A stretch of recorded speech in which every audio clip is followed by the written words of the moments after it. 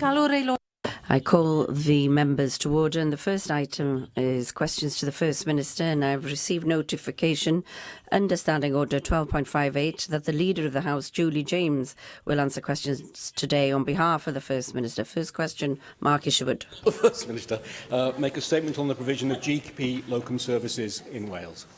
Yes, independent GP contractors and health boards will employ GP locums where there is a service need. GP practices must ensure they are appropriately qualified and registered. Thank you very much indeed. Well, in 2014, the chair of the North Wales Local Medical Committee wrote to members calling for urgent action to tackle a growing crisis unfolding in general practice. In 2016, the vice chair of the North Wales Local Medical Committee wrote to members saying, "I'm very aware of how precarious general practice is in North Wales. There's some areas such as Wrexham at risk of losing more surgeries in the very near future." And of course, Gresford is now under threat. Last week, new Welsh Government figures showed the number of registered GPs working in Wales at its lowest level since 2013, with 83 fewer in 2016 than 2017, but just over half of the GP practitioners leaving the workforce rejoining as locums. How, therefore, do you, as a government, respond to the reasons given to me by some locum GPs in North Wales 2.5 weeks ago for not working in Wales, being more affordable medical defence cover for locums doing sessions in England than Wales, on top of the separate performance list issue, extra bureaucracy when dealing with pension contributions, the curtailment of training links with North West medical schools, the stress and danger quote of working in the Welsh system, and different and inferior IT systems, quote, etc., etc. Lysa, do you want to start? It's true that using the same data sources previous years does give a fall of 83. However, the statisticians have found quality issues of the data, which may mean it's considerably lower. And a more complete measure of GP capacity in Wales is to include all GP practitioners, locums, retainers and registrars. And using that method shows there's a 0.3% drop of about 8 than in 2016. However, I'm very pleased to say that, contrary to the gloomy impression, which I don't think is at all helpful given by Mark Isherwood, that following the conclusion of all 3 rounds of our train, work, live recruitment into GP training posts, the Wales Deanery confirms the appointment of 144 places, which surpasses the 136 training places available at the beginning of the recruitment round, which compares to 121 places filled following 3 rounds in 2016, an increase of 19%, which I think everybody can be very, very pleased of, and completely contradicts some of the gloom and despondency we hear from the opposite benches. Mick Antonev. Cabinet Secretary, isn't one of the issues with locums the fact that not only can they earn £800 plus a day without the responsibilities of running a practice, but that the tax system under which they operate means that they can effectively, by setting up as a corporation, just pay 20% tax and the rest of dividends. And what effectively the locum system is actually doing is undermining GP practices. Is it the case that the government is making representations or having discussions with the UK government about changing the tax system so that it cannot actually work in this particular way, and we actually give support to those who take on the day-to-day ongoing running of the GP practices, the long-term medical provision that we require from our GPs, rather than what is, understandably, people who can see far better terms and conditions and earnings by coming in as locums? Yes, it's true that the introduction of IR 35 in the medical profession has probably led locum GPs to consider their taxation affairs. And the taxation policy is not devolved to the Welsh Government, but it does affect, obviously, our GP workforce in the same way as it does across the rest of the UK. It's not absolutely clear how it's affecting individual career decisions by GPs, but there are many other factors currently in play, like professional indemnity and last person in a practice liability and that sort of thing. Of course, we have a different model in Wales as well to support this, and whilst the independent practitioner model has served us well for many years, many GP practices are finding it challenging to respond in the current situation. So we are looking at different ways of providing that, including employed practices and facilitating locums where younger doctors do want the flexibility that being a locum provides. So we are looking at very different ways of providing that alongside the multidisciplinary practices that we're also looking to implement in large numbers of practices in Wales. Rhina Piarwaith. Diolch. It was another sign of the pressure on primary care when those figures last week showed the number of GPs working full-time in our primary care surgeries in Wales hitting a low of more than 10 years. And I'm sorry, but I'm not as relaxed as you are about that. You said again today, as we've heard from government in the past, don't worry about the number of full-time GPs. We've got plenty of locums. Well, I'm afraid that's not acceptable, because what you have in a locum is somebody who will more likely work fewer hours for more money, and it undermines the sustainability of the NHS. Isn't it about time that we saw concrete steps from Welsh Government to stop the drift towards agency and locum working and put primary care on a more sustainable footing for the future?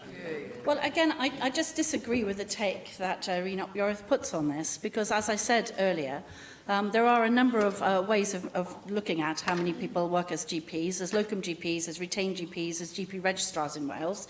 And many of Wales's medical centres are training practices who are responsible for training the next generation of GPs. And as I said in response to the earlier question, we're doing very well on our training, recruiting more than ever before and filling all of our training places, including in previously hard to recruit areas such as Ceredigion and so on. So I don't think it's at all helpful to put the sort of negative spin that you're putting on it. And actually, what we really want to do is broadcast the fact that so many people are very happy as a result of our Train, Work, Live campaign to come and fill our training places and then go on to work in Wales. Question 2, Question 2, Mandy Jones. Diolch, Clary. Will the standing First Minister make a statement on the provision of social care in North Wales? I'm not quite sure what you mean by that, but social care plays a critical role in helping people live independently. Working in partnership with health, the independent and third sectors manage demand and improve outcomes for people both in North Wales and nationally. This is why Prosperity for All places social care as a sector of national importance. Thank you for that answer. Hampshire County Council is aiming to leverage voice-activated home speaker Amazon Echo skills to assist with adult social care. The technology can help people not only suffering with physical illness, but also help those who are suffering from loneliness and depression. According to the Council, over 9,000 people are currently benefiting from assistive technology such as Amazon Echo, with 100 new referrals being made each week. Will the Welsh Government look at introducing their own trial to help tackle the social care demand in North Wales? Yes, we already have several trials in place. It's a matter of great interest to us how we can use medical technologies of all sorts to assist with both social care and actually with medical care. And we have active pilots in place looking at exactly how we can exploit those technologies. Janet Finch-Saunders. Cabinet Secretary, alarmingly, social service departments in local authorities in Wales overspent by £383 million against their budgets in 2016-17, with Cardiff Council alone exceeding their budget by a staggering £190 million. Now, many are predicted to massively overspend again over the next 12 months. Costs in social services are predicted to increase by another £344 million in the next 3 years, and there is evidence now that by 2035 the number of people aged over 65 living in Wales will increase by 35%, and those aged over 85 113%. This is a ticking time bomb. Now, Cabinet Secretary, what frameworks do you believe the First Minister and indeed your Welsh Government are putting in place now to ensure that our social care providers and their budgets are effectively resourced and that they are indeed future-proof for the next 20 years? I always find it very difficult when the Conservative Party go on about spending in view of You the have the money, austerity you have the policies budget. that have been pursued by the You have UK the government for some budget. time. It's very handy to be able to have a divided brain on this subject, but I am happy to be able to tell the member that here in Wales, public spending on personal social services for families and children has gone up by 22% between 2010-11 and 2016-17, which is a considerable difference to the spending rise in England, which is only 5%. Llŷr Griffith. Well, I agree that the funding coming from London is insufficient. We clearly would agree with that. But the question is really, what is this government doing in preparing for the reality of this £344 million injection that will be required by 2020? just pointing fingers and blaming others isn't really answering the question. Now, only last month as well, of course, we heard that one of the UK's largest care providers, Allied Healthcare, was in financial difficulties. So, as well as telling us what more the government will do to try and address the significant shortfall in funding, can you tell us how you will ensure that the most vulnerable in our society won't actually suffer as a consequence of Allied Healthcare's ongoing problems? Yes, in terms of Allied Healthcare, we are aware of the contractor's requests to go into some kind of administration.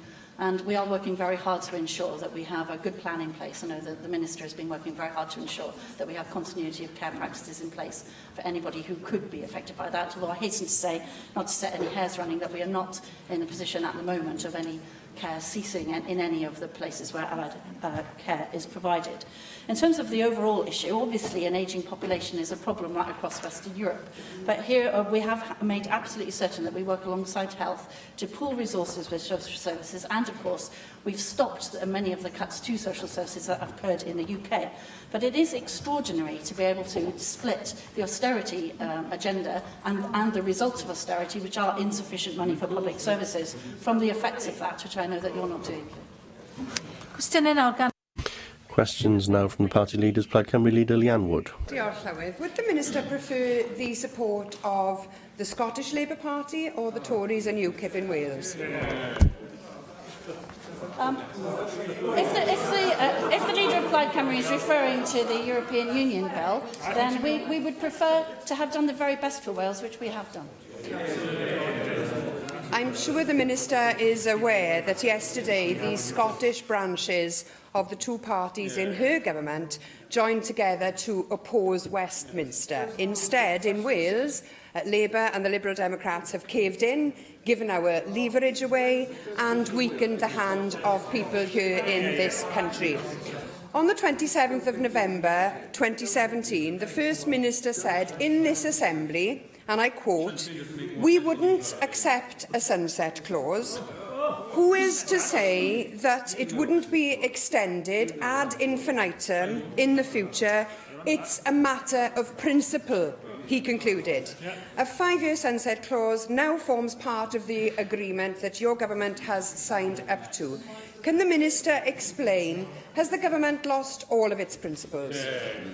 No, I think, again, the hyperbole that's being demonstrated by Plaid Cymru here is really not helpful at all. Just to be absolutely clear, the Welsh Government has secured significant changes to the UK Government's EU withdrawal bill that protect the devolution settlement, which this party agrees with. Welsh ministers have come to an agreement with the UK Government that many areas already devolved will remain devolved.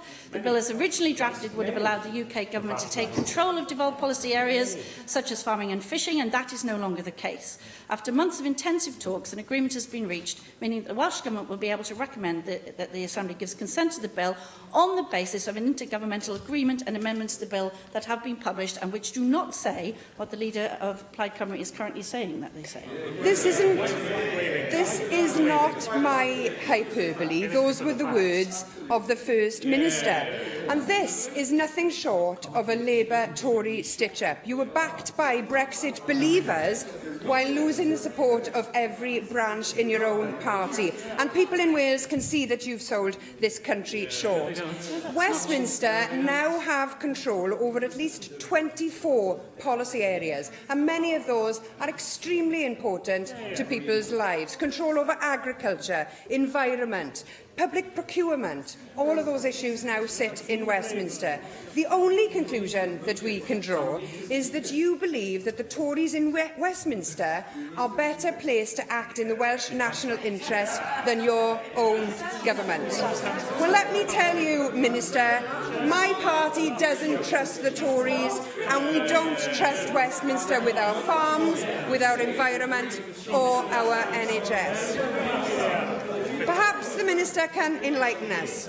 When Westminster concludes a dodgy deal with Donald Trump, how does her government plan to stop them opening up our NHS to private companies now that you've given those powers away? Well, I'm afraid the Leader of Plaid Cymru has fundamentally misunderstood the powers in the bill.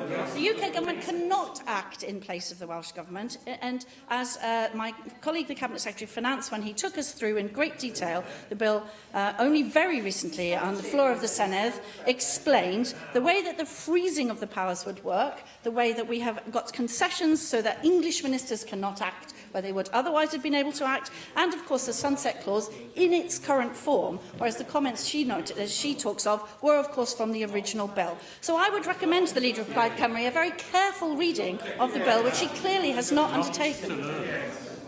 Wrth Blaid, Andrew Arty. Leader of the Opposition, Andrew Arty David. Officer, Leader of the House, could you give me an assessment on what the life chances are of young people here in Wales? I think that the chances of young people here in Wales are very good indeed, but we could do more. And again, as I emphasise, without the austerity policies of the UK Government, we could do a great deal better. Well, Leader of the House, when it comes to education, many of the things that can be done to improve life chances for young people are within the gift of the Welsh Government, and sadly the achievement has been hindered by some of the policies that have been brought forward by previous Labour governments. But in the field of dyslexia, there's a real poverty of ambition in trying to improve the life chances of children identified with dyslexia in our schools. The gap with children achieving A or A star to C in selected GCSE grades has widened since 2015. 33% of pupils used to be against getting those results at GCSE. Sorry. Now, 36% of pupils are not hitting that target in English. When it comes to science, we used to be in positive territory for students who are identified with dyslexia. Now, there's a 10% deficit in children achieving 5 good grades at GCSE.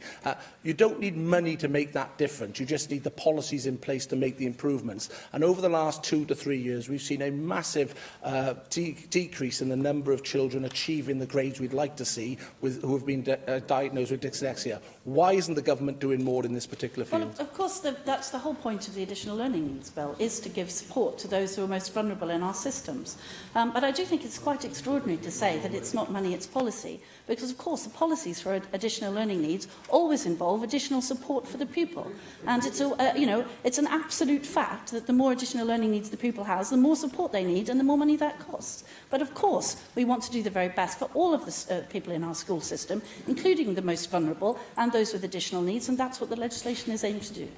Well, I've clearly identified how the gap is widening, and that clearly is unacceptable, especially over the last 2 to 3 years, where in English and science in particular, there's been a real deterioration. Over the border in England, they've introduced phonics as a policy area to improve the ability for children to improve their reading. And since 2011, 147,000 more 6-year-olds are benefiting from this policy area in England. From 2011 to 2016, that number is 147,000 children.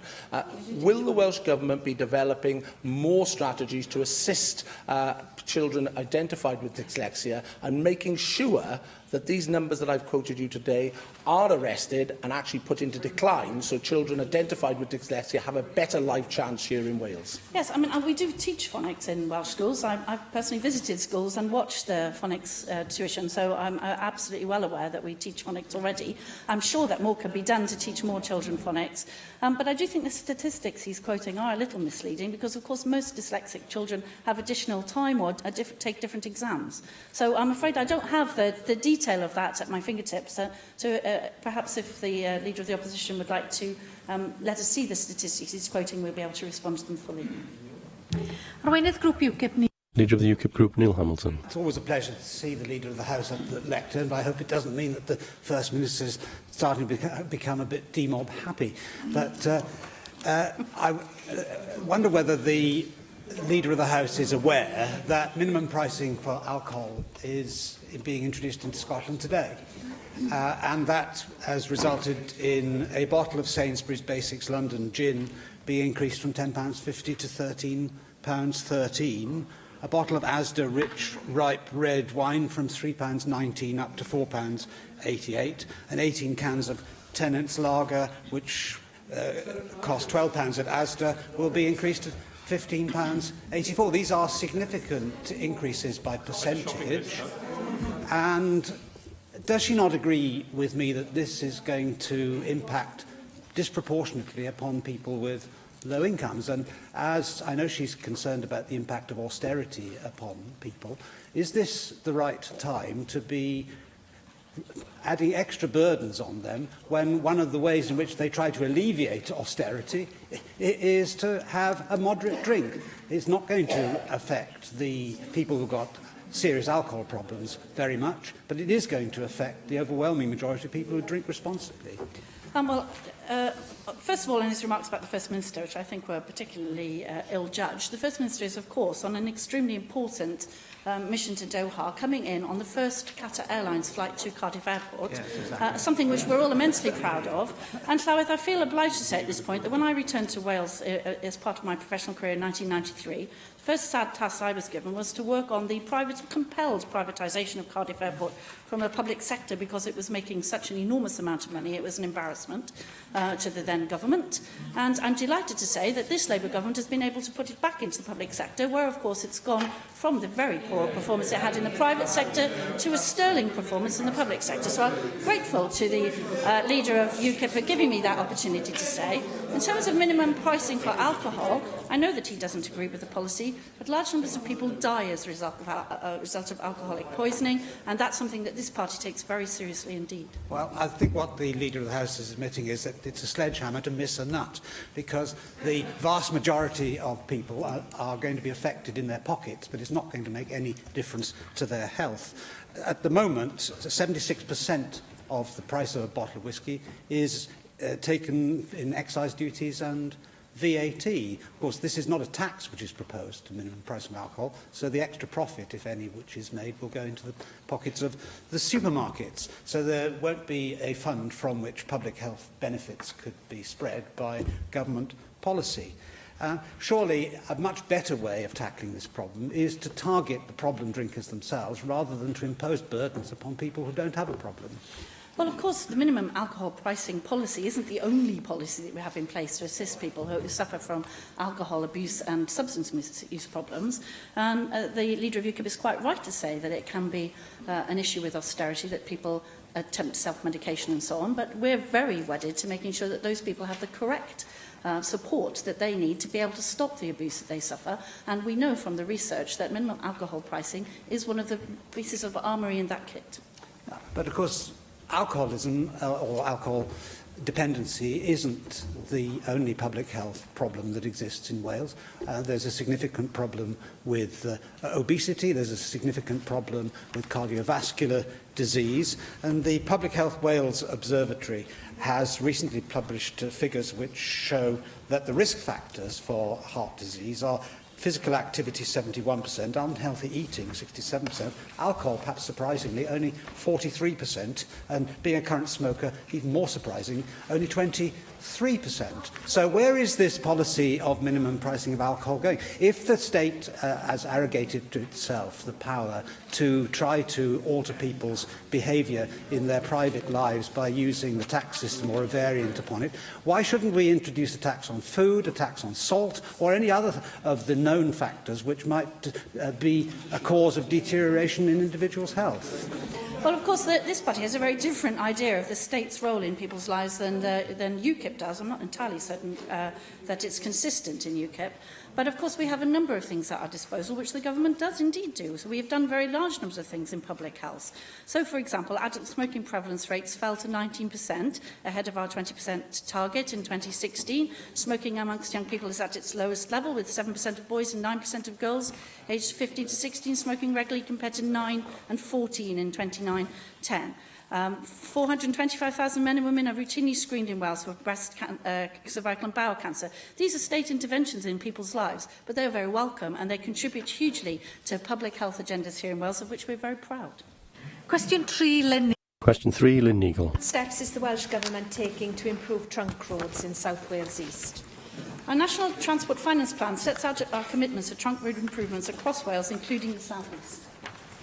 Thank you. The recent changes to the A4042 Rechem roundabout in Pontypool have caused massive disruption for local residents and commuters, and I've received a very large volume of correspondence from constituents regarding not just the huge delays but also fears over the safety of the road.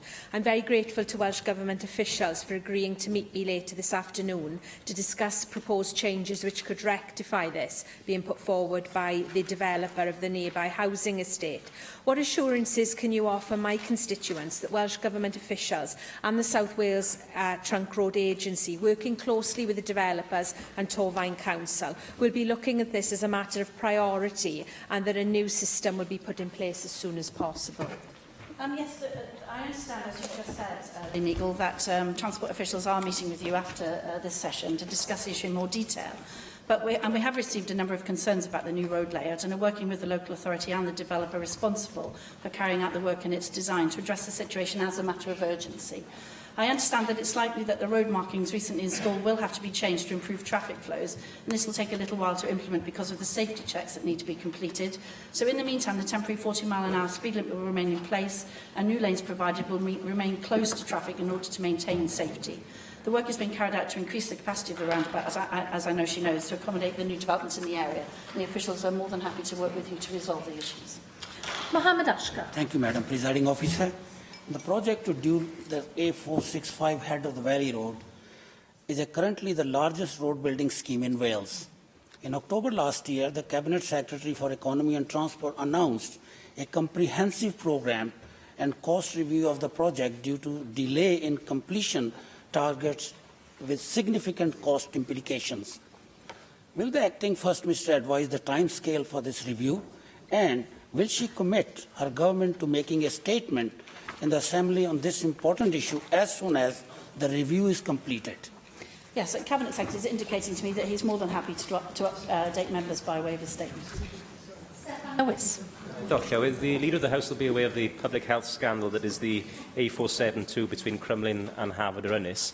It isn't a Welsh Government trunk road, but I wondered if the Welsh Government has considered reclassifying it as a Welsh Government trunk road. It is a major route, after all, for the region and the area. But more importantly, with the resources of the Welsh Government, perhaps that trunk road's public health issues could be better resolved. I'm afraid I don't have any details of the road that the member is talking about, so I'll be more than happy to make sure that he's written to with the details. Bowden. I think we all welcome the potential economic benefits that Trago Mills is clearly going to be bringing to Merthyr Tydfil and the surrounding areas, but its location immediately off the Cyfarthfa roundabout on the A470 is a source of ongoing concern. The management of the opening of Trago Mills last weekend actually went very well and I think was generally very good, but the traffic remains extremely heavy in that area, given that we also have the Cyfarthfa retail park immediately opposite, and this coming bank holiday weekend I'm sure is going to be a bit of a nightmare up there. I think the problem is largely due to the fact that Trago Mills development was given planning permission some 20 years ago when traffic was much later and the other retail developments weren't there. So can you please assure me two things? One, that there is going to be a long-term permanent solution to relieve the pressures for local residents at Cyfarthfa. And can you also confirm that consideration is being given to the review of time limits on planning permissions for such developments which take no account of changing circumstances in an area over such a long period of time? Yes, thank you for raising that. We're fully aware of the importance of the A470 strategic corridor. The section around Trago Mills is currently being investigated and appraised to the requirements of the Welsh Transport Traceable Guidance, known as WELTAG. Studies are on hold at the present time whilst the unsettled traffic patterns and demands return back to average conditions following the opening of the Trago Mills store, which we know increased demand considerably. The bedding-in period is expected to last about 6 months, at which time the study will recommence by testing projected trends with those known post-opening of Trago Mills.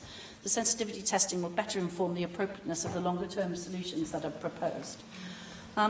Once the Stage 2 studies along the corridor have been completed, appraised transport interventions to address congestion will be addressed. That's expected to be completed by early 2019.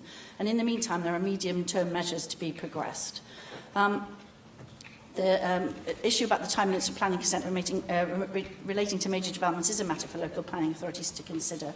I know the Cabinet Secretary has a consultation out at the moment. I'm sure that the local authority and yourself will be responding to that. In this case, as you know, the decision for planning consent was made in 1994 by the Mid-Morgan Planning Authority and included highway improvements appropriate to the scale of developments at that time. But as the member has highlighted, that situation has changed very much. So the studies will inform improvements in the road once the traffic has settled again. Cwestiwn 4, Mike Hedges. Question 4, Mike Hedges. Has the Welsh Government made of the relationship between housing and health? Integrating housing and health is a platform to effective prevention and early intervention for people with social and healthcare needs. This is why both housing and social care are priorities in prosperity for all. Can I thank you for that response? As you know, the 1945 to 51 Labour government had housing and health in the same ministry, led by Nye Bevan, somebody who we both hold in very high regard. Poor housing has a serious effect on health.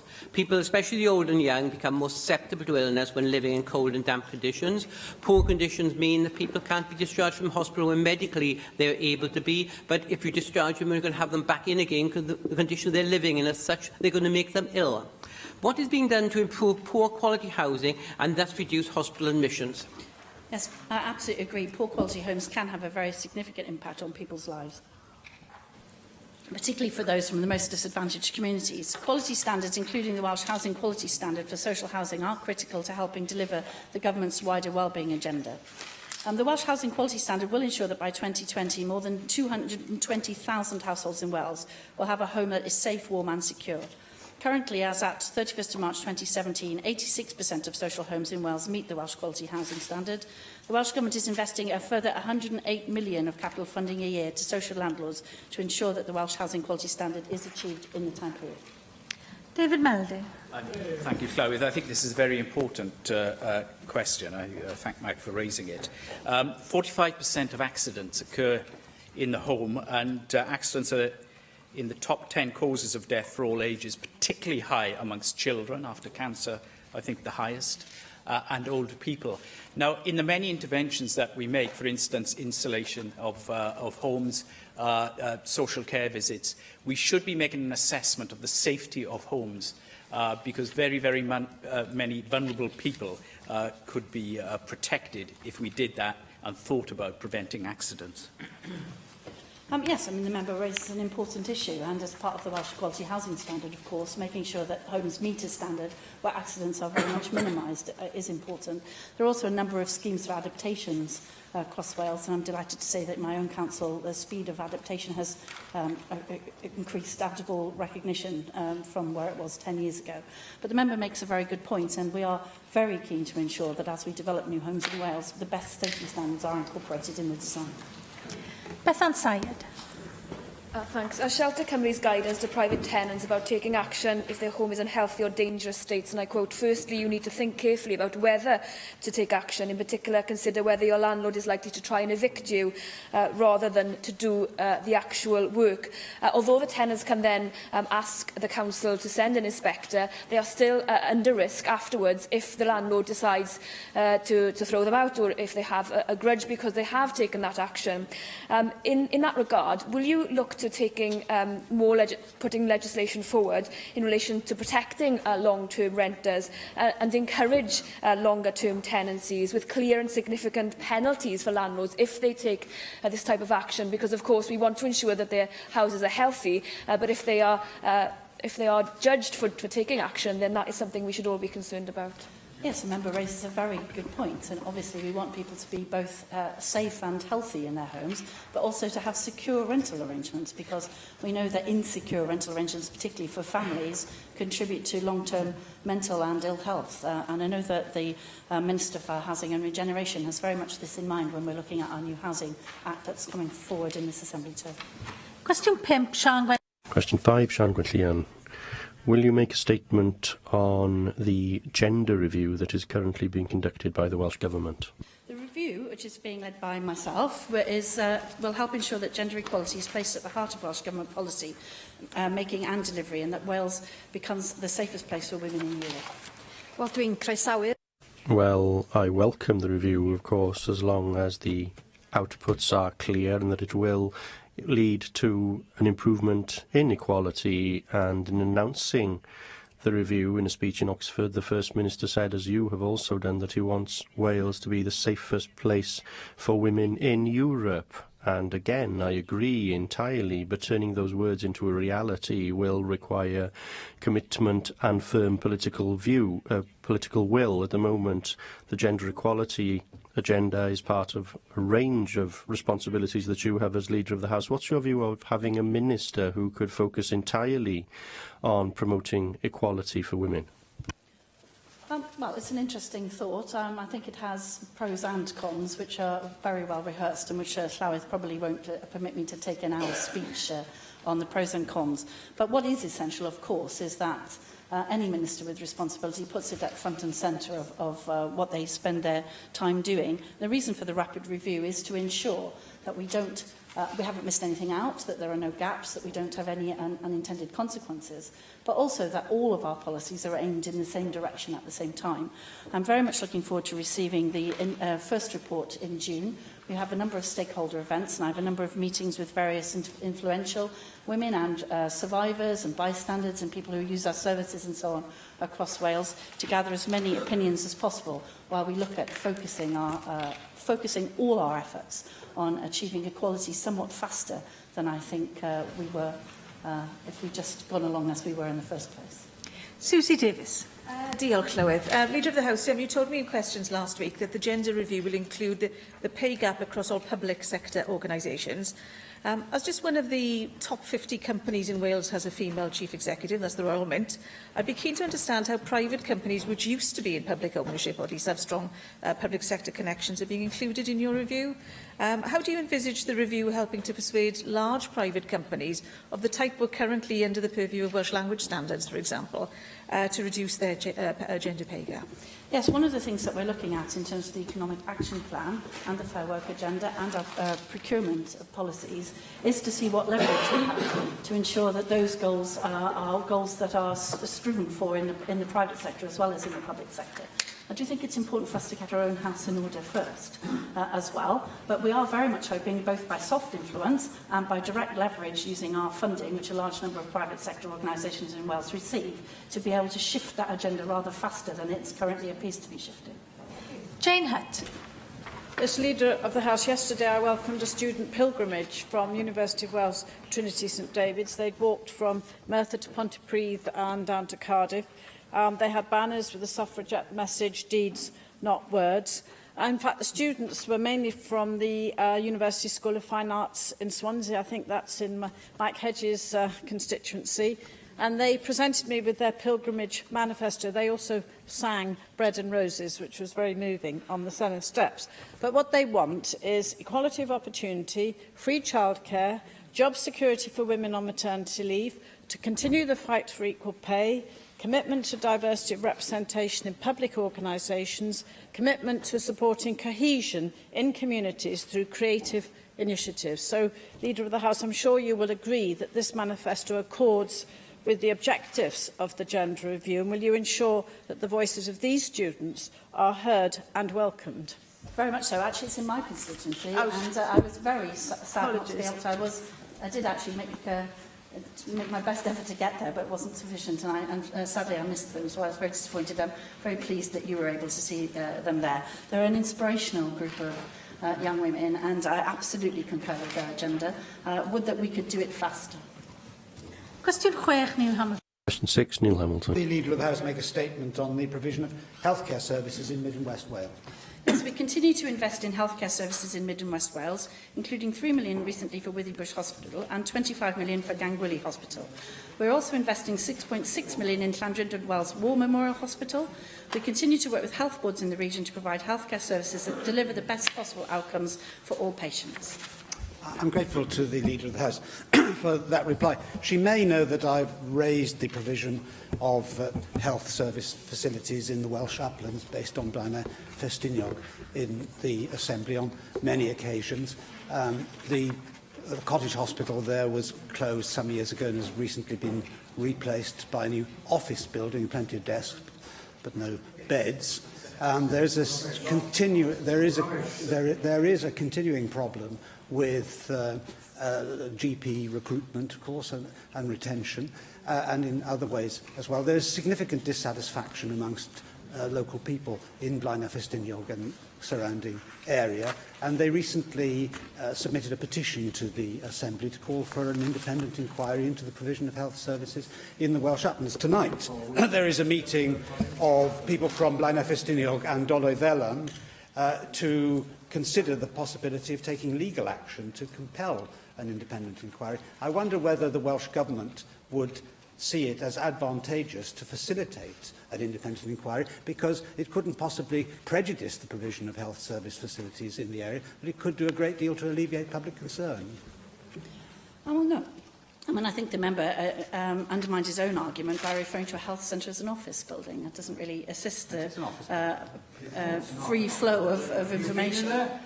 I think that it's very important to get the facts out when we're discussing health, which is always an emotive subject. I don't think the Leader of the House requires any support from her ministerial colleagues. Leader of the House. Well, there are many members. There are at least 5 members for Blaenau Ffestiniog in this chamber. Something that has been central to the respect we have as Assembly members in this chamber from the start. Leader of the House. And as I was saying, there are a range of fervently held opinions on the subject, and there are a large variety of them expressed, as we've just seen, Llywedd, in the chamber itself. But I think that the Cabinet Secretary has this well under control and has already answered several questions on the subject, as the member himself said. Angela Burns. Leader of the House, I have raised my concerns over the future of West Wales health services on numerous occasions in this chamber. For my pains, I've been accused by members of the government and backbenchers of scaremongering, talking down the health services and harming staff recruitment. All by myself, I've harmed staff recruitment. Now, the current Cabinet Secretary approached the Welsh Conservatives to take part in a parliamentary review, which we did with great pleasure. One of the aims of that was to help to depoliticise the NHS in order to try to look for a strong future for the whole of Wales in the NHS. So imagine that wave of cynicism that swept over me this weekend when I saw Labour Assembly members, Labour MPs and the Labour political party campaigning outside Withybush and Llanelli to save our hospitals. Do tell me, please, Leader of the House, in your role as Chief Whip, what are we to look forward to? Will the name-calling of us here, if we have the temerity to argue about this, end? Will it continue? Will you be talking to your colleagues? But above all, are we going to look for rational debate, or will the Labour Party continue to scrabble for votes in a desperate attempt to try to mitigate the problems they know they're facing for a health service that they've been in charge of for the last 2 decades? Well, I'm really cross-born because you want us to be depoliticised. That lot, get a grip. The member makes a very good point about the conduct of public affairs. I personally do not indulge in any of the behaviours that she mentioned. I don't agree with politicising. Let's hear the Leader of the House, please. However, there is an open consultation. As I said, I know that the member feels very fervently, as do I, that sometimes politics is unnecessarily divisive and political, and I do not agree with personal remarks made about others in any shape or form, and I know that she agrees with that. However, there are, as I said, a range of fervently held views on any healthcare reform. There is an open consultation at the moment. A large number of people across the political spectrum have fervently held views on that subject and are making them known during the consultation period. The consultation period has a large number of weeks yet to run. I'm sure there will be more demonstrations and fervently held views expressed in that way during the course of the consultation. And then once the consultation is closed, we will have the opportunity to discuss the outcome of the consultation once the responses have been analysed. Question 7, Jenny Rathbone. The Welsh Government's response to the latest NUS research highlighting that the highest university dropout rate is amongst working-class students. Yes, the Welsh Government recognises the financial barriers that can stop people entering higher education. That is why, following the Diamond Review, we have reformed student support so that new full-time and part-time undergraduate students are entitled to support equivalent to the national living wage whilst they study. The NUS report class dismissed getting in and out and getting in and getting on in further higher education is, I think, an important contribution to a debate that needs to concern us all.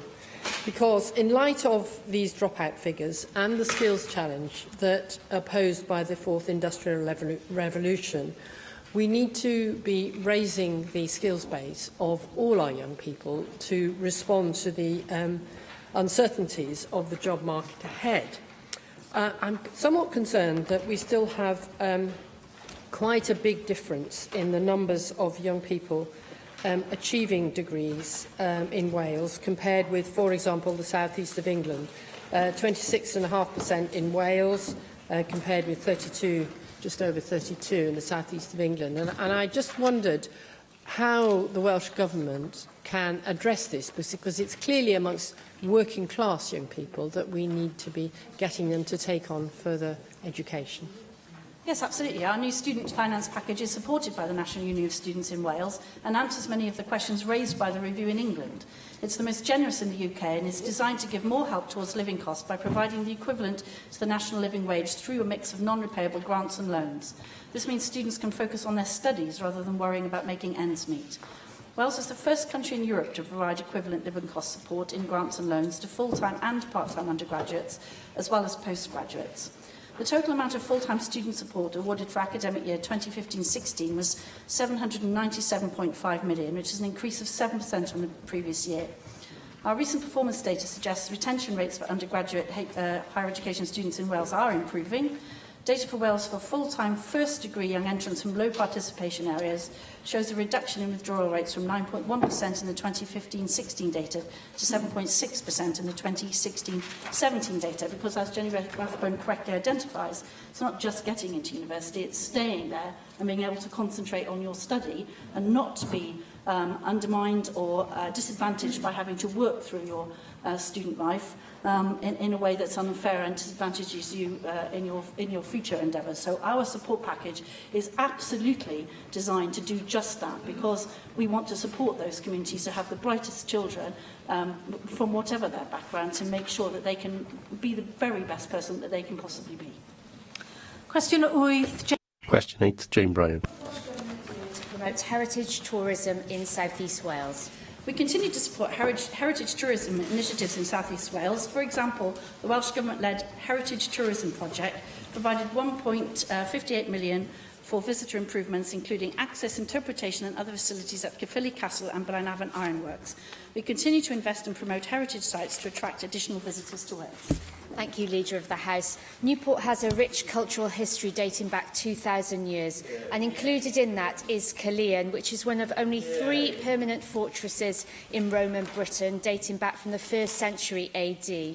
It's home to the most complete amphitheatre in the UK, impressive fortress baths, and the only remains of a Roman legionary barracks on view anywhere in Europe.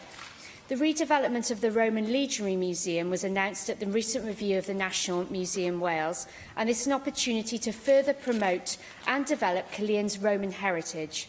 How will the Welsh Government work with the museum and Cadw to attract visitors from across Wales and the rest of the world? Yes, I have to say I only very recently visited Caerleon Roman Works and Museum and had a thoroughly lovely time. I particularly liked the baths, and the illusion of people swimming in the baths is particularly effective. And for anybody who hasn't been, I highly recommend it. It's a very educational and pleasant day out, so I couldn't recommend it more. We have had initial conversations to consider the future of the heritage offer at Caerleon. We're going to be involving other partners in due course, as suggested by the Thurley report, to ensure a consistent and coherent experience for tourists. We're going to have essential works to the roof at Caerleon will mean its closure for some months, unfortunately. The museum is working in partnership with Cadw and will continue to offer an excellent education experience for schools. The Roman Baths, Amphitheatre and Barracks will continue to be open to the public throughout the period of the museum closure. I can't recommend it highly enough. It's a really excellent experience all round and very educational. Thank you, Leader of the House. In her role in answering on behalf of the First Minister, the next item is the Leader of the House in her role as Leader of the House in the business statement and announcement. And I call on Julie James to make this business statement. Julie James. There are no changes to this week's business. Business for the next 3 weeks is shown in the business statement and announcement found amongst the meeting papers available to members electronically. Mark Isherwood. Clive, well, may I both acknowledge your endurance and call for two Welsh Government statements. The first on the Welsh Independent Living Grant.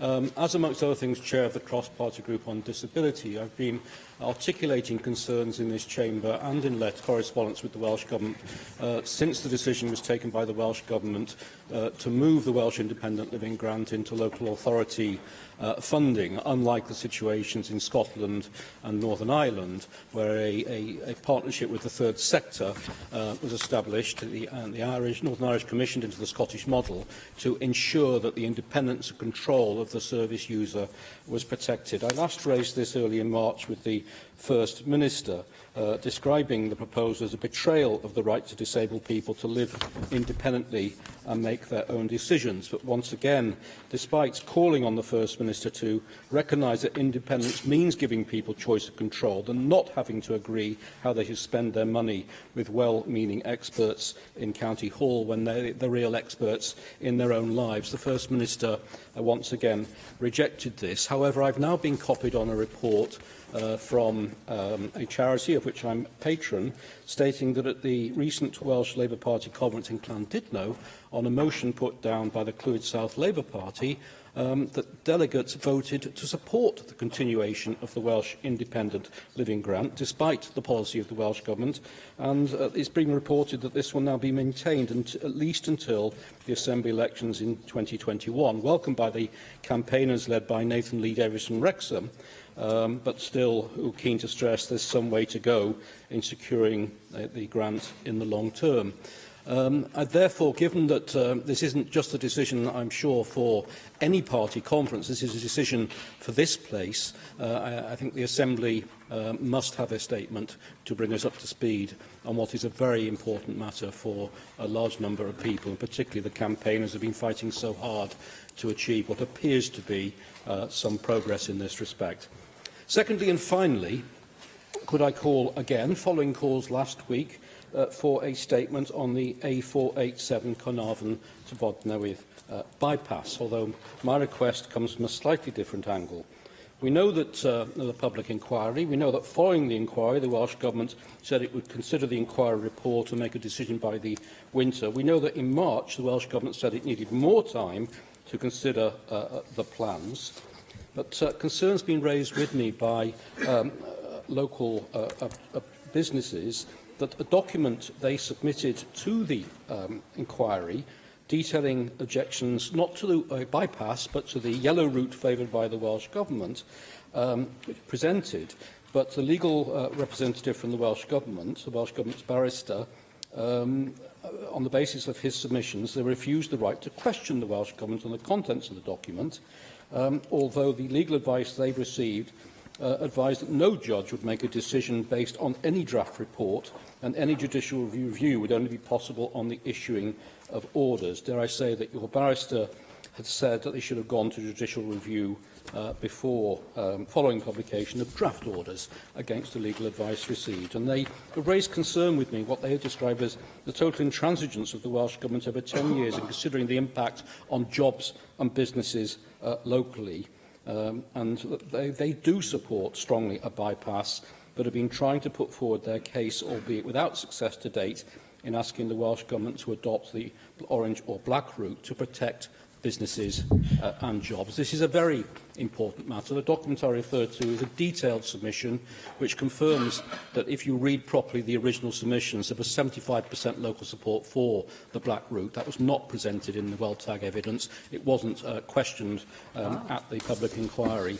I therefore support calls for a statement to the Assembly on this important scheme, and in the context of these valid objections and the real threat to jobs in the two major local employers on the route.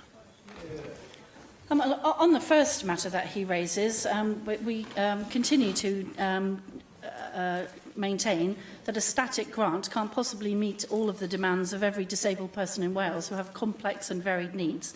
No change has been made in government policy, and therefore I can't see that there's any requirement for a statement since nothing has changed in the government's policy.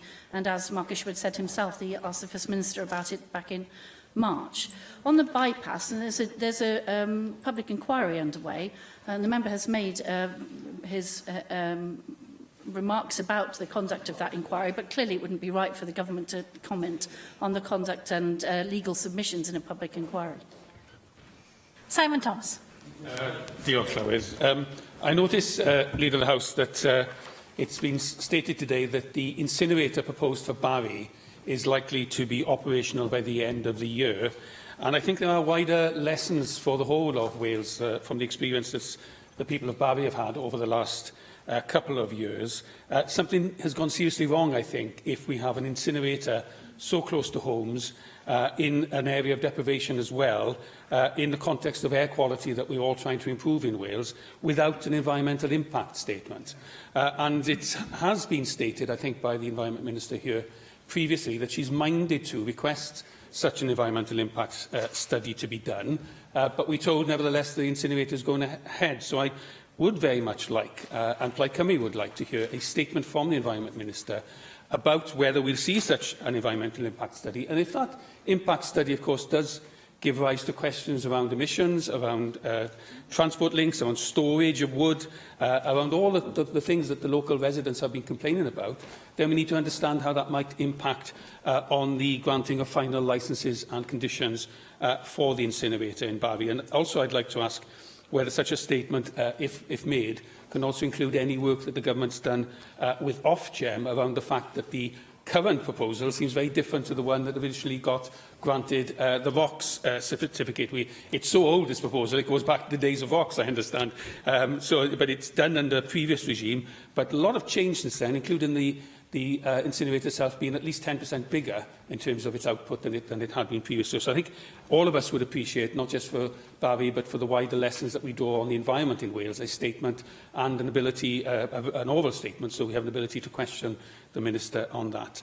The second item I'd like to raise is the fact that many of us did celebrate Welsh food and farming at lunchtime today, and we're very grateful to the NFU, I'm sure, for they launching their campaign, We Are Welsh Farming, Ni yw Ffermio Cymru. But the context of doing that, raising this with you today is, of course, we have this proposal of the Asda-Sainsbury merger, telling us that this will be done with lower prices, no jobs will be lost from the shops won't close, but somehow we'll have at least 10% lower prices. Now, there's only one way to squeeze lower prices out in those circumstances, and it's from the suppliers.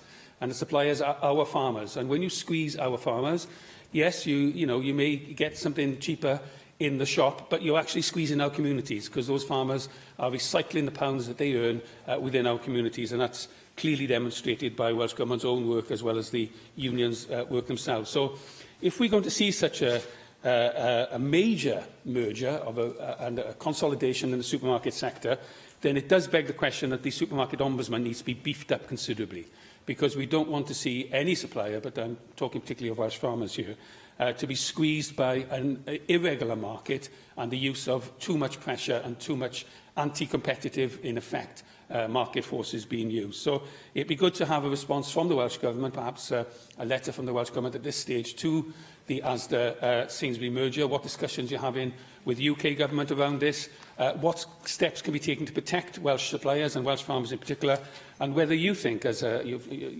think yourself personally, but certainly government has said in the past, that it's very interested in beefing up an ombudsman and making sure that the voice of the supplier in the supermarket chain is strengthened, as well as, of course, what we see now, which is the supermarkets themselves being strengthened. Yes. I mean, I think on that second point, Simon Thomas makes an excellent series of points. It is very worrying that such a large merger is considered, especially when one of the partners effectively is Walmart, who is not exactly renowned for, what should we say, progressive policies in regard with its purchasing.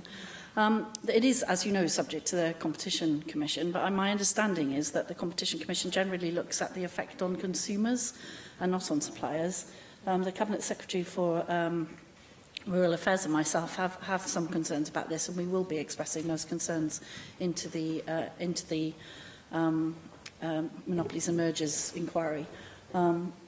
Because actually I share your concerns about the suppliers. There is only one way to squeeze it, and it is at that end. So it is certainly an issue for us that we will be considering. In terms of the Barry incinerator, I'm not absolutely certain where we are in that process. I think that probably the best way forward would be if the Minister updates us by way of a letter as to where we are from our point of view, and then we can take it forward from there. Jane Bryant. Leader of the House, I'd ask for two statements. Do you know when we could expect an update on the surgical use of vaginal mesh in the NHS? I've raised this a number of times in the Chamber, and I think that I understand that a task and finish group is due to report soon, and I think it would be appropriate if we had a statement following that in the Chamber. And the second statement I'd ask for is on animal welfare. Last week, the RSPCA reported prosecutions for animal cruelty in Wales are at a 4-year high, and many of the incidents dealt with by the RSPCA throughout 2017 concerned horses and other equines. It's frequently the case that they've been abandoned and horses are being found sick, dying or sometimes dead. And one significant problem is the difficulty finding out who owns those, and perhaps registration could possibly help. So could we have a debate in government time on this and animal welfare more broadly? Yes, on the vaginal mesh, I know that the Cabinet Secretary is due to make a statement once the report has come out, so we'll be sure to bring that forward as soon as is possible once that's been done. And the Cabinet Secretary is also due to make a statement on animal welfare. We are very well aware of the issue about tracing the ownership of horses, which is a massive issue in my own constituency as well, even though it's a city centre, which you wouldn't expect. And we are aware of that. I know the Cabinet Secretary takes it very seriously and is going to make a statement shortly. Mohammed Ashkar. Presiding Officer, Leader of the House, may I ask for a statement on levels of child obesity in Wales? The latest Child Measurement Programme annual report shows that more than a quarter of children in Wales are overweight or obese. This is much higher than in England. Areas such as Blaenau Gwent and Caerphilly in my region both produced results higher than Welsh average. I understand that the Welsh Government is working with Public Health Wales to develop a new strategy to tackle obesity.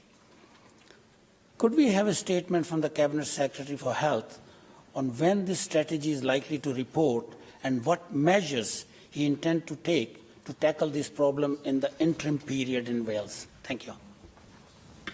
Yes, the Cabinet Secretary is indicating that he's expecting to run a consultation. He'll provide an update before the summer recess on that consultation. Lloyd. The Leader of the House, I'd like to ask for two statements, if possible. The first relates to the announcement today by the WLGA, who claim that children's services in Wales are nearly at a crisis point, and I quote, "Now, clearly increasing demand and reducing budgets is a recipe for disaster, as we all know. We have seen recently the difficulty in Powys, and it's clear that other councils in Wales are feeling the pressure in terms of the demands on their services and their ability to respond." So with that backdrop, can I ask if the Minister for Children and Social Care, therefore, would be prepared to bring forward an oral statement at the earliest opportunity on the pressures facing children's services and what the Welsh Government is planning to do to address them? That's the first one. And the second request relates to plans to develop a metro system for Swansea Bay and the Western Valleys.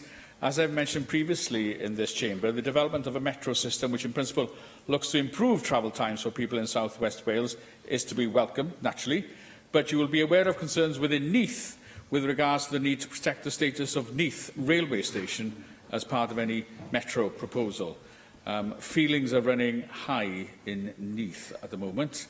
So given that work has started in terms of the development of the strategic outline business case for the metro, would the Cabinet Secretary for Transport be prepared to bring forward an oral statement outlining the work currently being undertaken and how he sees the project developing? Diolch yn fawr.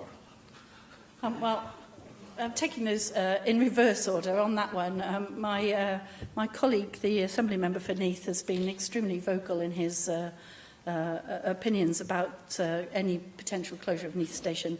No such closure is remotely on the horizon. We can't even get the UK government to electrify the line, never mind straighten it. So I think that's just, pie in the sky.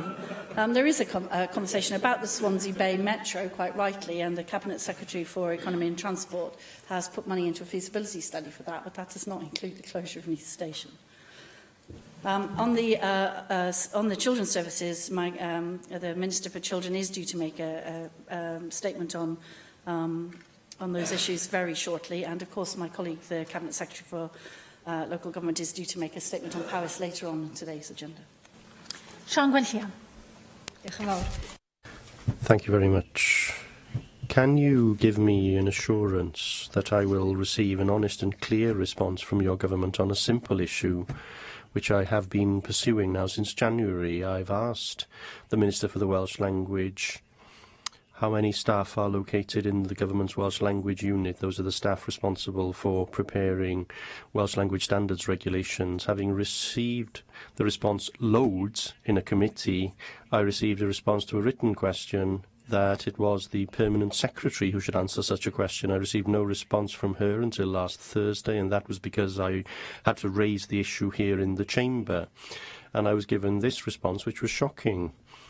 I am content that there are sufficient numbers of policy officers working in the division in order to undertake this work in accordance with ministerial priorities. That was the Permanent Secretary's response.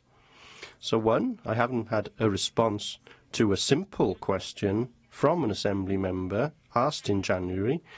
Two, isn't this another example of a lack of transparency within your government, part of a pattern and a culture, unfortunately? And third, is the head of the civil service, who is supposed to be unbiased and impartial, should she be giving a response that one would expect from a minister? And is this an attempt to evade giving an honest question to a simple question?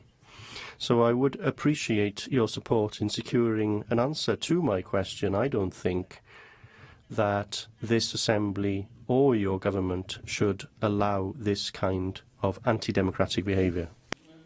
Yes, I'm aware of the issue. I think it actually turns out to be quite relatively complex, but I will write to you, Sian Gwenllian, and make sure that you have, however complex the answer is, a direct answer to your question. Diolch I Arweinydd. Thank you, Leader of the House. Now, thank you for that. And we move, therefore, to our next item, which is a statement by the Cabinet Secretary for Finance on the Wales Infrastructure Investment Plan Midpoint Review 2018, and I call on the Finance Secretary, Mark Drakeford. Llywyd, at the height of the recession and in the early years of the UK Government's flawed and failing austerity programme, my predecessor Jane Hutt published the first 2012 Wales Infrastructure Investment Plan. Ever since, this plan has been at the heart of the Welsh Government's work to create and sustain economic growth and to support vital public services. Its goals and priorities have guided our significant infrastructure investment right across Wales, including in the last Assembly term alone, £1.2 billion to provide more than 11,500 affordable homes, £1.3 billion to support our 21st century schools and education programme, where 100 schemes have already been completed and 60 more are on their way to completion, and £1.8 billion to modernise our transport infrastructure from the Heads of the Valleys Road to the Newtown bypass. We have done this and more at a time when our conventional capital budget will be 20% lower in real terms by the end of the decade than it was in 2009 to 10. And all of this just at the point in the economic cycle when the UK Government should have stepped up and not shied back from investing in the future. Here in Wales, in the 6 years since the whip was first published, we have invested £9 billion of Welsh Government capital funding and developed new ways of drawing in investment from elsewhere to deliver ambitious projects which deliver lasting benefits for the people of Wales. Now, a great deal has changed since that first whip was published in 2012. Back then, the Chancellor of the Exchequer, George Osborne, promised that austerity would be over by 2015. Now it extends to 2025. We've had the EU referendum and the decision to leave the European Union. The impact of the uncertainty that this has created must help explain why, at a time when economies across the Eurozone are growing at their fastest rate for a decade, growth across the UK is faltering and is at its weakest since 2012. Dipperlawi, that is the background against which our midpoint review of the Wales Infrastructure Investment Plan is to be published today. The review reflects on the experience of the past 6 years, where we can see progress and where we can draw lessons for the future. It takes account of the many changes, some of which I've just identified, which have occurred over the lifetime of the plan so far. And it sets out our investment priorities for the remaining period of the plan, aligning it with the aims and goals of Prosperity for All and the Wellbeing of Future Generations Act, and setting the Welsh Government's spend more directly in the context of the investment which others plan to make in Wales. Dipperlawydd, we have ambitious plans to invest further in Welsh infrastructure, with plans already set out to invest an additional £6.5 billion worth of capital in our priorities between now and 2020-21. And today, I can set out a new capital funding package of £266 million to support the delivery of government priorities over the next 3 years. Amongst other objectives, these investments are strongly aligned to support the work of my Cabinet colleague Leslie Griffiths in the vital field of carbon reduction. The new funding allocations include £60 million over 3 years to accelerate the creation of active travel routes to connect residential areas, work, education sites and services. Over £60 million over the next 3 years for the NHS for the All Wales Capital Programme. £31.5 million over 3 years for the Next Generation Access Broadband Phase 2. £25 million over 3 years for the new Tech Valleys programme. £15 million over 2 years to fund a pilot as part of the Ministerial Task Force for the South Wales Valleys to ensure that schools in the area become community hubs and provide community learning centres with extended services. The midpoint review also includes an up-to-date pipeline of Welsh Government, local authority and private sector investments. It provides details of more than 350 schemes with the value of around £42 billion, including this government's own flagship commitments. Llywydd, as members of the Finance Committee will know, my principle has always been to exhaust the use of the least expensive forms of capital before using other, more expensive sources. The plan, therefore, relies on our efforts to begin with to commit the vast bulk of our conventional capital well in advance of spend, then to move on to deploy every pound of capital available to us through the regional development funds from which Wales benefits as a result of our membership of the European Union, and that amounts to over £720 million in additional investment. Then to make full use of the £1 million, to make full use of the £1 billion in borrowing powers now available to us, and then to go on supporting additional borrowing for investment by our local authorities and our housing associations. And because even when we have pushed at the limits of all these possibilities, we still have vitally important public purposes which could otherwise not be afforded, we have devised our own mutual investment model, building from the Scottish Government's not-for-profit schemes, to find a way to fund the new Velindre Cancer Hospital for South Wales, to complete the dualling of the A465 Heads of the Valleys Road, and to enable us to accelerate Band B of our 21st Century Schools and Education programme.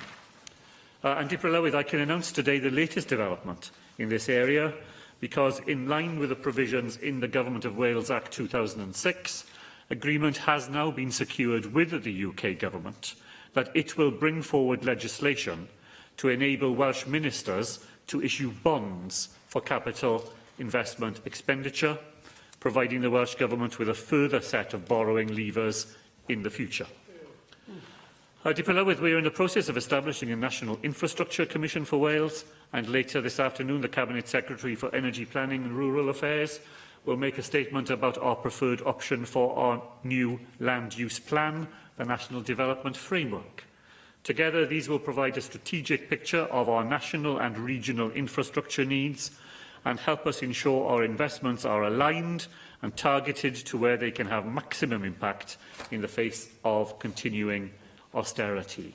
Diprylywydd, bydd yr adolygiad... Presiding Officer, this mid-term or midpoint review of the infrastructure investment plan will help us to work in a more integrated and collaborative way within government and with our partners. It will ensure that our infrastructure is robust, will contribute to the growth of the Welsh economy, and will help us to formulate the long-term future of our nation and its people. And I recommend this plan, or commend this plan, to the Assembly. Diolch, and can I thank the Cabinet Secretary for his statement this afternoon. I think we all recognise that we do remain in a time of public spending constraints.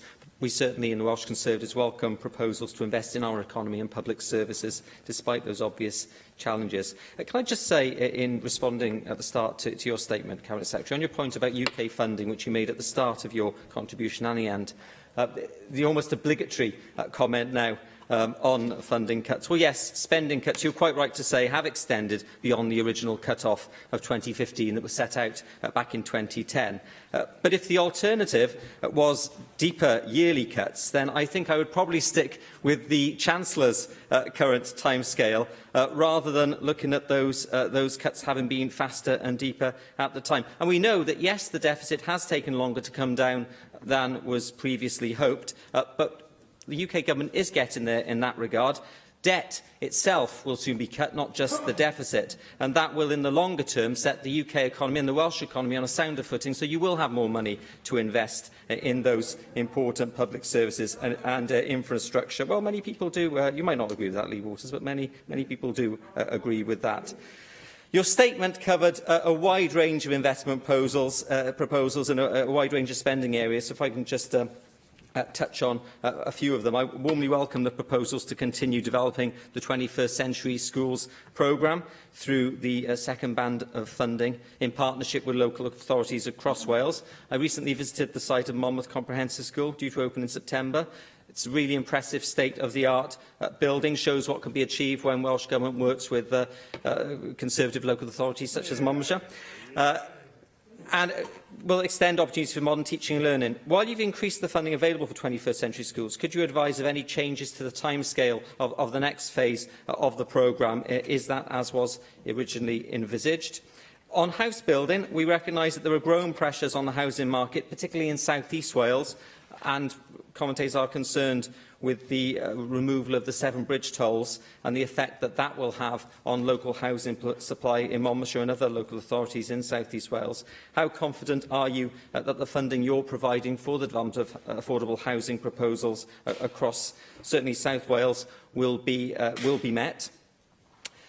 You touched on the Heads of the Valley's ongoing investment scheme. I had a tour of the new road, the Clydach Gorge part of the road, a few weeks ago, and it certainly is a very impressive piece of infrastructure, widely welcomed, I know, by businesses and local people. However, of course, on the downside, it is coming in considerably over budget and considerably behind timescale, which is leading to delays far in advance of what was originally anticipated and were tolerable by local people. So I think my question would be in relation to that project and similar large infrastructure projects. What mechanisms are you putting in place to make sure that the taxpayer is getting value for money, that projects like this are delivered as efficiently as possible, and that there is a proper scrutiny on the public purse? I know that in future Public Accounts Committee, which I chair, looks at spending like this, but I'm thinking, in the meantime, what is being done at this moment in time to make sure that spending is efficient? I don't think you mentioned the Critical Care Centre. I might be wrong. I don't think you mentioned the Critical Care Centre currently being developed in Cwmbran. That's another project to which there has been a significant delay. However, it is now going up, and again looks an impressive building. So could you just, at this midpoint in your infrastructure programme guarantee that will open on the timescale which we are now looking at. Can I finally say, you, as well as mentioning UK spending cuts, you also mentioned the obligatory Brexit, which features in many statements and debates, got another one tomorrow, I think, in this chamber. I appreciate your concerns about Brexit, and that creates some uncertainty for your government. But I would point out that that wasn't a decision of the UK government. That was a decision of the UK people, and a decision of, well, actually, a majority of the Welsh people. It wasn't probably not a decision of a majority of my constituents, or probably yours in Cardiff West. But it certainly was a decision which the Welsh people took. And do you not agree, Cabinet Secretary, that rather than constantly bemoaning the effects of this, it is for the UK government and the Welsh government to now get on with delivering a stronger economy in the light of what's happening? And I think the people of Wales will be looking at you to set forward a positive vision for the future that will take Wales where we need to go at this important juncture in our history. Thank the member for those questions. Let me take the two general ones first. As far as public spending constraint is concerned, the choice that faced the government ought not to have been between steeper, swifter cuts and the long, slow strangulation of the UK economy, which they have embarked upon. The choice ought to have been to use counter-cyclical investment, particularly of an infrastructure sort, at a time when the costs of borrowing had never been lower. And instead, George Osborne chose, rather than doing what was done in the United States of America and on the continent of Europe, to take that opportunity to stimulate economic growth, he chose the most inopportune moment you can imagine to reduce capital investment right across the United Kingdom.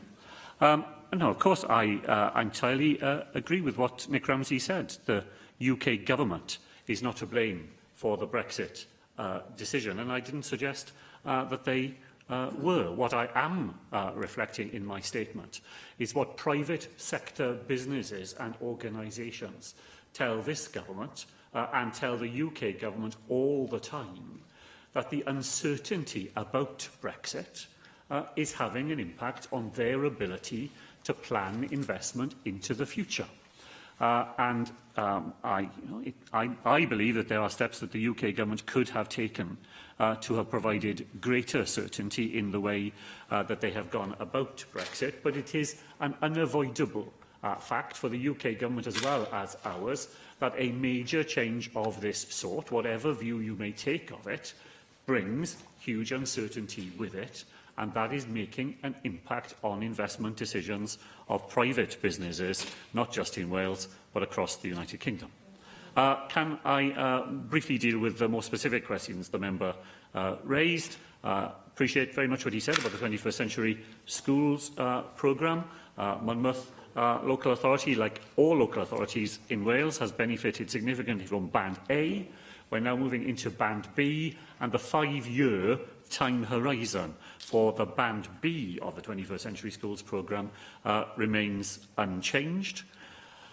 I am confident that the capital investment we are making in affordable housing, the single greatest investment we will make as a government in order to achieve the 20,000 affordable homes that we want to see built during this Assembly term, that we have provided the investment necessary and that we are on track to make sure that it is changed into the provision of that badly needed housing on the ground. The point that the member made about the previous phases of the Heads of the Valleys road have been well rehearsed here. There are genuine topographical challenges in that part of the construction. What I've announced today are the further steps we are taking to complete the whole of the Heads of the Valleys road using our mutual investment model.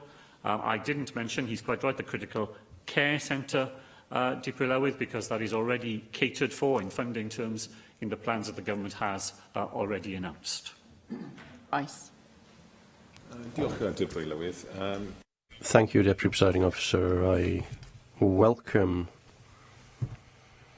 this midpoint review. I've not had an opportunity to read it all as of yet, of course. I assume the Cabinet Secretary has. Could he share with us, as this is a review, of course, it will have identified certainly things that worked very well and others that may not have worked so well. And of course, it's those that didn't work so well are perhaps those are the ones where lessons can be learnt. So what didn't work out quite as we may have hoped, or as the government may have hoped, when they were first announced 6 years ago?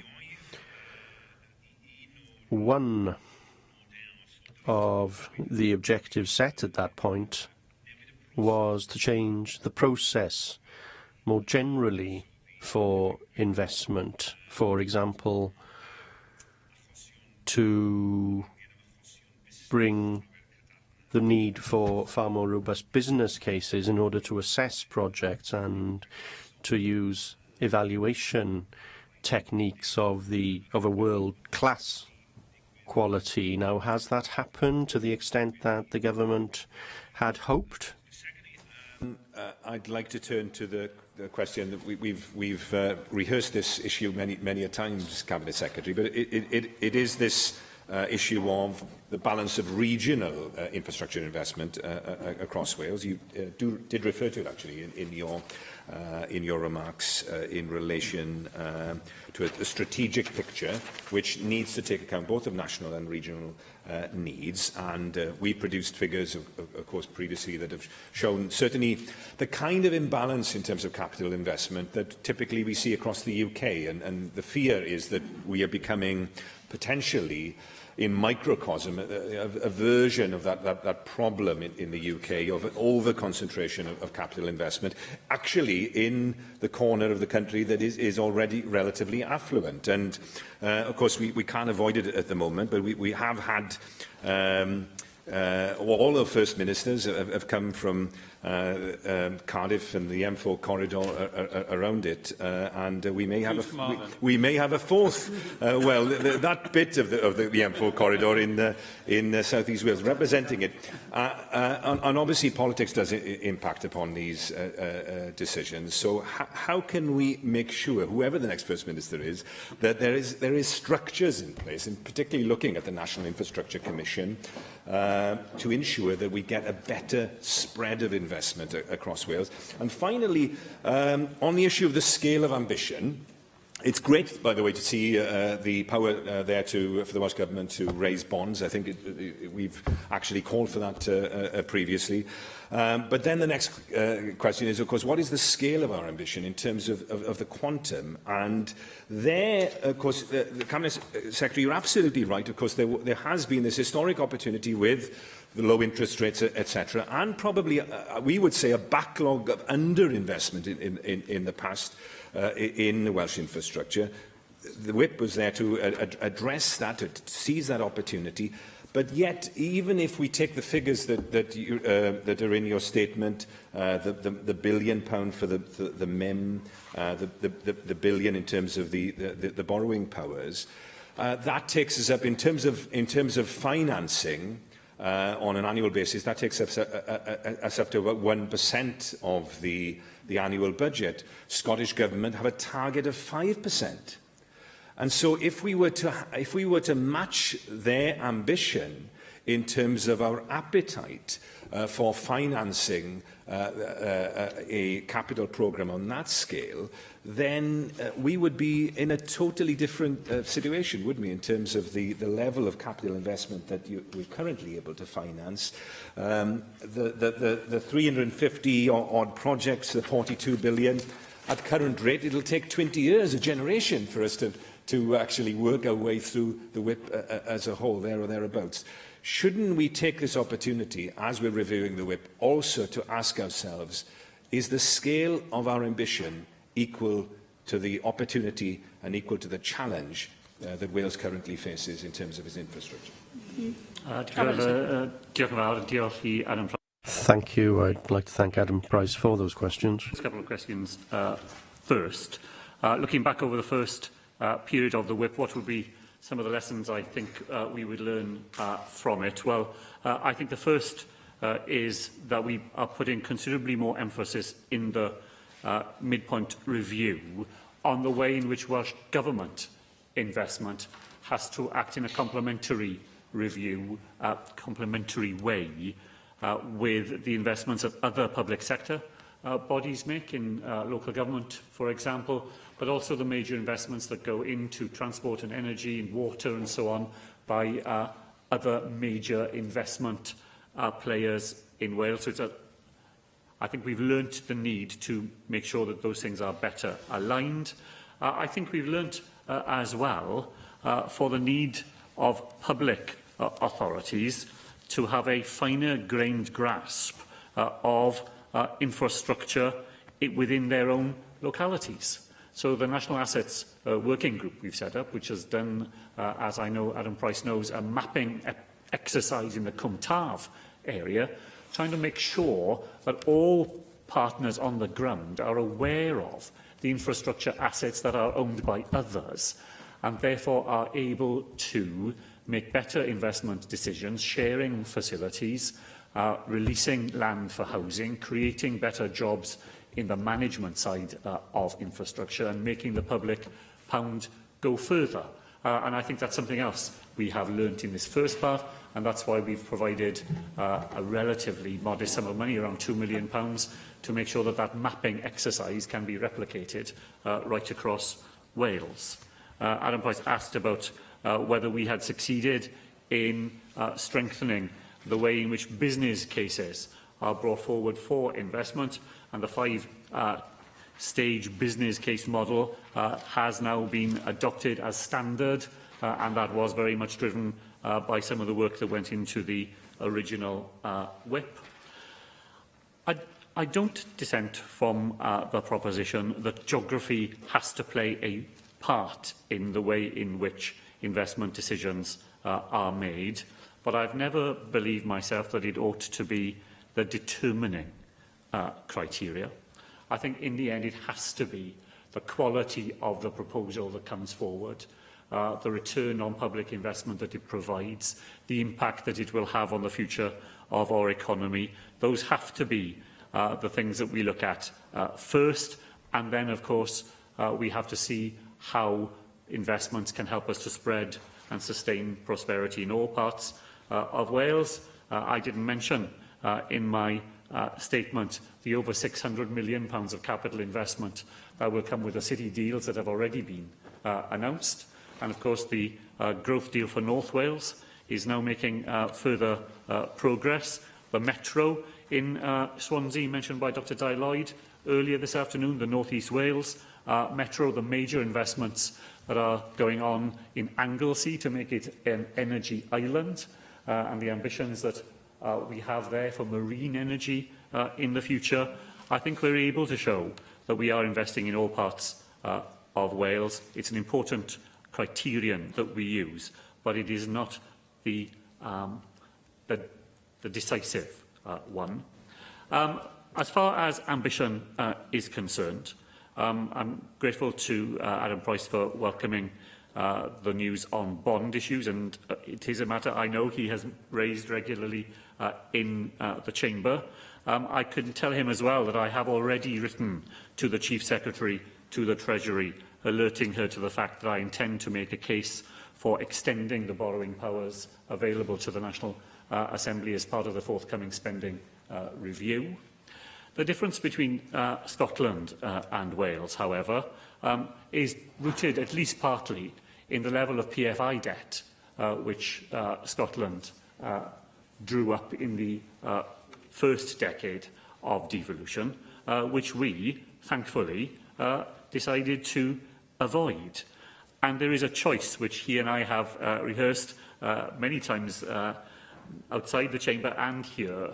Every time you finance borrowing, you have to eat into the revenue that is available to the Welsh Government for other purposes. And a case can be made for diverting more of our revenue to support additional capital borrowing, and it's a perfectly respectable case that can be made.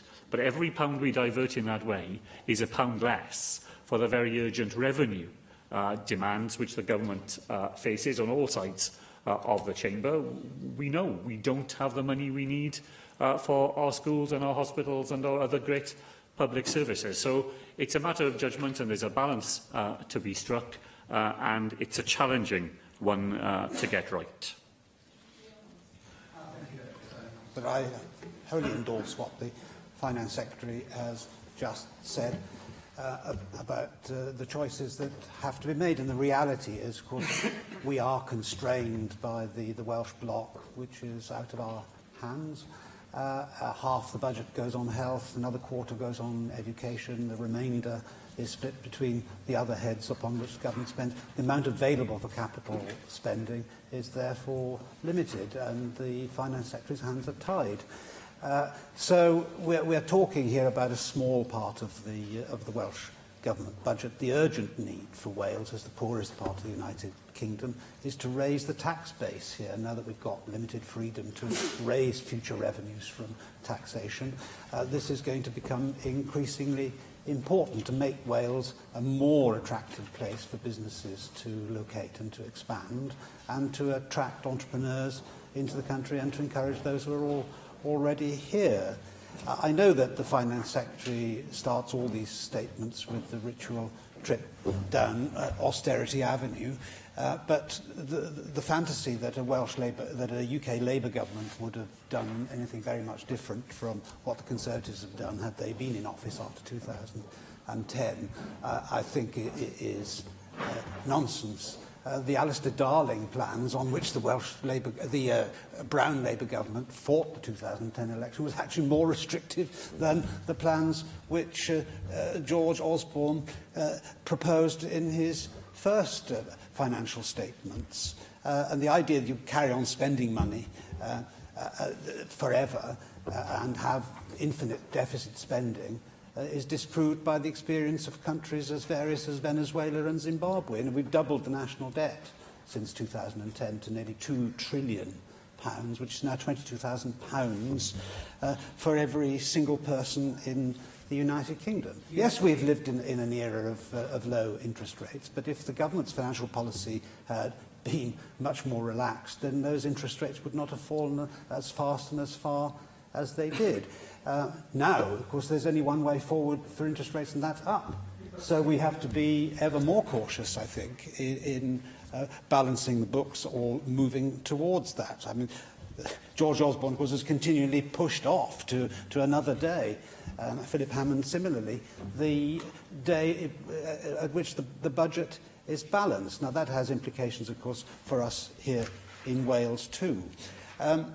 But for the future, looking at it in the very, very longer term, we want to have a tax policy in Wales which is going to encourage growth and investment.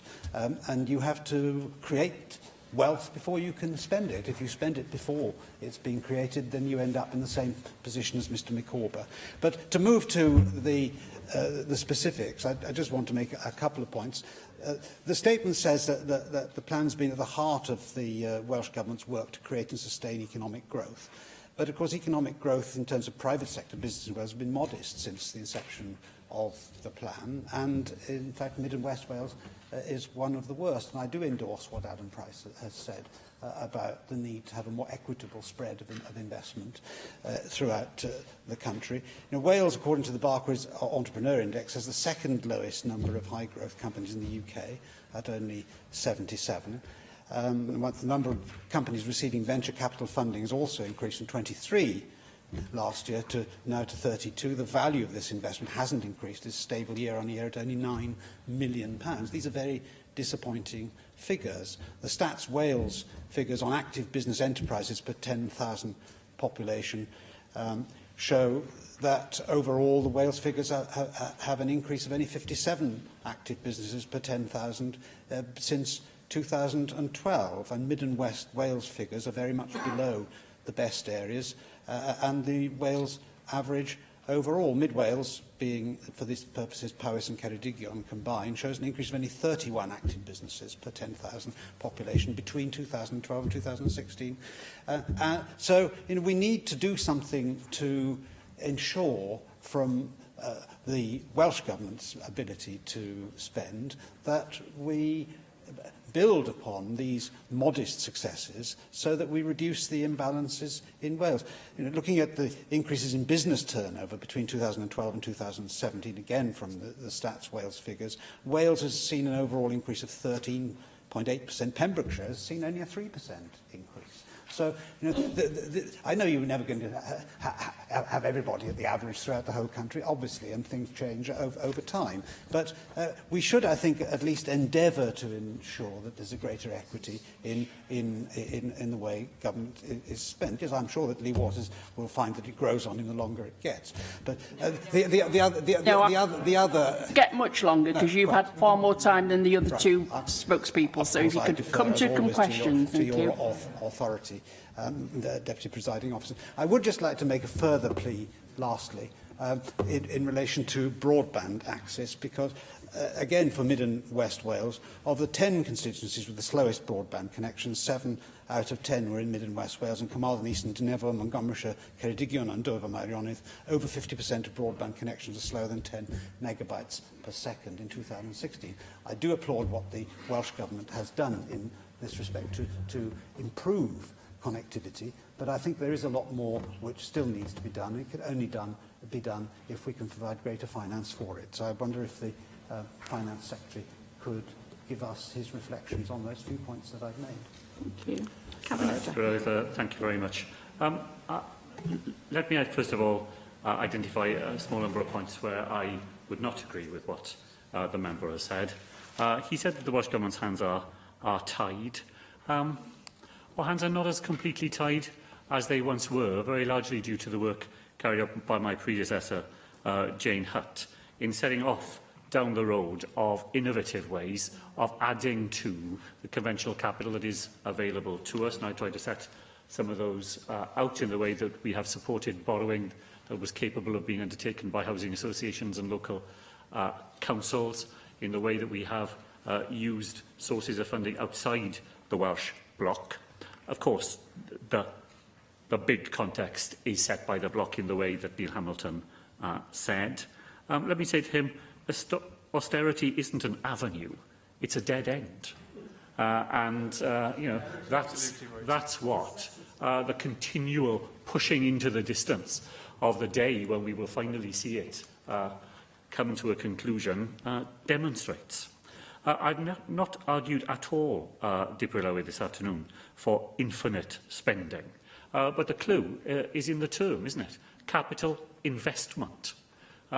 Capital spending is not just money poured down the drain.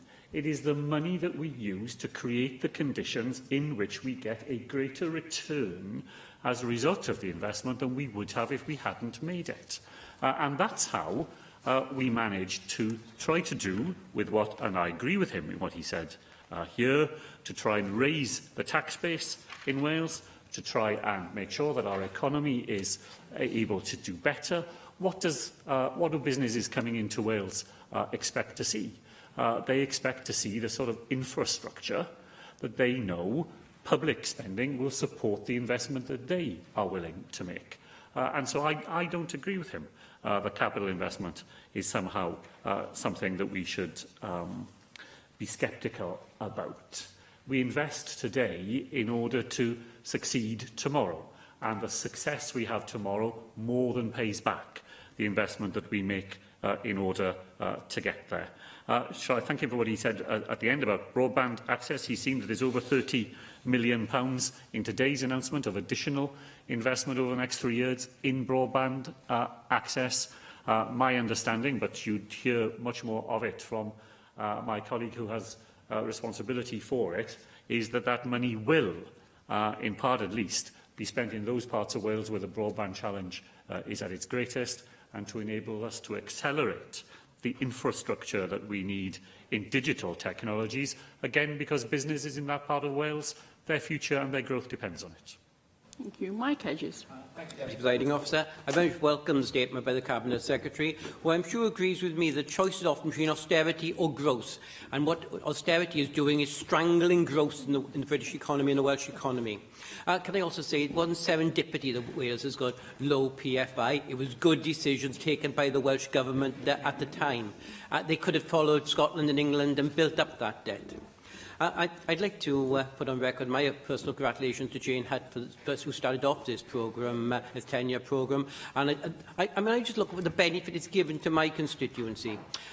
The new secondary schools, the new primary schools, the improved transport infrastructure, the new homes. And that's what we get elected for, is to improve the lives of the constituents who we represent. I mean, capital expenditure is incredibly important, not just to frighten the buildings, but very much by reflating the Welsh economy. You put money in, capital expenditure, you buy goods, you employ people, then this money gets circulated inside the economy. This is something that doesn't seem to cross Philip Hammond's mind. It probably doesn't appear on his spreadsheet.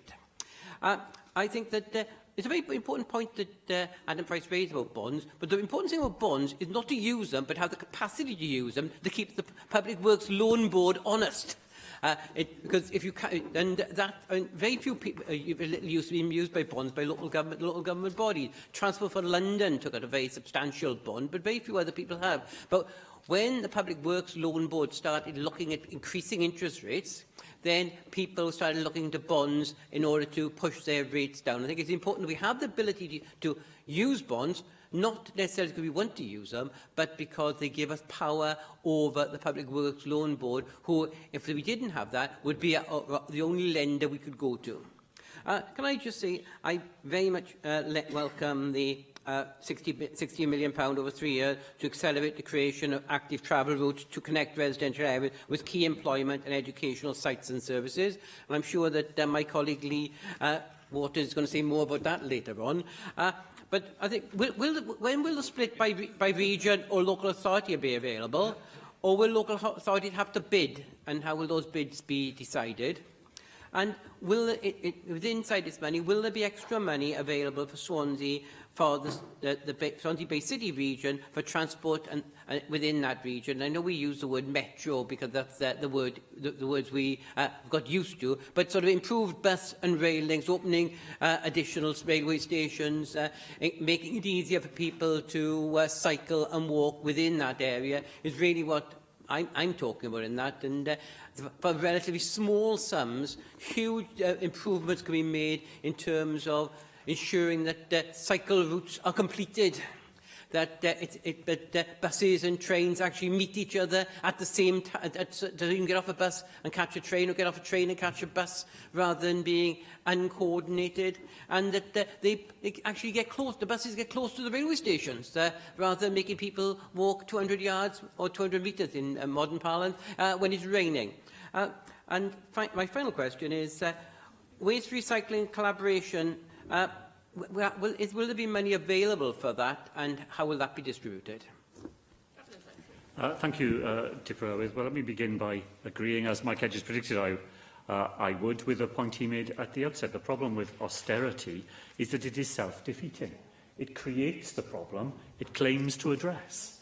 And that's why we find ourselves in the position that we do. And he's absolutely right to say, of course, not using PFI was a deliberate decision by Welsh governments in the first decade of devolution.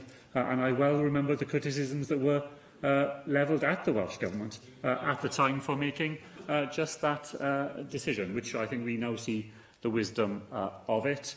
Every one of us, Diprylywydd, I think, can point to the impact of capital investment during the first period of the WIP in our own constituencies, whether that is in health or in education or in transport or in housing and the other key purposes that were identified for it. Can I thank Mike Hedges for reminding us of the multiplier effect of capital investment. It isn't just the building that you see or the transport link that is created.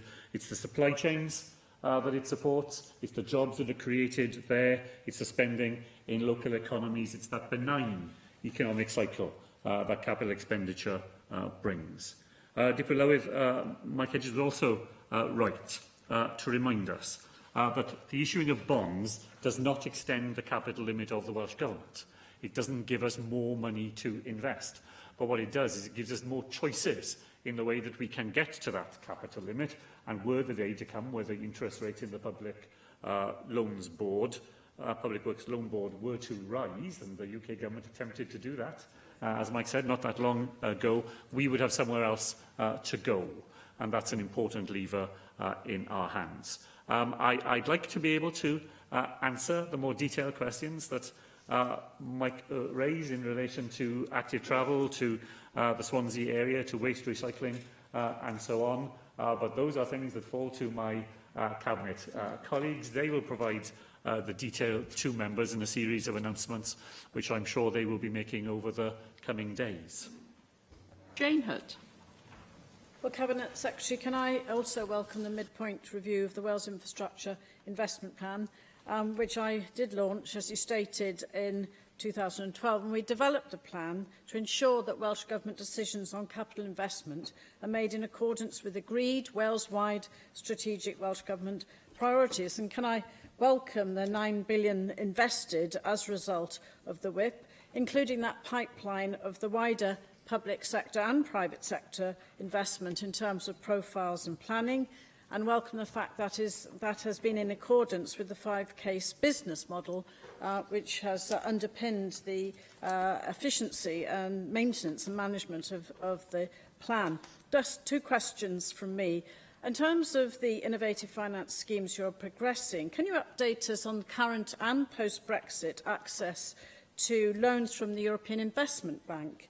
The bank has played a key role in infrastructure investment in Wales, including the private as well as the public sector, with the landmark Swansea University second campus as a clear example, of course also backed by Welsh Government and European Regional Development funding.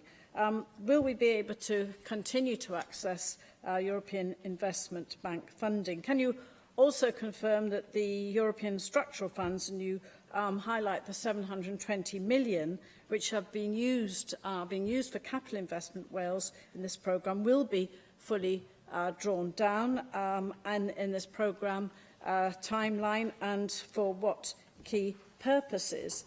Can I thank you for opening the Llantrwch Major Comprehensive School, the Learning Campus, which of course was as a result of the 21st Century Schools Investment Programme, in partnership funded in partnership with the Vale of Glamorgan Council.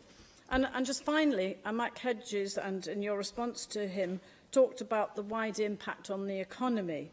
The impact today on the construction sector is crucial, and it would be helpful to know if you can identify the jobs that will be created. We have shown in Wales that we can be innovative, and we can, in fact, challenge austerity through innovation and careful management prioritisation of our resources. Thank you, Deputy Lowith. Well, first of all, can I say to Jane Hutt that the Llantrwch Major Learning Campus is an absolutely excellent example of what I said about all our constituencies have flagship places that we can point to that are there because of the work that the WIP set in motion. The member made a very important point about the construction sector. I attended an event at Coleg y Cymoedd yesterday, in which I was able to meet several groups of young people. I'm very pleased to see a number of young women amongst them who are following courses in engineering and in the railway industry, making sure that they have the skills that are needed for the construction sector in the future, and to hear from the Institute of Civil Engineers, for example, just how important the WIP has been to them in allowing them and their members to plan ahead for capital investment that they know is here in Wales. Two specific questions from Jane. First, in relation to the European Investment Bank, where we have argued from the beginning that the UK should aim to remain a subscribing partner of the bank. We are a major capital holder within the bank, and of course Wales has benefited from it. The European Union UK Phase 1 report of negotiations says that there is a prospect of what is called a continuing arrangement between the UK and the EIB. I have written to the Chancellor of the Exchequer on the basis of that report to press on him the point that we clearly see merit in a mutually beneficial relationship with the bank and making a number of technical suggestions to him based on our experience as to how an ongoing relationship with the EIB could be secured.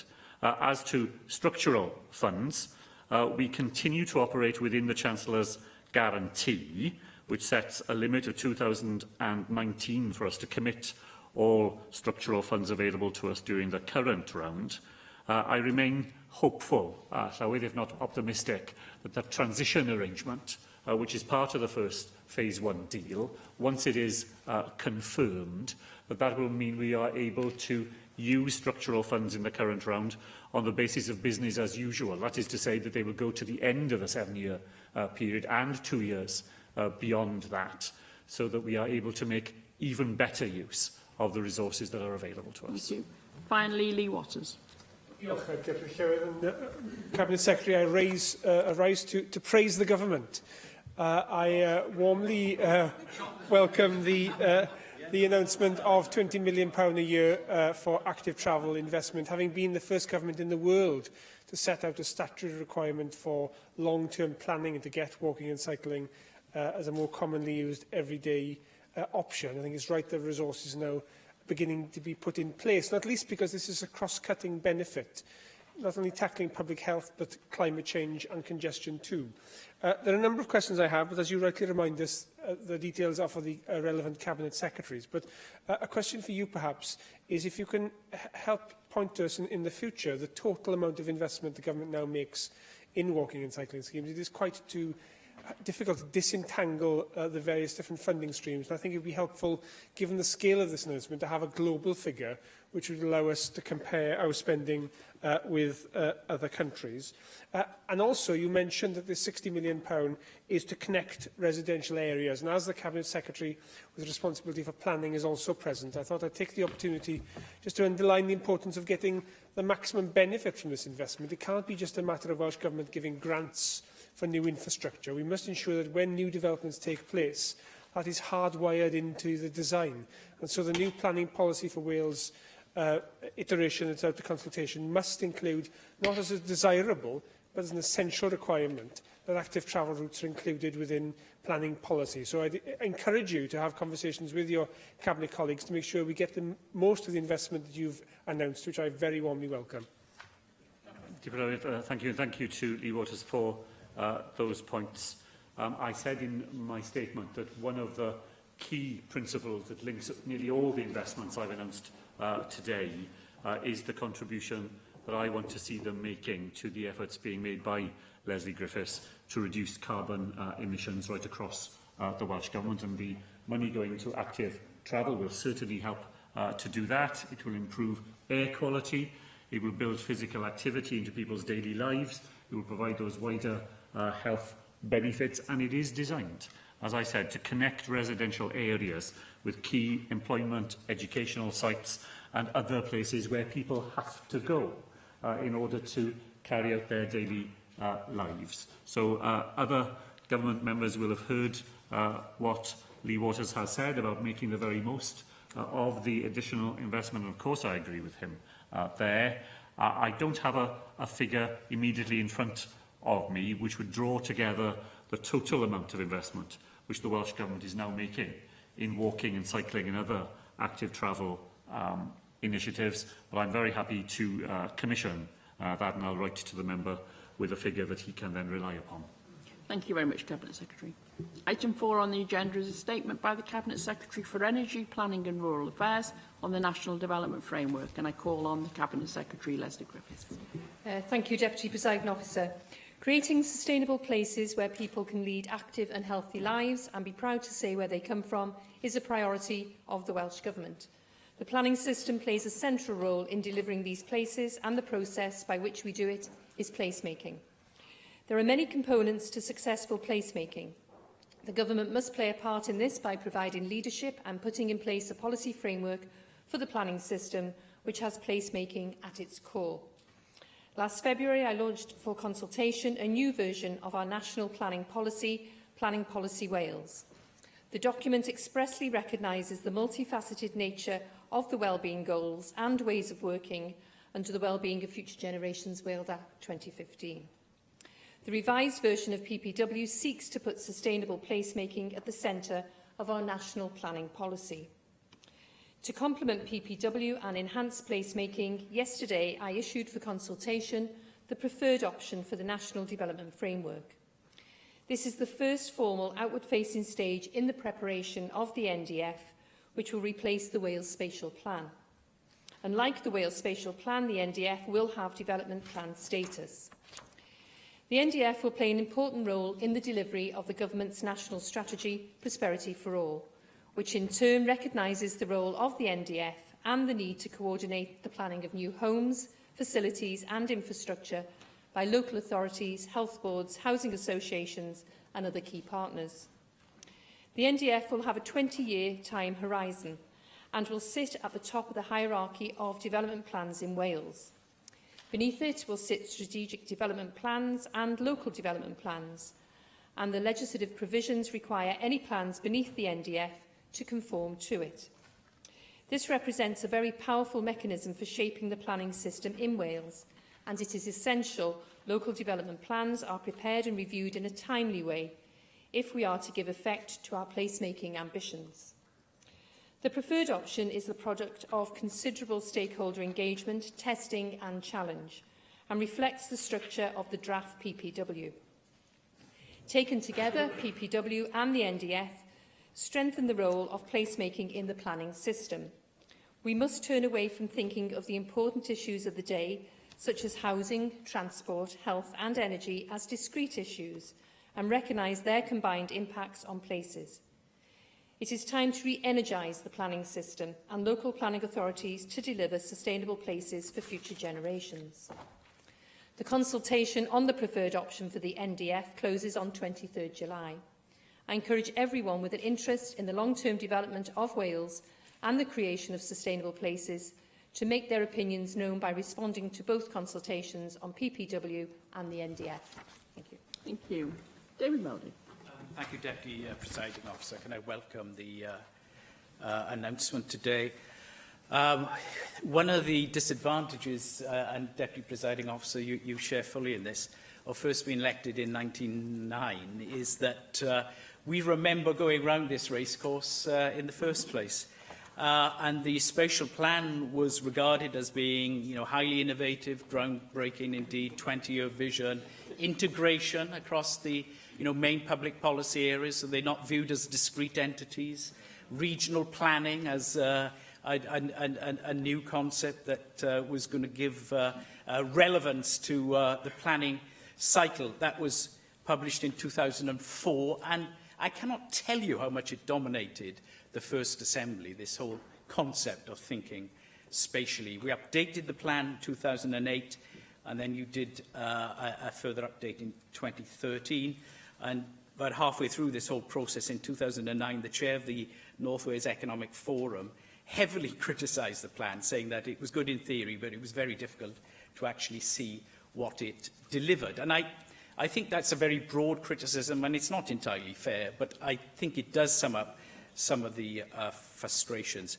Can I just ask some very specific questions? And when will the draft National Development Framework be laid before the Assembly for its consideration?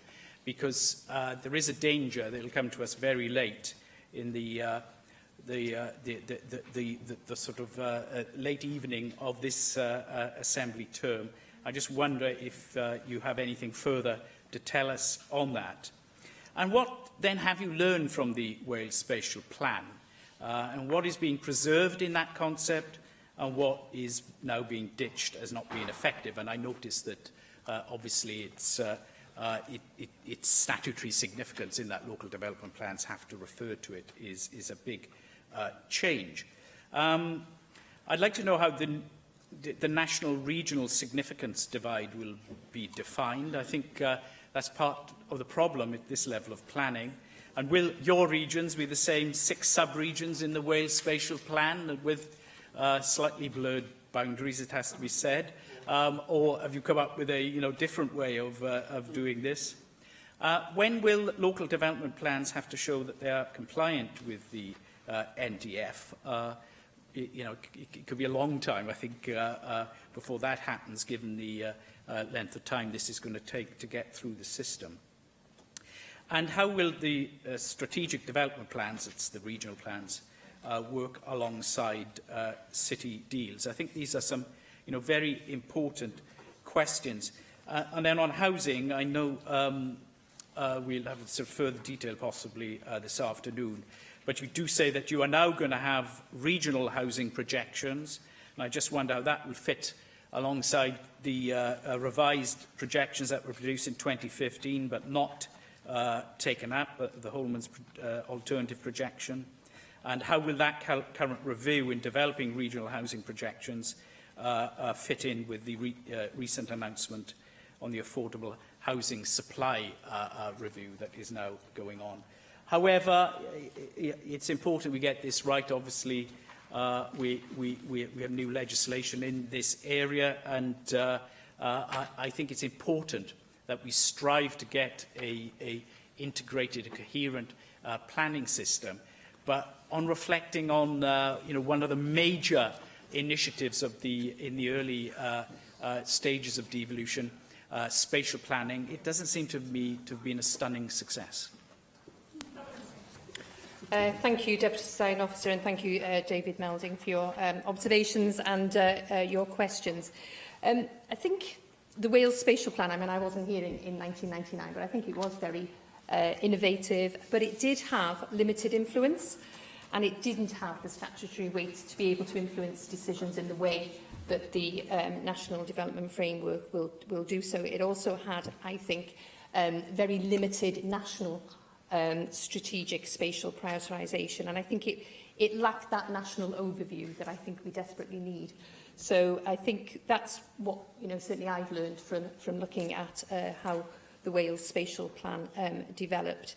So the statutory development plan, and you referred to this in your comments, the statutory development plan status of the NDF will ensure that it can set the direction to lower tier development plans and then influence that decision making.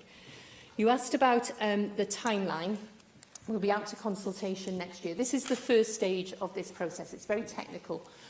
Nothing's been written. There is no content yet. There's been a huge amount of stakeholder work that has been undertaken by my officials. I think they've spoken to about 200 different stakeholders over the past year to get to this stage, but this is really the first stage of preparing. So next year, 2019, we'll go out to consultation. That's when, obviously, there will be scrutiny, and the plan will be in place in 2020. You asked about city deals and growth areas and about LDPs and SDBs. And I've made it very clear to local authorities they have to have LDPs in place. We're trying to get them to work at a strategic development level as well. It is meeting with a little resistance, shall I say. Next week I'm meeting, I think it's next week, I'm meeting with all the lead members of planning where we will be able to discuss this further. The planning system is very complex, and I think we need to get some simplification of it, if you like. And one of the ways of bringing all these different tiers together, and it's why I went out to consultation with PPW. And also in my own portfolio, I have energy policies that sometimes clash with planning, so I think it's really important that we get everything right, and the NDF will help us in that way too.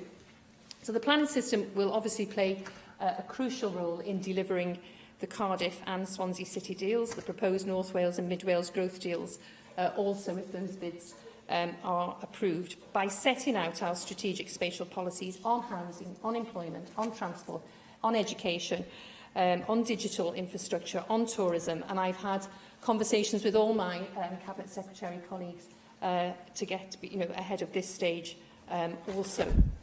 In relation to housing, I've also met with the Minister for Housing and Regeneration. What I want the NDF to do is to provide strategic direction for housing, again linked to connectivity infrastructure. I think it's very important that happens around key facilities and also where there are areas of growth. So we have that very clear focus on placemaking. I do think there is an opportunity for the NDF to identify a national policy-based population and housing projection.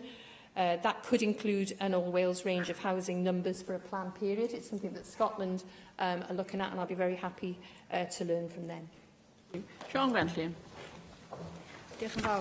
Thank you very much, and thank you for the statement. The National Development Framework will set the national strategy for planning for the next 20 years, as you note. So it is very important that the Welsh Government consults as much as possible to ensure that the right objectives are set and that the right strategy is in place to deliver the framework.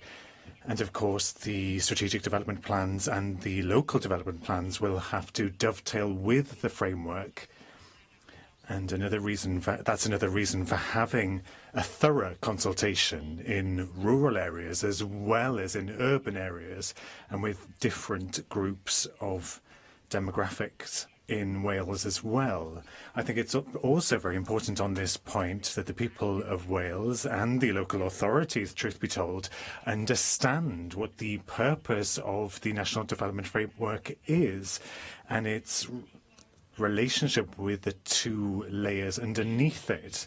Now, it looks like something completely technical and boring on the surface, but I think it's important that people do understand that this does set out the framework for development for such a long period of time, and that they have to be part of that process. So I think that having a clear explanation of what the purpose of this is right at the beginning would be very beneficial. And I agree with David Melding that we do need to learn lessons from the spatial plan for Wales. I wasn't here in 1999 either, but I do remember that period. And I remember that it was very unpopular, that it caused a great deal of ill feeling and opposition. So I hope that this framework won't suffer the same fate and follow the same direction. So could you give assurance that this consultation will be a genuine consultation and not just a tick box exercise where we have a final decision and the favoured option already decided that that's what we'll end up with? Now, the document does mention provision of direction for the three regions in Wales, the north, the mid and west and the south east. Now, who says that those are the three regions that we have in Wales? The framework also mentions focusing on strategic housing, infrastructure in the city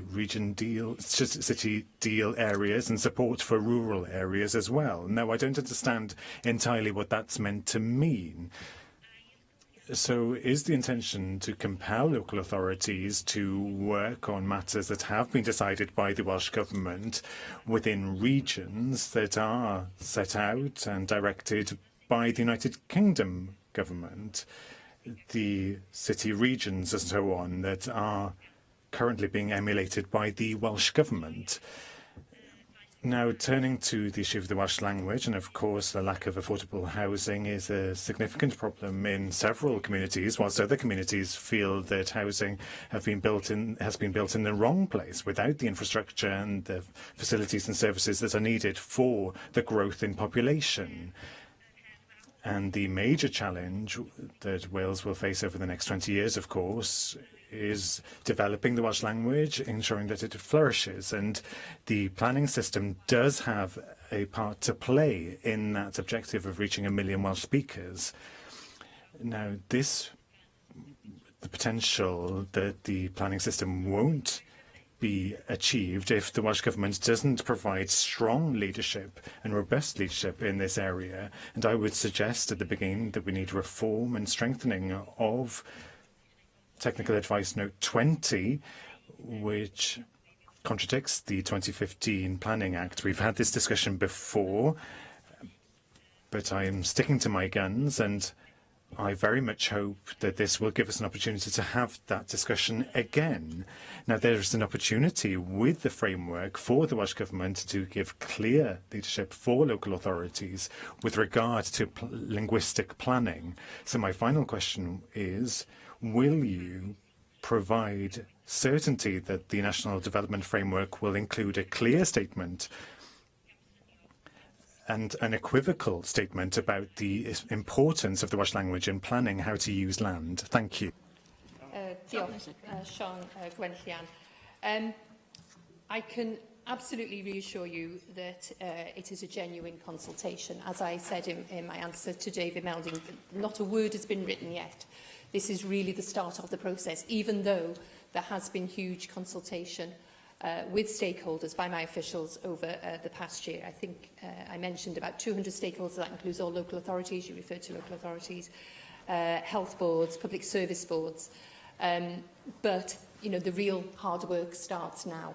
And it is very technical, and it is hard because it isn't something tangible. It is hard to ensure that people do understand, you know, just what an important document this is and what, you know, it is intended to do. It will be a national land use development plan. You know that I'm out to consultation at the moment on the draft marine plans. So that's obviously for the water and the sea. This is an equivalent for the land, and as I've mentioned, it will replace the existing Wales spatial plan, and it will set out the 20-year spatial framework for land use in Wales. So it is a context for new infrastructure. It's also for growth at national, at regional and local levels also. You asked about rural communities, and again, how I envisage the NDF working is it will support living and working rural places to make sure that they're economically and socially and environmentally sustainable and vibrant. And it will provide, the policies within it will provide a framework for rural housing, for instance, which you referred to, but also services, facilities, including health and education, and employment and connectivity. And that's to make sure that our rural communities retain and attract people, and obviously help deliver a much more prosperous and sustainable rural Wales. You asked specific questions around the Welsh language, and we are under a duty to consider the impacts of the NDF on the language, and we're doing that as part of the integrated assessment process. Planning can obviously create conditions whereby the language is allowed to thrive, and that's providing opportunities for new jobs, for housing, community facilities. So I believe the NDF can indirectly help us reach that target of 1 million Welsh speakers by 2050 that we want to do by promoting developments in the right places. In relation to local authorities, I mentioned that officials have been in discussions with local authorities so that they do understand where the LDPs and the SDPs fit in. I think what the NDF gives us is a better means of showing the major development priorities for Wales, and that's ensuring also that the planning system is aligned. So I want to work with local authorities and developers to show, where our priorities are, but also, to help them reach difficult decisions more quickly, because you'll be aware that, sometimes things land up on my desk, and I think that will help them before they get to that situation. That will help them. So what the NDF will do, it will sit, if you like, at the top of a pyramid of development plans, with strategic development plans for the regional level and the local development plans at the local authority scale. It's hugely important that the three work well together, and we want to avoid duplication, for instance.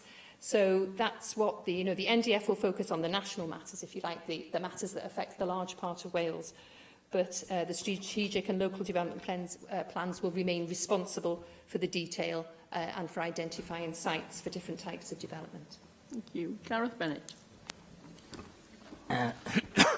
Diolch, Dipper Llywydd, and thanks to the Minister for today's statement. We're talking today about plans and planning, and as the Minister just outlined a moment ago, we seem to be heading towards broadly three types of plan. Local development plans at the bottom, a national development framework at the top, and strategic development plans in the middle. Now, we have had issues of public contention over LDPs in recent years, with councils feeling that in some cases their hands were tied in having to proceed with LDPs which were not always universally popular with some of their, or large portions of their electorate. So I think one of the problems, or one of the issues, or to use a popular phrase in government, one of the challenges that you're going to have going forward is how do you retain democratic consent for major planning, a major overhaul of planning involving decisions taken at regional and even national level. And that may be the main challenge that you have going forward, because if we've had a problem at a fairly localised level with LDPs, how do we ensure that we don't actually magnify these problems going forward with larger scale planning like the SDPs and the NDF as a whole? So I suppose my first question is, broadly, how will you ensure that you retain a large measure of democratic consent to these kind of proposals? And it's going to come down a lot to the structure of what you set up. Now, David Melding, who spoke first, gave us what I found a very interesting historical look at what was attempted in the first Assembly term with the spatial plan, which I must confess I wasn't much aware of. I don't remember it being a matter of massive newspaper talk at the time, but perhaps my memory fails me. But obviously it was a major development of the government in the first term, which didn't really work. So now we are where we are with a new scheme. So how will you learn from the lessons of the spatial plan? I wonder what lessons you take yourself, Minister, from the relative failure of the spatial plan, and how can we ensure that this plan will not replicate those failures?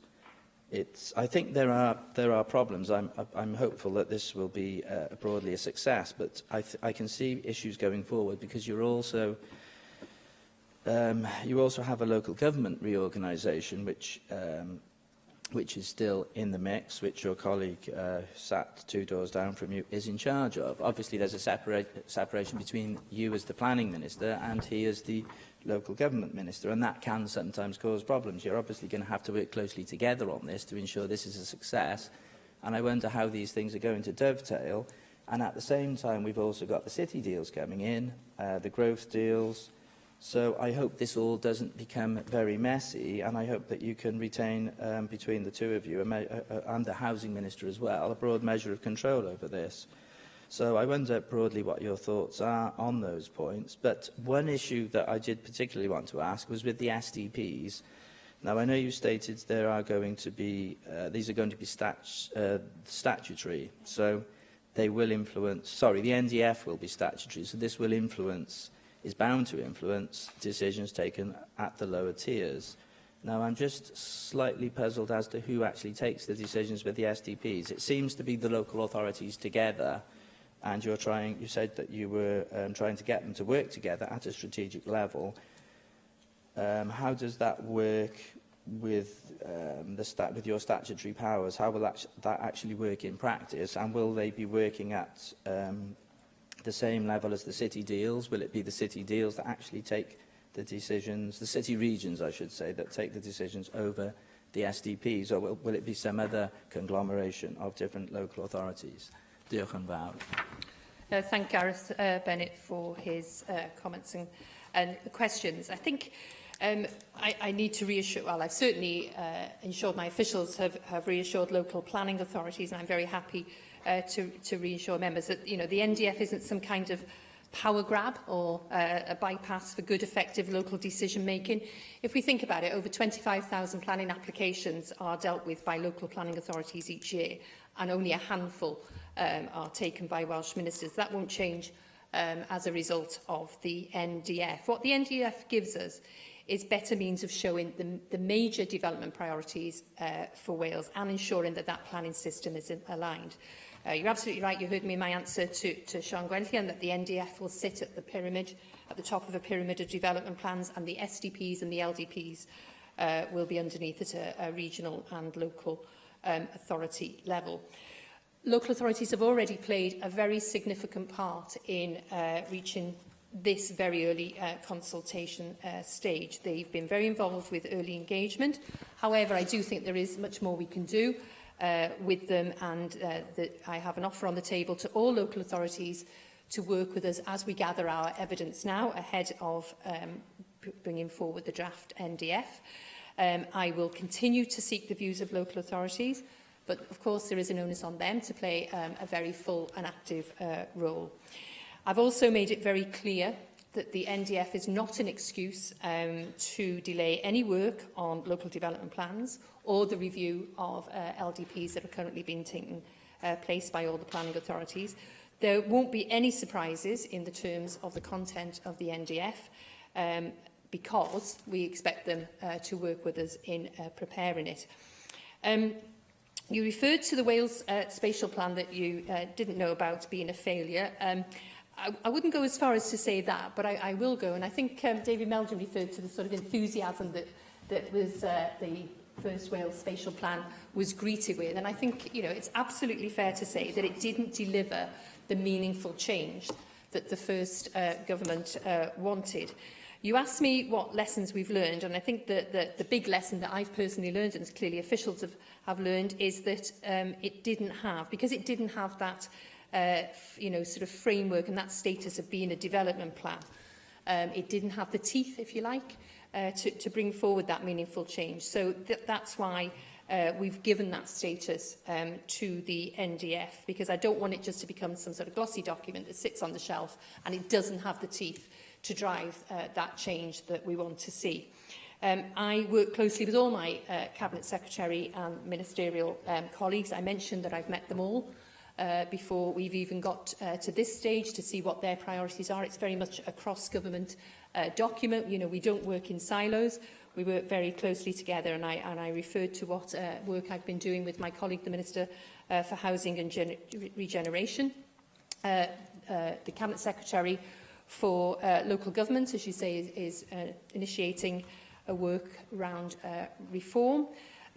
This will dovetail with it. Obviously, we've got 25 local planning authorities, you know, with the 22 local authorities, and clearly the work that Alan Davis is taking forward, I will work very closely with him on that. Thank you. Mike Hedges. Deputy Presiding Officer, I strongly support the principle of a National Development Plan and a Strategic Development Plan sitting above the local development plans. I think that we too often look at areas in isolation, and for those who know the area near where I live, you have Park Trostra and you have Forest Park Retail Park, which are about 3 or 4 miles apart. They have an effect on each other, but they're dealt with by different planning authorities, and any changes anybody's put forward in recent times, they'd still be built under different planning authorities. So I think that, and we've seen the development of the second campus in Swansea. I think it's been a tremendous building, but it actually has a much bigger effect on Swansea than it does on East Portalba, which is the council which by serendipity it appears in. I mean, it was a bit of land which nobody used, and they followed a stream down to get a boundary. So I think that it is really important that we do end up having a strategic overview. Can I go before the spatial plan? I mean, the spatial plan only replaced the old county plans. The county plans existed, and they designated areas within a county for different usages. It's quite interesting that the county plans disappeared because the county planning department disappeared because somebody decided there's a planning department in the district, the planning department in the county, and there must be some form of overlap there. We can bring efficiency in by merging them. I thought people always want to merge things to bring efficiencies in. One day it'll work. I think that we found out then that the county plans disappeared. So you didn't have a county development plan, which was very useful. And I think that we do need overall development plans because people are always affected by the area next to them. And that's not solved by either the boundaries of Wales or the boundaries of of council areas, however big you make them, or by the boundaries of the city regions. I've got two real questions. Will you be looking to designate land for forestry. I mean, one of the great failures of the last few years is the amount of afforestation that should have taken place in Wales hasn't. Many people in this room are very keen on increasing the amount of forestry in Wales, will you be designating areas like the county plan? We used to designate areas for minerals, areas for forestry. Will that be in there so that you'll have areas designated? So we can actually have enough land available for afforestation to actually meet our plans. The second question is, we've now got a marine plan separate to the National Development Plan. Why? Because I come to the conclusion that the sea at every point meets land. And I'm also of the view that ports, for example, have an effect on the marine, though at least part of them are on land and part of them at sea. Surely one unitary plan covering marine and land would be better than having two plans. So I'm sure somebody in the future will be wanting to join them. Thank you, Mike Hedges, for those questions. I'll take the second one first. I think that's actually, it's a very good point as to why we did separate plans. And I suppose when I came into the portfolio just exactly 2 years ago, I was very conscious of the fact we didn't have any sort of strategic view of our marine, our seas and our waters, and it was becoming more and more of an issue. And I was very keen to get the marine plan up and running. As it was, it took me a year, just over a year. If I'd waited for the NDF as well, and obviously the NDF isn't going to come out till 2020, that would have prolonged it. But I think it is very important that they do dovetail very much together. In relation to your question around forestry, certainly I absolutely agree with you that we're not planting as many trees as we would all wish to do so, and clearly that's a piece of work that my colleague, the Minister for Environment, is taking forward. I think what the NDF has the potential to do is aid the delivery of the natural resources policy that we've brought forward. I think there's potential for all three of the NRP's priorities to be supported by the NDF. Obviously, the planning system has a key role to play in helping to reverse the decline of biodiversity, for instance. So we can certainly look as to whether we designate areas for forestry. And again, I mentioned that it is absolutely a blank piece of paper at the moment, so we can certainly see what responses come in from the consultation. But I do think that is an area that we can look at going forward. Thank you. Simon Thomas. Diolch yn fawr. Thank you very much, Deputy Presiding Officer, and thank you for the statement, Minister. I just want to focus on one aspect of it, and that's energy. The statement makes it clear that energy is at the heart of the placemaking, as you suggested. Specifically, there's a great deal of talk in the consultation in the paper of renewable energy, which is in the Welsh Government's hands, but it's also true to say that major energy developments beyond renewable energy that can affect communities, you think of the Aberthaw Power Station, for example, where the climate change heard evidence just last week that the closure of that power station, which is in the pipeline from the Westminster Government, is crucially important for the Welsh Government's climate change targets. We've just seen a planning application for the reopening of the coal mine in Aberpergwm, which raises questions as to how energy developments of this kind fit in with the other concept that you espouse, because the purpose of any national strategic plan is to deliver on the ground what you have within national policy. That's its purpose. So when you talk in the consultation about nationally important energy projects, can you just tell us today whether the national there is referring to Wales or the UK? I only use national in reference to Wales, of course, but I occasionally see it being used in the context of the UK. So just so that we can understand that fully, so that we can be clear about that. And secondly, as has been mentioned already,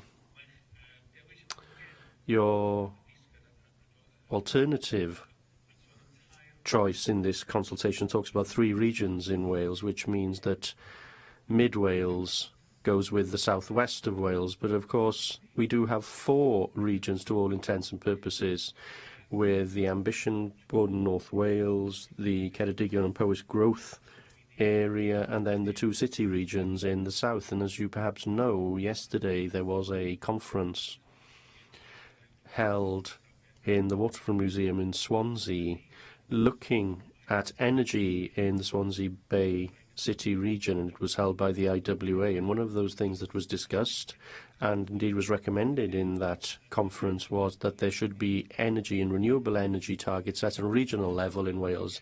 In order to reach your national targets, as they are set out in this consultation, you will also need regional targets, because different regions may perform better than others in terms of renewable energy. Mid Wales does make a significant contribution in terms of wind turbines, for example. So, related to this idea of three regions, are you wedded to that? And as a result, will you be introducing renewable energy targets on a regional basis?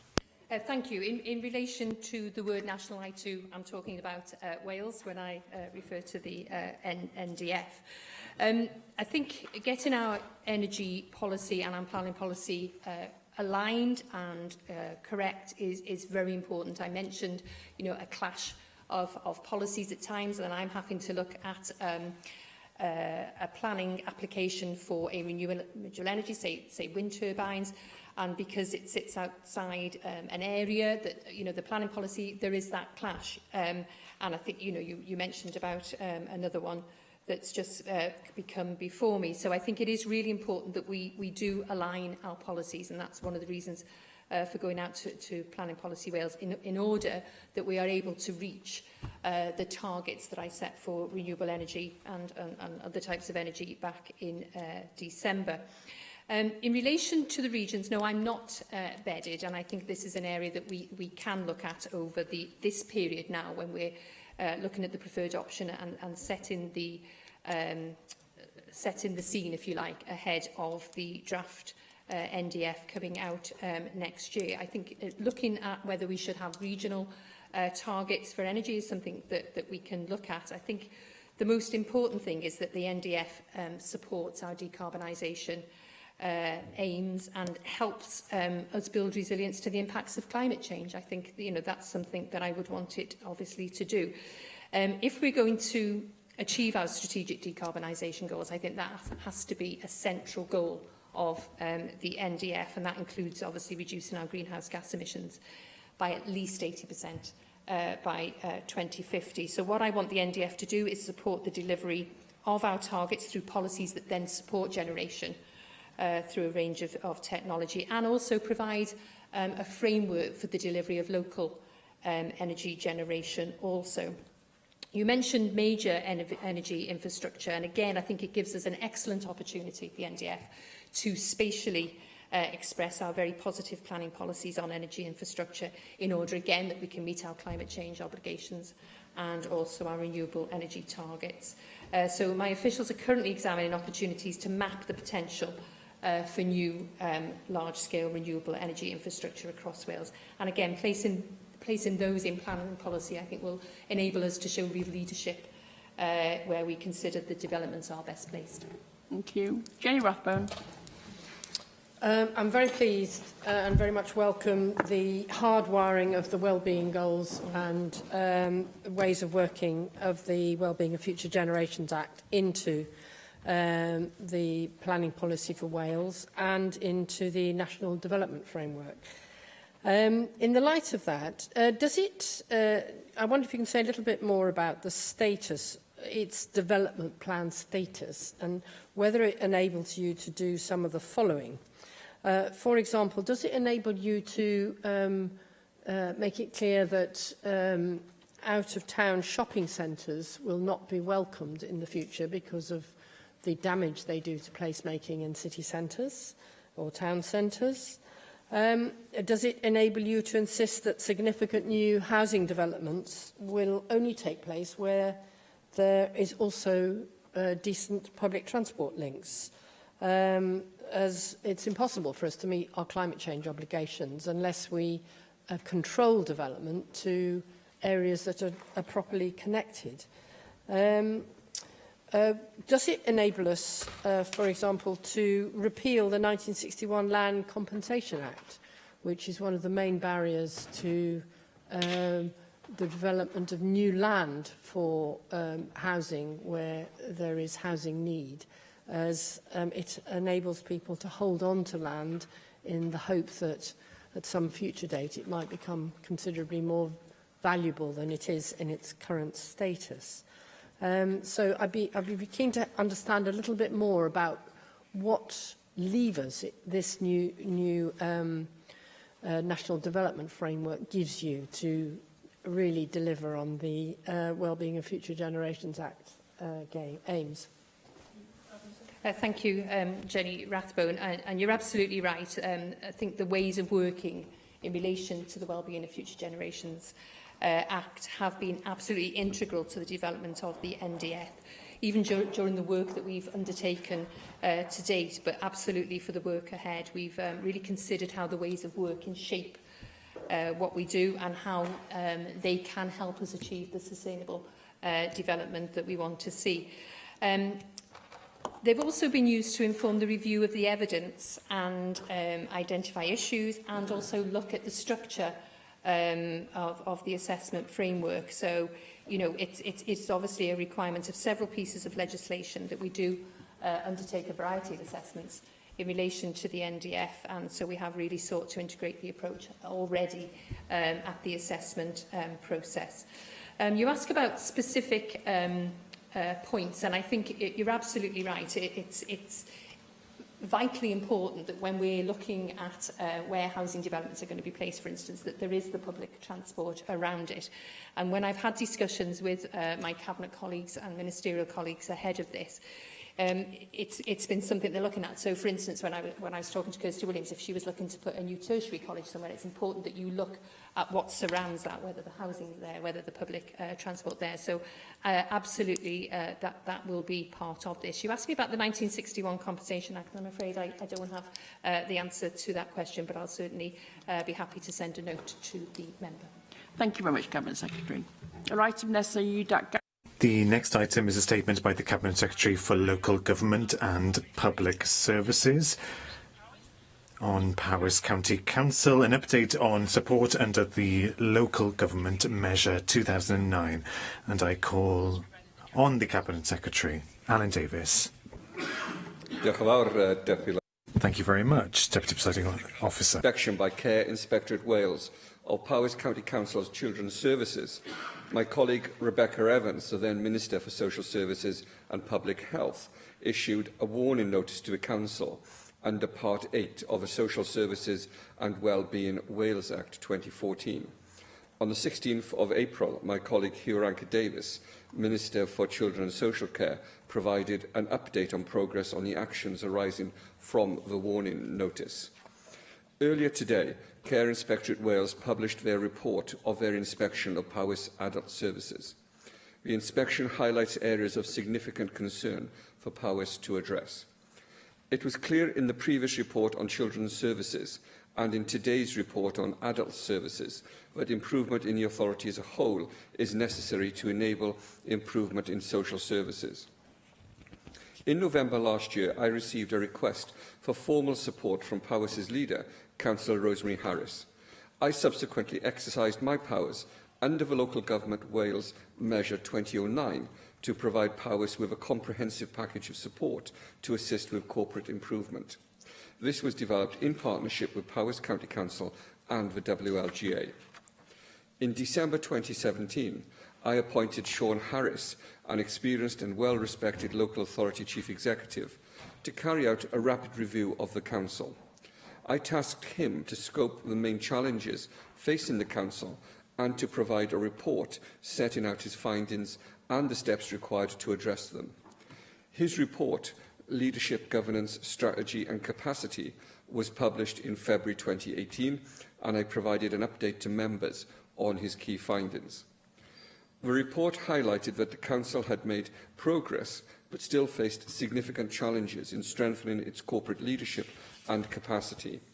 The report also stressed that those challenges could be overcome with, and I quote, an increased capacity and capability in the local authority, coupled with an enhanced and intense package of sector-led improvement.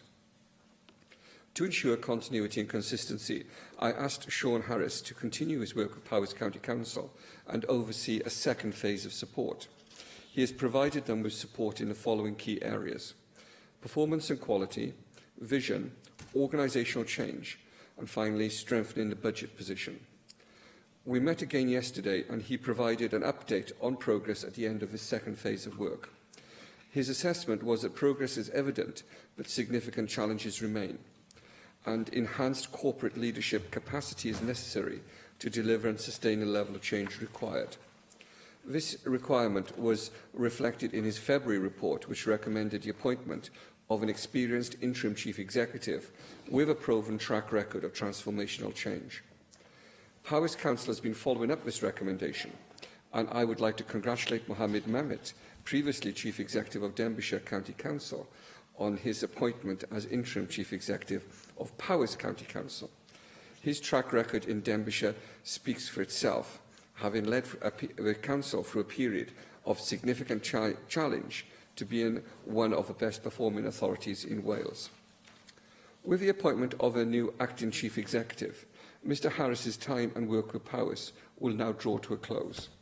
I would like to thank him for his work with the Council, but also, Deputy Presiding Officer, I would like to recognise the work of David Powell, the Interim Chief Executive, and also the positive way the Council, its staff and members have responded to these challenges. The Leader of the Council and the new Acting Chief Executive will be supported by a new Improvement and Assurance Board, which has been established with a broader remit and replaces the former Social Services Improvement Board. I am pleased to say that Jack Straw, who chaired the Social Services Improvement Board, is continuing as chair. The Welsh Government and Powys County Council have appointed Bozena Allen, a former Director of Social Services, to the role of Social Services External Member, and Jackie Salisbury, a former Chief Executive and Director of Finance, to the corporate role on the board. They will provide support, challenge and guidance to the Council. They are experts in their field, with a proven track record of successfully implementing and leading organisations during periods of transformational change. The board held its first meeting on Wednesday, the 25th of April, and the board will provide regular updates on progress and will advise on where further sector-led or Welsh Government support is required. Deputy Presiding Officer, I believe the actions for the Council are clear.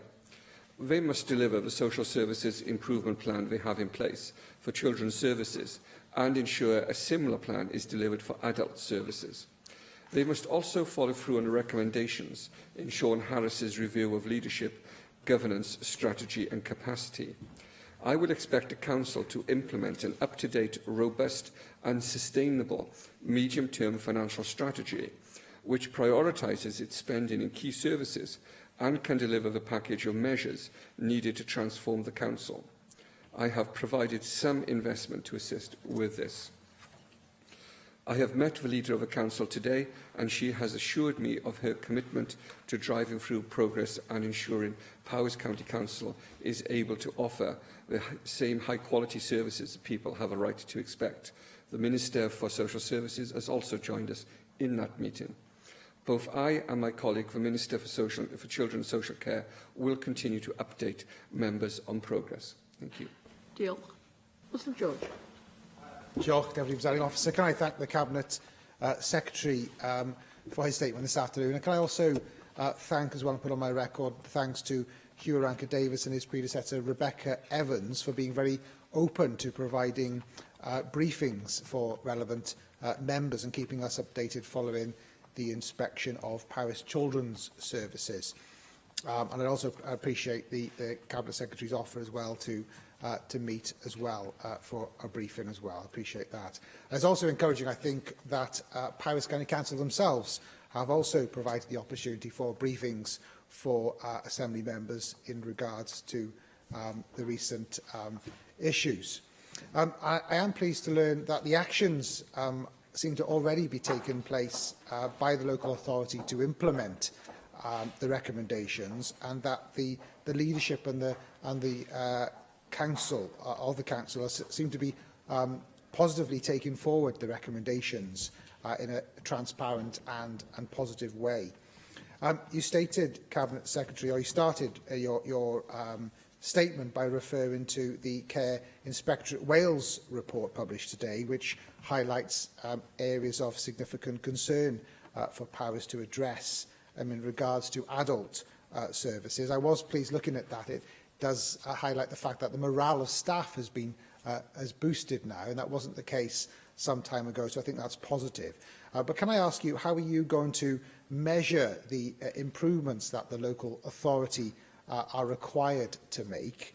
And ultimately, improved outcomes will determine, of course, whether adult services are sufficient enough to no longer need such a high level of intervention from Welsh Government. So could you outline some specific targets for improvements and clarify what work is currently being undertaken with Powys to develop these?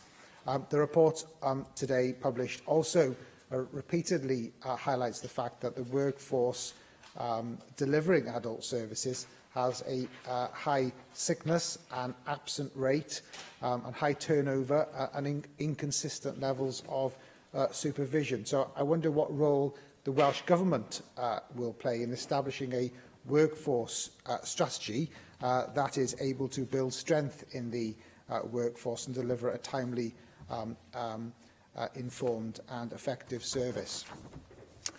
You have congratulated Mohammed Mayat in his appointment as the interim chief executive. It's my understanding he's the acting chief executive rather than the interim, if you could clarify that. But I have picked up myself very positive feedback on his appointment. You referred yourself to his track record in your statement. Are you confident that the new chief exec or acting chief exec is the correct appointment? And I perhaps would be useful to know as well what the recruitment process is, what involvement Welsh Government's role is in that recruitment process. And finally, do you recognise that in order to build capacity and to ensure that these improvements are lasting, that stability to the political landscape is important? And therefore, do you agree with me that the proposals in the Green Paper on the local government reform to preserve Powys as a single local authority on the same footprint as the Health Board contributes to the stability and gives that best possible chance for lasting improvements to be made? Cabinet Secretary. I'd like to thank the Conservative spokesperson for his kind words at the beginning of his contribution and also on his ingenuity at engineering local government reform into the final contribution of that speech. In terms, I'll start perhaps most easily by answering some of your final questions first. The Welsh Government does not have a role in appointing Chief Executive of Powys or any other authority. It's a matter for the authority to take those decisions. Clearly, the Welsh Government stands ready to assist and to support, but it is right and proper that local government itself takes those decisions, and the appointment of Mohammed Mehmet was made by Powys County Council in line with their procedures, and I welcome the appointment. I have absolute confidence in him and his ability to lead the professional workforce in Powys County Council and to deliver the professional leadership that is required in order to restore the council to where we all wish it to be in the future. In terms of the role of Welsh Government, the Conservative spokesperson has, their Deputy Presiding Officer, asked a number of questions which refer to the potential role of the Welsh Government in terms of workforce strategy and delivering against a series of interventions. Let me say this. One of the, what I think one of the positives looking at the interventions that have been delivered to Powys and with the support of Powys has been that this has been very much led by people who have experience of and are rooted in the delivery of social services and also local government. This is local government sustaining and supporting local government. And I hope that we will be able to put in place over the next few years more structures which will enable local government to sustain and support local government services. I hope the days of interventions from Welsh Government will soon be at an end, in fact. I hope that we will be able to put in place structures and means and processes by which local government will be taking responsibility for the improvement services delivered to and by and for local government. That is how it should be. It's right and proper that local government has those structures in place, and certainly Welsh Government will seek to do all it can to provide the help and support required to reach that point. The Conservative members asked a number of questions on how we will measure improvements and the high level of intervention required in order to deliver on our targets and objectives.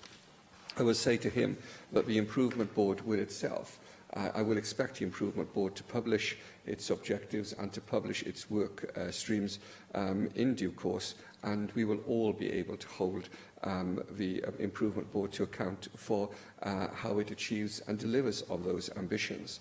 But let me also say this, and like him, I've read the report on adult services, which was published at lunchtime today. We see the failings there, we recognise the failings, but we also recognise what has been said about the service delivery there. And the point that was made by Russell George in his contribution about staff and workforce morale, I believe is absolutely central to everything else we're seeking to achieve here.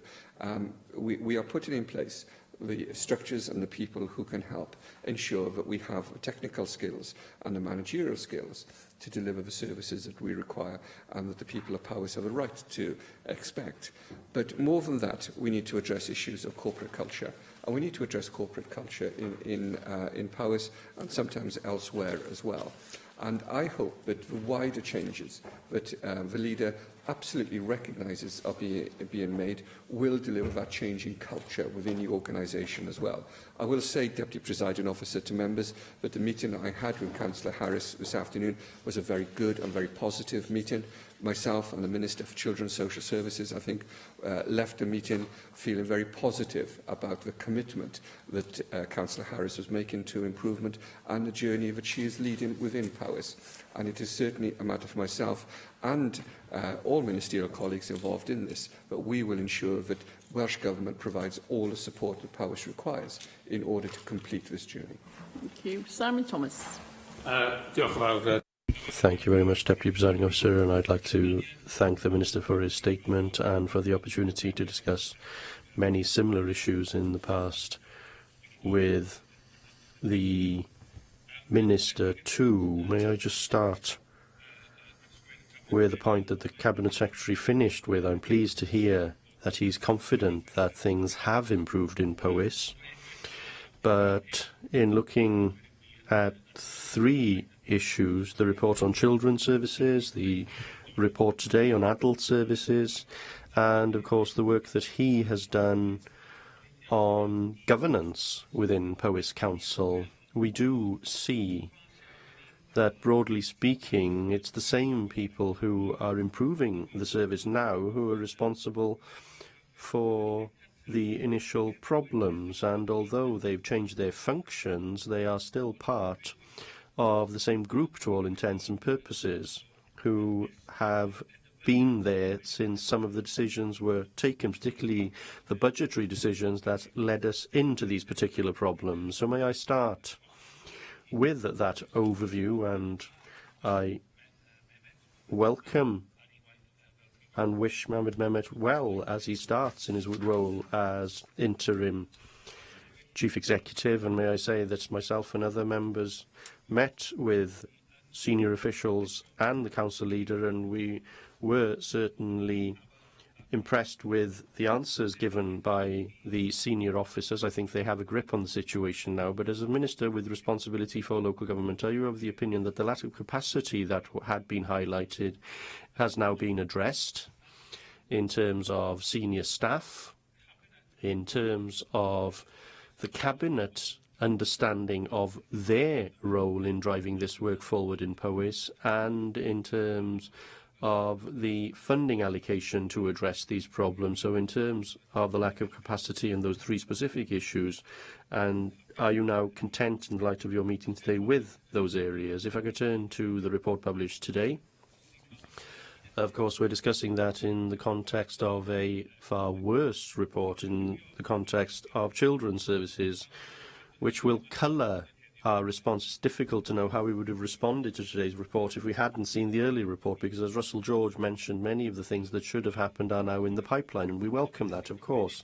But one of the things that both reports have in common is a lack of understanding, and not just a lack of understanding, but the absence of any understanding of the Social Services and Wellbeing Act. And are you of the opinion that the training is now in place in order to ensure that every officer in Powys who has responsibilities under that Act is now getting that necessary training? And the second thing that both reports have in common is the staff turnover, staff moving, and churn, a lack of continuity in terms of staff. It's been suggested to me that the more stringent regime has driven some staff to decide that they want to leave the service, but it's still staff turnover, and staff do need to understand the situation in Powys and to be clear about their responsibilities. So what's responsible about this lack of understanding? Is it the natural turnover of staff, the natural churn? Is it the nature of Powys as a rural authority? Is it the fact that they are dealing with cross-border issues in England too? Are you now content that that issue has been addressed, particularly in relation to training? One of the other things that emerges from the report today is that deferred care for adults is having an impact on broader services in hospitals and care specifically. So I would like to know whether you have more to say about tackling that particular issue too. And finally, one of the things that I think has brought us to the situation in Powys is the political culture that's existed in the council in the past, a lack of challenge, a problem in terms of sharing information, a lack of transparency among some senior cabinet members. Now, that may be changing. I am aware that some political groups are now more eager to hold people to account, and in that context, are you of the view that the council itself is giving sufficient support and training and support in the broader sense to the opposition parties and to individual councillors, so that they can hold the current cabinet to account and that they have the necessary tools to understand those problems and to be part of the solution to those problems too? I'm grateful to the member for the way that he has given his contribution this afternoon, a very constructive and positive contribution, and I very much hope that there is agreement across the chamber that we do need, when we deal with some of these issues in Powys, to have that kind of approach. Now, you've asked several questions, and unfortunately I think I'm going to answer most of them in the same way. Yes, the situation has improved, and there is improvement happening in Powys, but that doesn't mean that we can step back and think that we've reached the kind of ambition and objectives that Russell George suggested in his contribution. So I agree with you that we need an overview of the situation in Powys. So not just looking at children's services or adult services or governance alone and individually. We need to look across those services and the reports and the analyses that have been made. I'm not sure that I agree that there's, in your words, the same people who cause the problems are the ones who are trying to solve them. We have seen new appointments, as I suggested in my statement, and I do hope that they will be able to change the way that the council is run and the style and culture that you have mentioned about. You talked about the culture in the council, and I agree with you on that. I think we do need to change not just the way that people are working, but how they work as well. And that means that we need a change of culture. And I believe that all members in the Chamber acknowledge that that takes time. It doesn't happen overnight. And also, we need to ensure in all parts of the Chamber that we do give some support to the leadership to enable them to do that, whilst at the same time ensuring that the appropriate tensions in terms of scrutiny and accountability still take place within the Council. And I do acknowledge that it's a balance that we can strike, but it's a difficult one to strike. I do think that there is capacity within the Council as it stands today, and that that's sufficient to enable the Council to meet the objectives that we've set for them. I do believe that they have the current capacity to do that. Of course, if we do find over the next few months that they require additional support, the Welsh Government is willing to ensure that they do receive the support that they need. And our objective is to enable Powys to improve Powys. Our objective is to ensure that Powys can move forward on this journey with our support, and to ensure that they have all of the resources that they need in order to do that. I agree, and I do see that there is a lack of understanding sometimes. You've named the Social Services and Wellbeing Wales Act, and I agree with you on that. I do think that we need to go further than that sometimes as well, but we also need to ensure that people do receive the training that they need to enable them to do the work that we're asking them to do. And I'm confident that that can happen and that that is going to happen. You asked about staff turnover and morale amongst the workforce in Powys and in the social services workforce specifically. I acknowledge the point that you make. It's not for me to give my opinion on the nature of Powys as a council that serves a rural region. I wouldn't agree that there is a problem in that regard.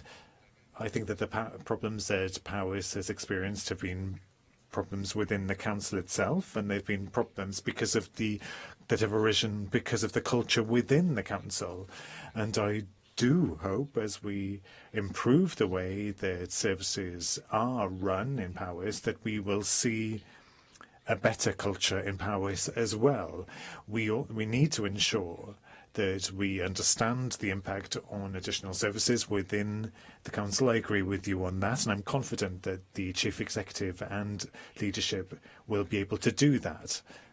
And to conclude, the political culture in Powys has been a very Powys-esque one over the years, and all of us who have represented the county in this place and those who represent the county today understand that.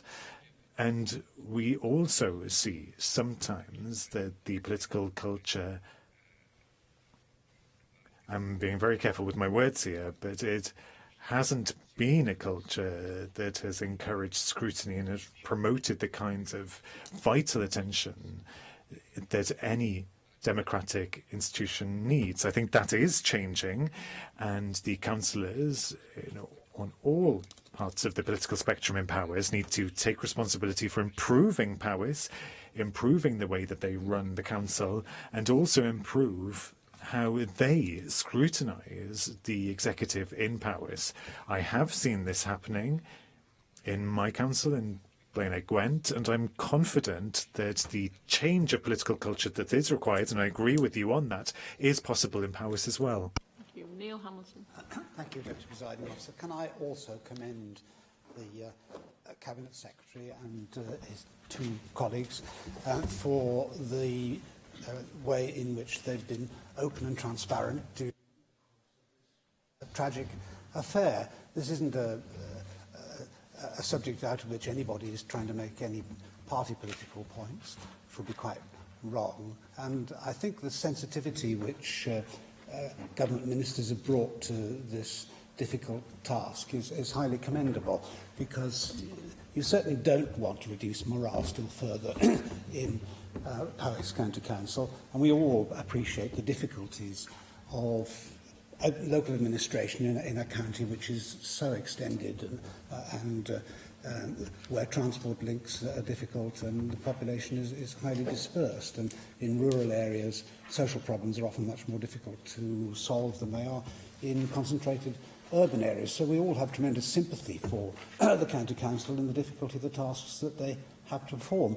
But ultimately, as in all these kinds of cases, it's down to a failure of leadership.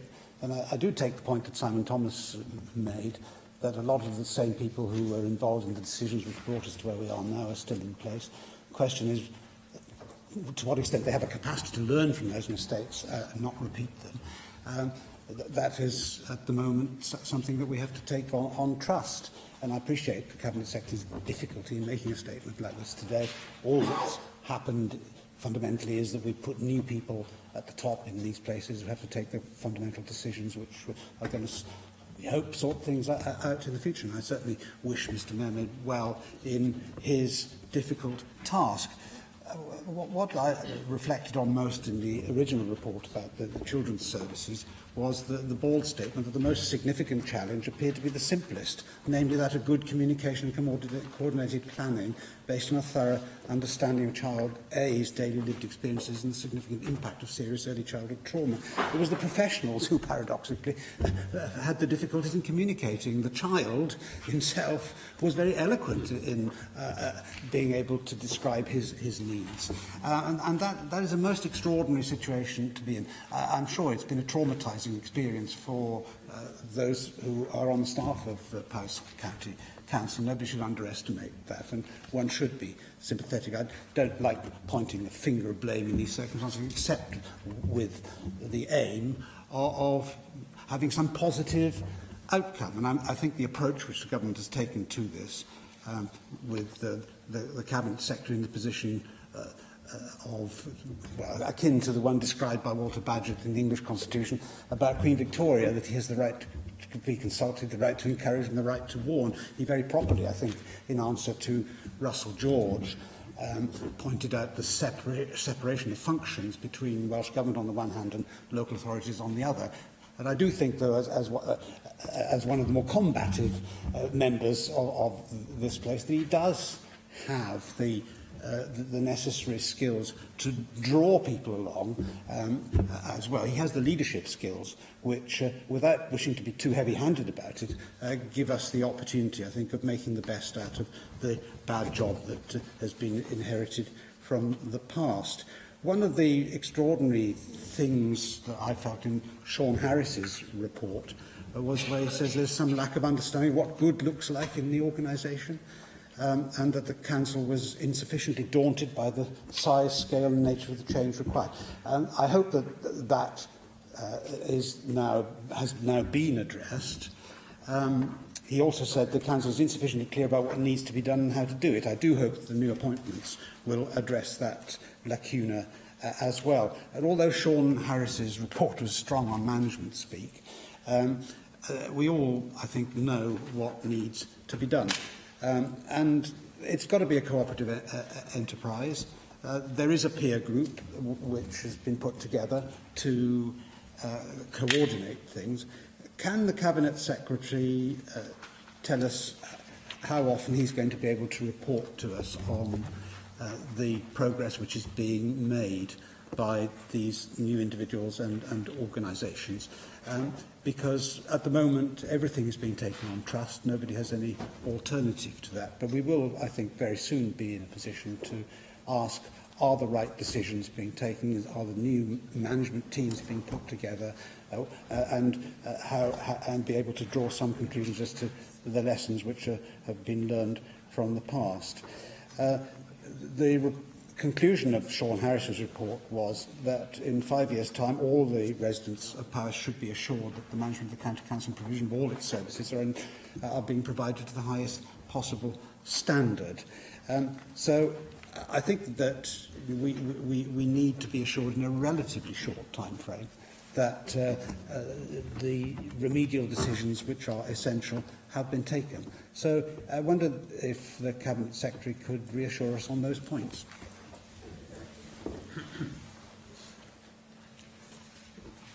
Deputy Presiding Officer, I'm grateful to the Leader of UKIP for his kind remarks and the tone at which he's addressed the Chamber this afternoon.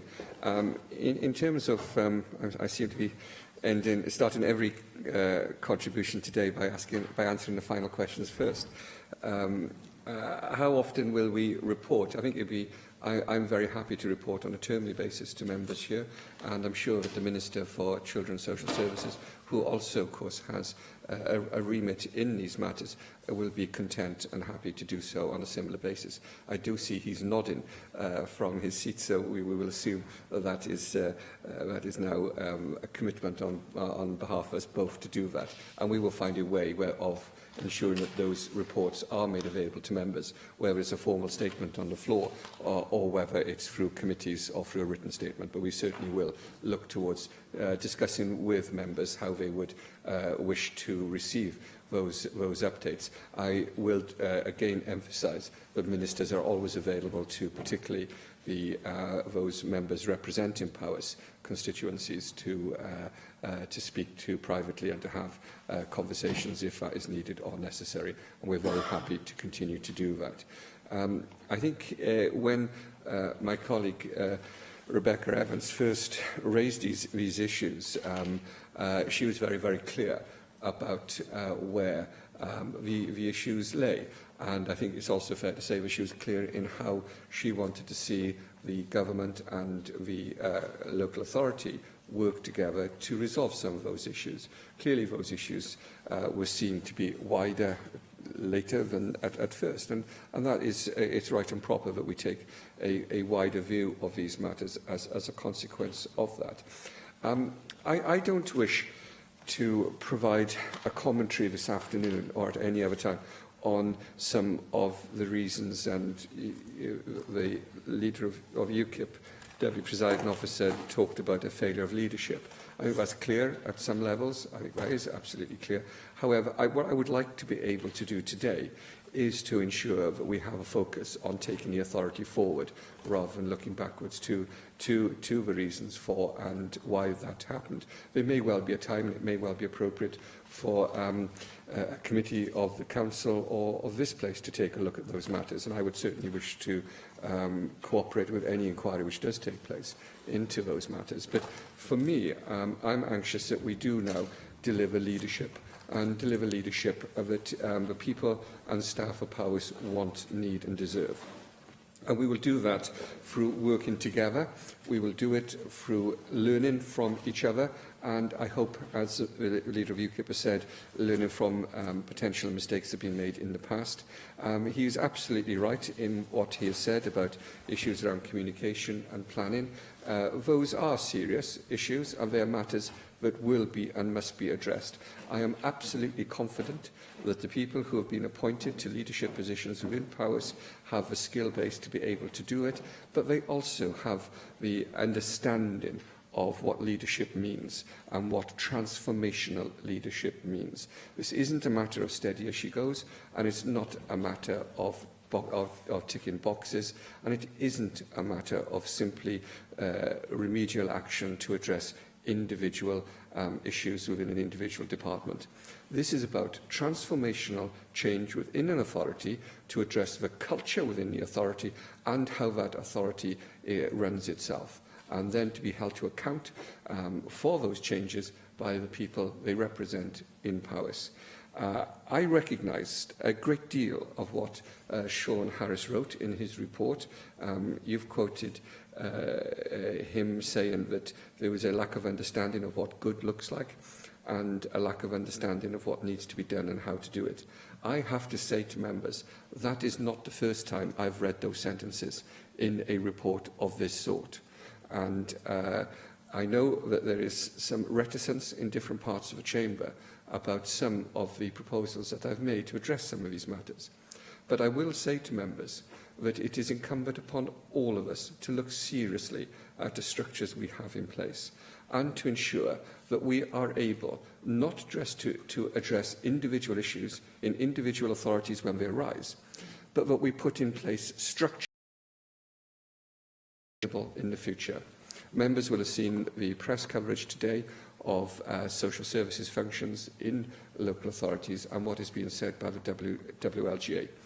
I will say here that I agree with the comments made by the WLGA today. I do not believe that the structures we have in place are sustainable for the future. I've made that very, very clear. It is for each individual party represented here to then consider their response to those challenges.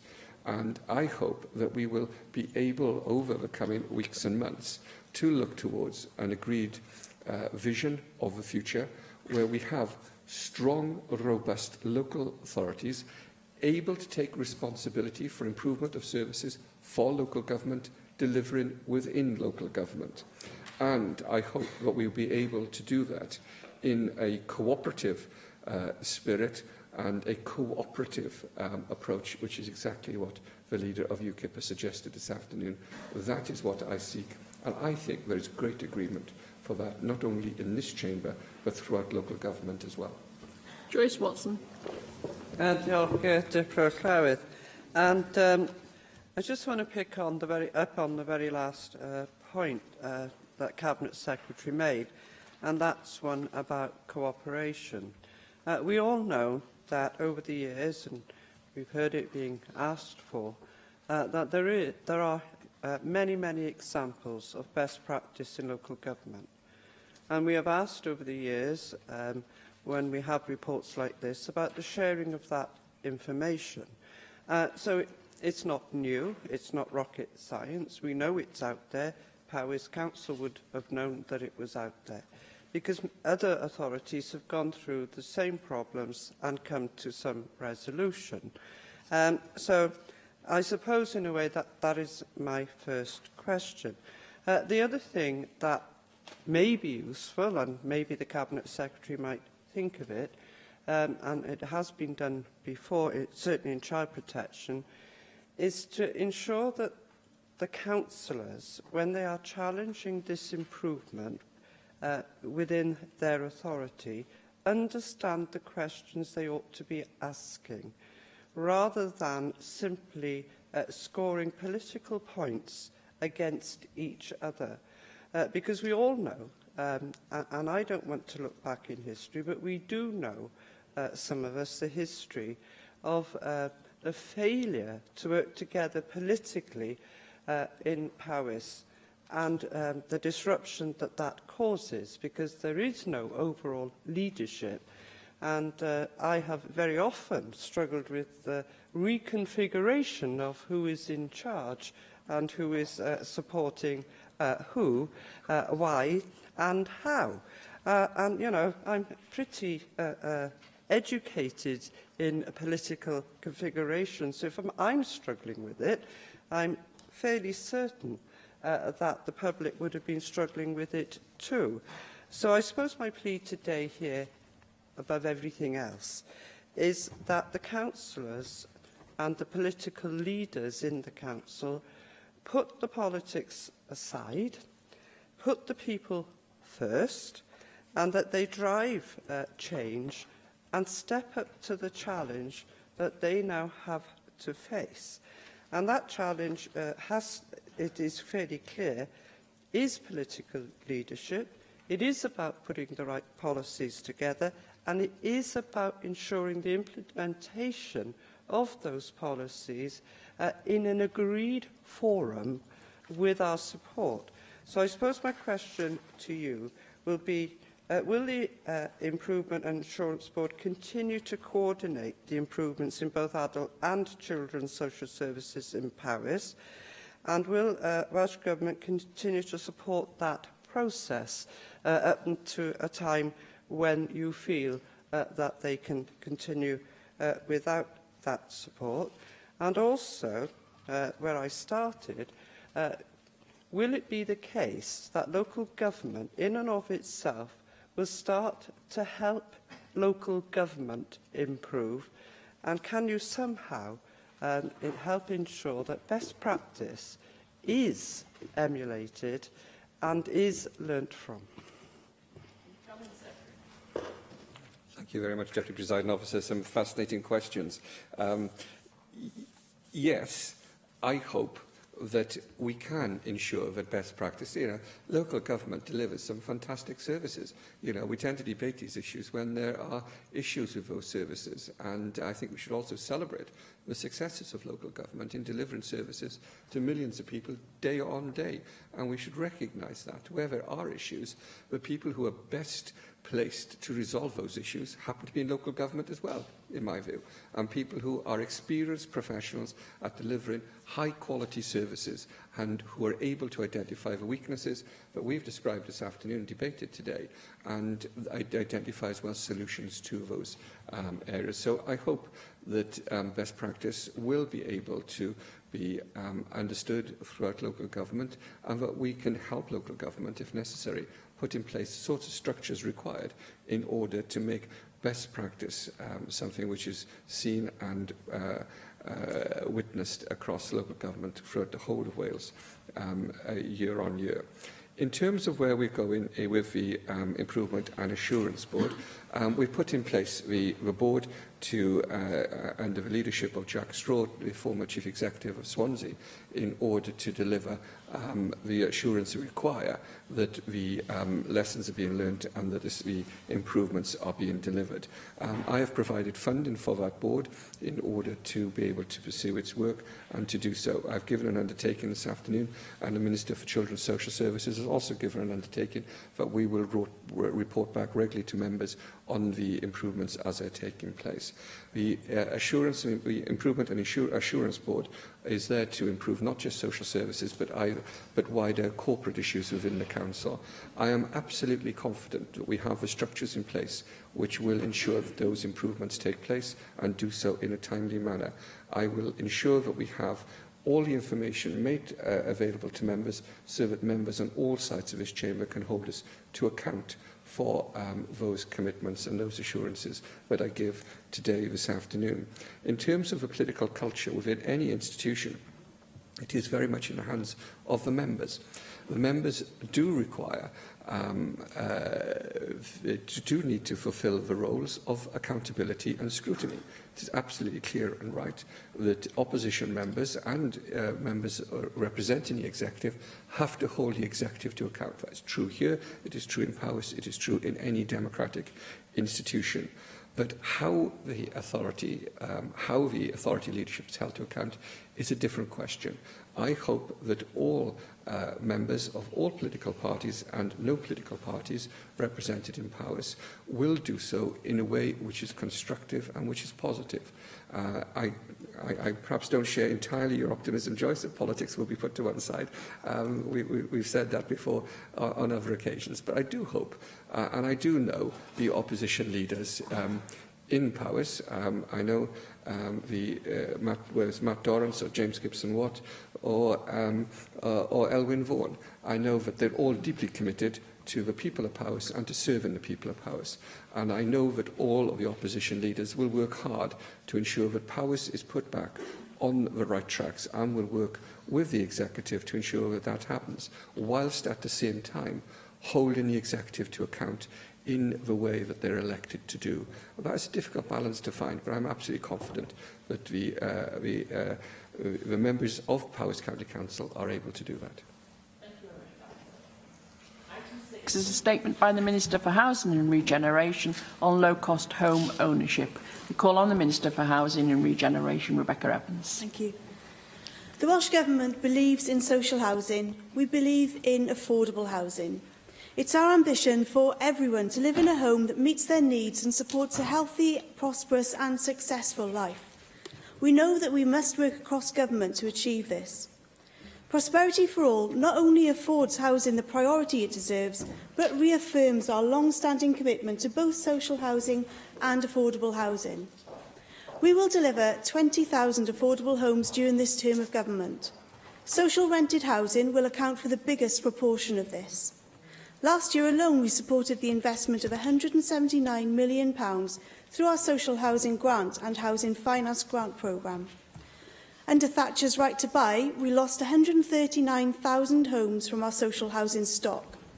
We have legislated to put a stop to that, preserving our social housing stock for those who need it most, and giving local authorities the confidence to build. And I want to work with them to build at scale and pace.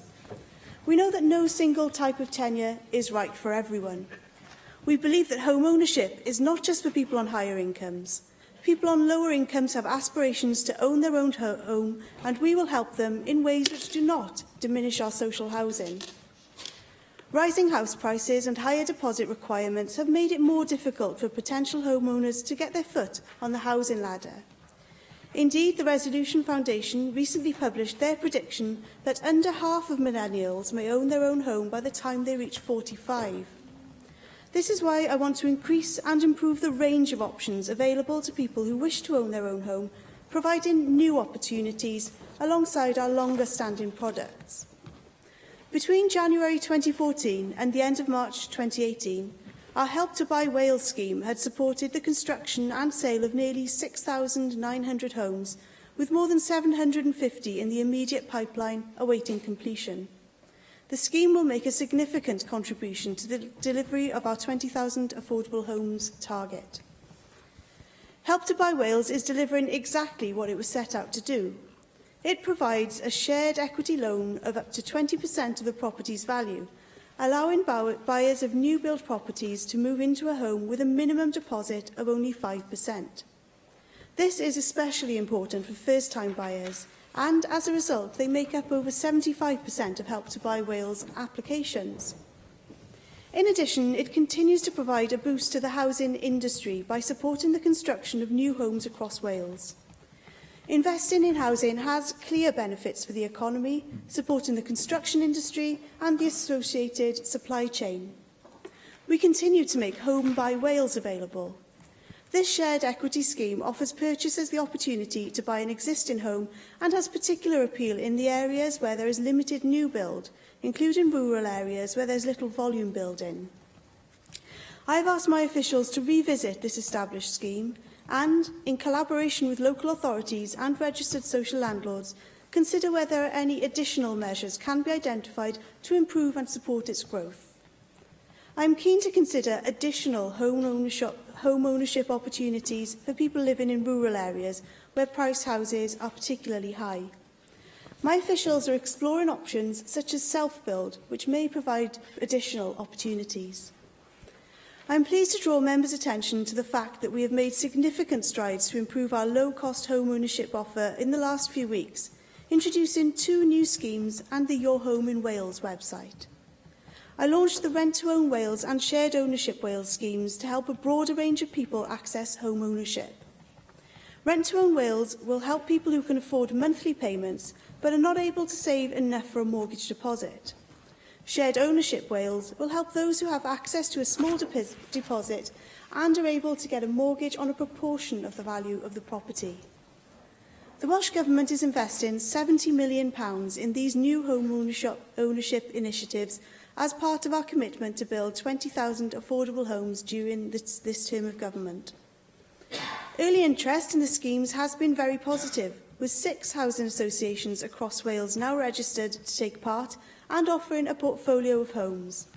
The focus will now be on improving the supply of homes across all local authority areas in Wales. The launch of these 2 new schemes represents an increase in the options available to support aspiring homeowners, including first-time buyers and young people hoping to stay in or return to their communities. Clear information is essential for people considering buying their own home, and I recognise that with a number of different options, there does need to be clarity about what's available. That's why I have launched Your Home in Wales website, which provides key information on all Welsh Government-funded home ownership schemes.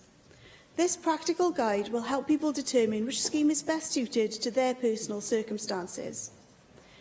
These schemes will all contribute to our ambitious target of delivering 20,000 affordable homes during the lifetime of this Assembly.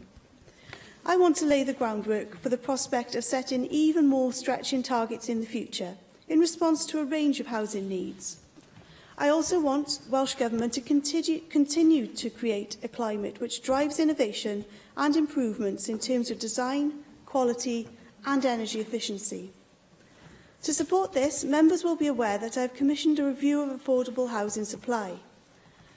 To ensure that the review is fair, transparent and robust, I am establishing an independent panel to oversee this work under Independent Chair Lynn Pamet. The review will need to balance the growing need for affordable homes against a backdrop of continuing pressures on the public expenditure available to support house building, and I look forward to providing detail as the review progresses.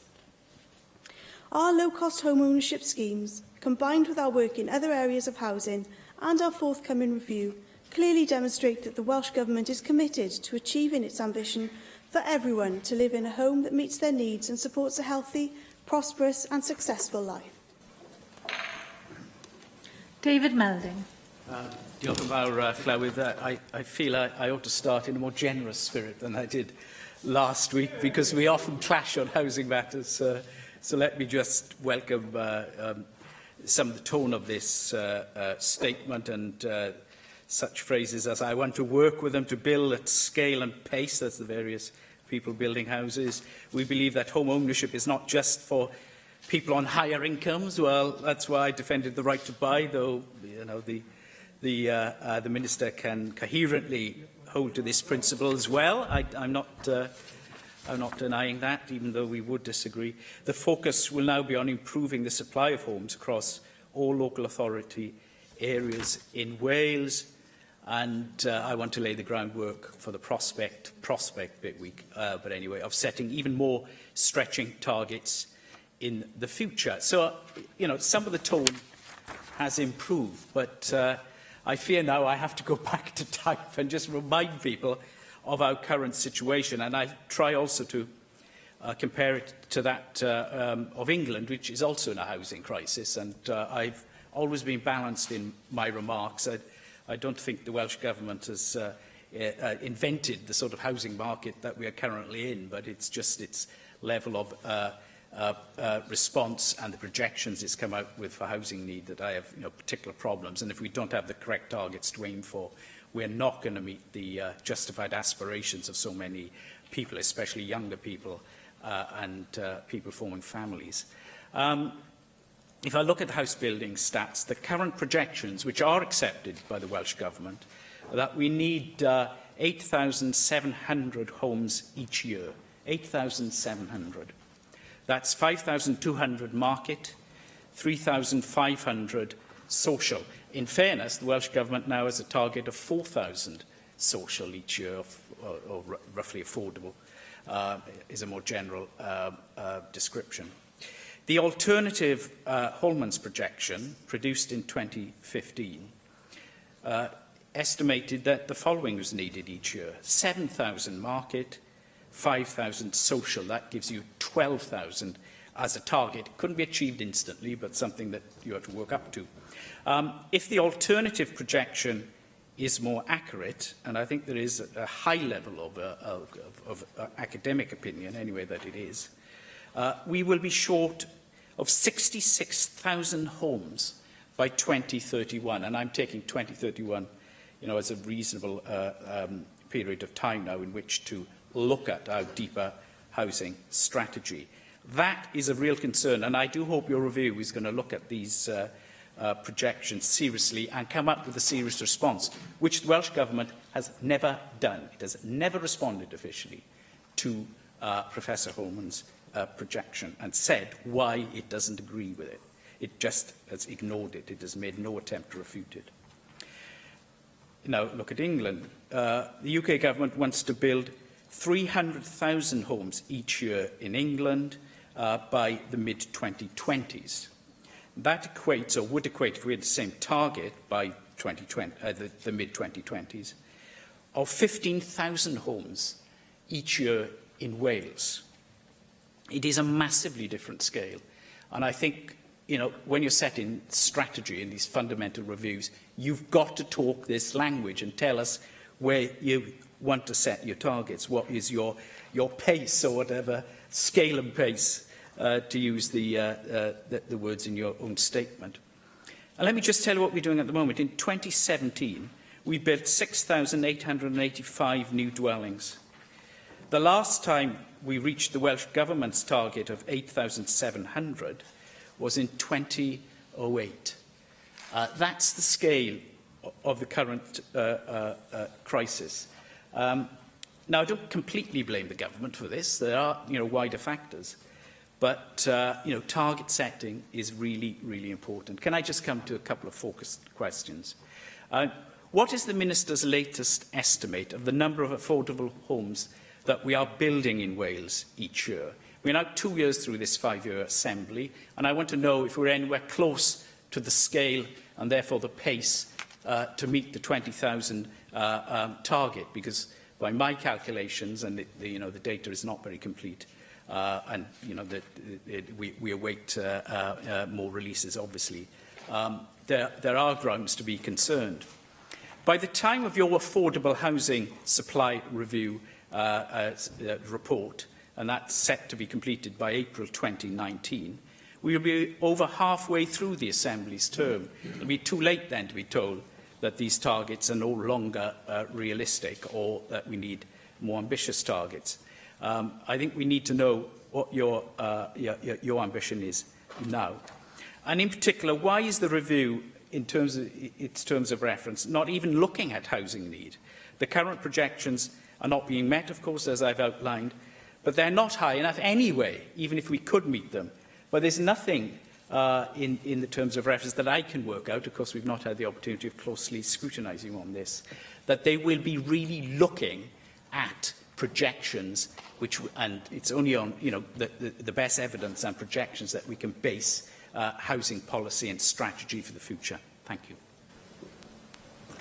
I thank you very much for those comments, and particularly welcome the way in which you opened the remarks in a positive sense, and I will certainly seek to move forward in that spirit as well. You mentioned that you were pleased to hear that I'm keen to work with local authorities, particularly to start building at scale and pace, and you would have heard me talk in the Chamber previously about the work that I'm doing to try and work with local authorities to increase the borrowing cap.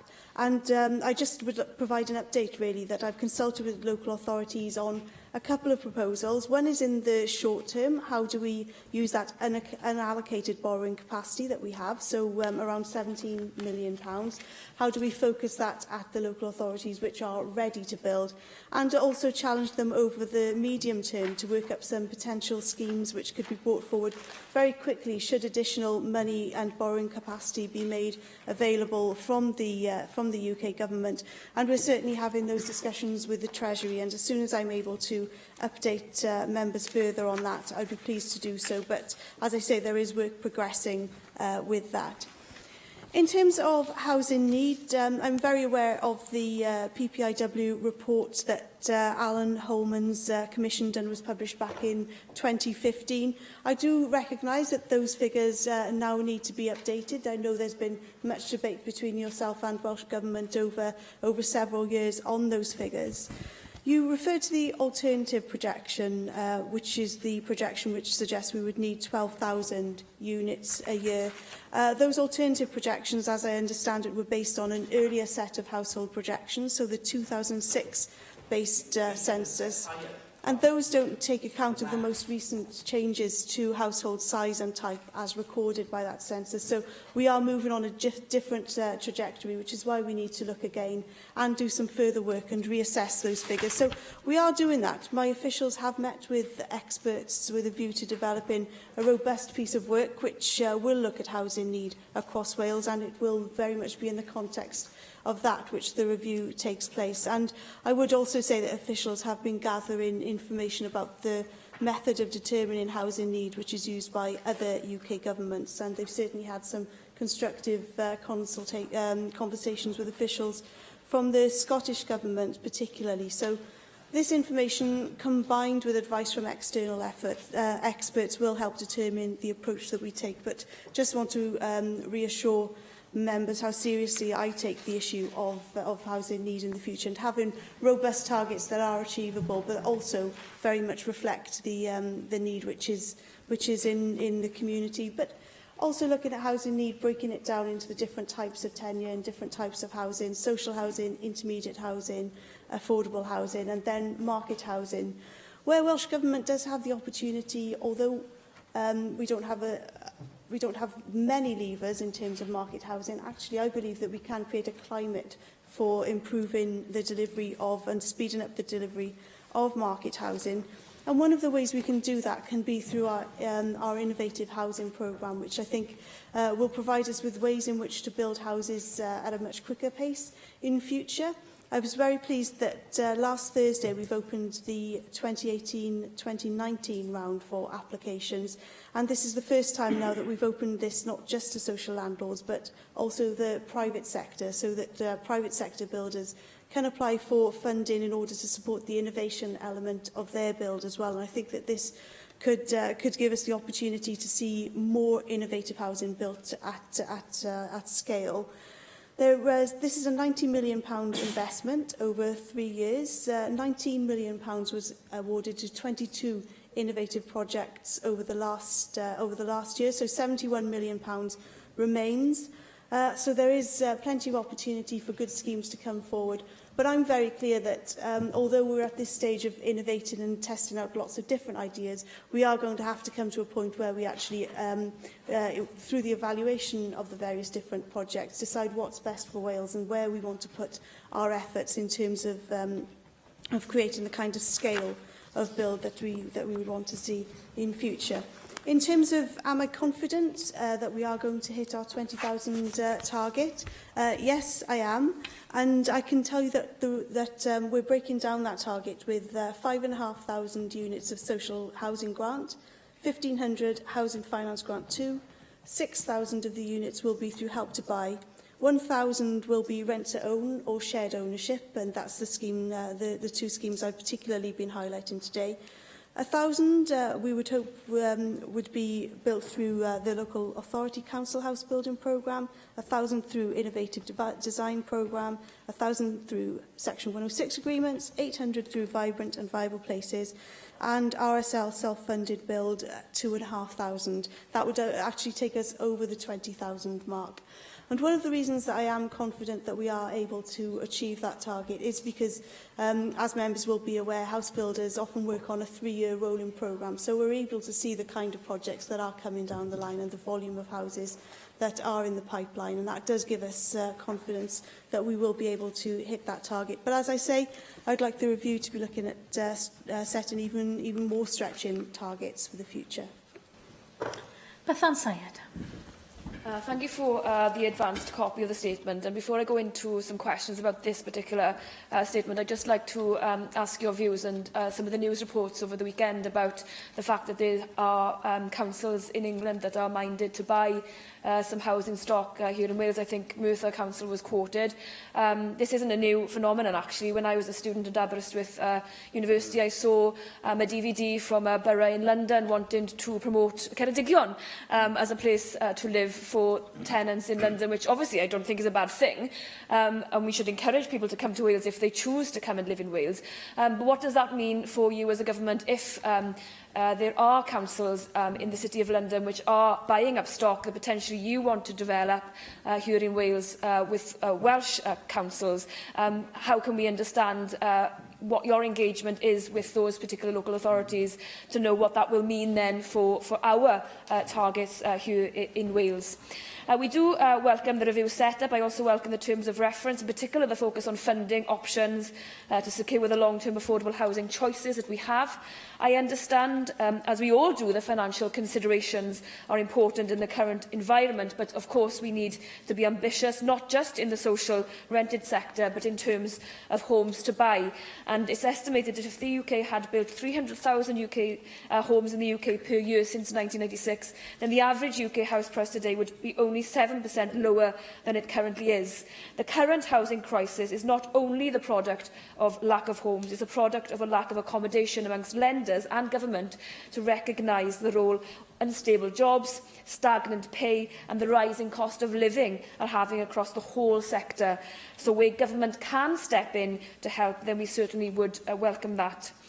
It's crucial, given the cost of housing and the rising cost of living, combined with stagnant wages, that there is real support for people trying to obtain an affordable home. So I do welcome this website launch. It's important to have all of the help and information available in one place. We have been critical in the past of perhaps some piecemeal announcements and lots of information in lots of different places. So we are hopeful that this website will serve to alleviate that to a large extent. In terms of the 2 new schemes launched and other aspects of the review, I'd like to ask some specific questions. How much of the £70 million does the Welsh Government estimate it will recoup from the funding, particularly in relation to rent to own? Are you confident that the amount is enough? In terms of the other existing schemes, I feel it should be pointed out that Help to Buy isn't only a scheme for first-time buyers.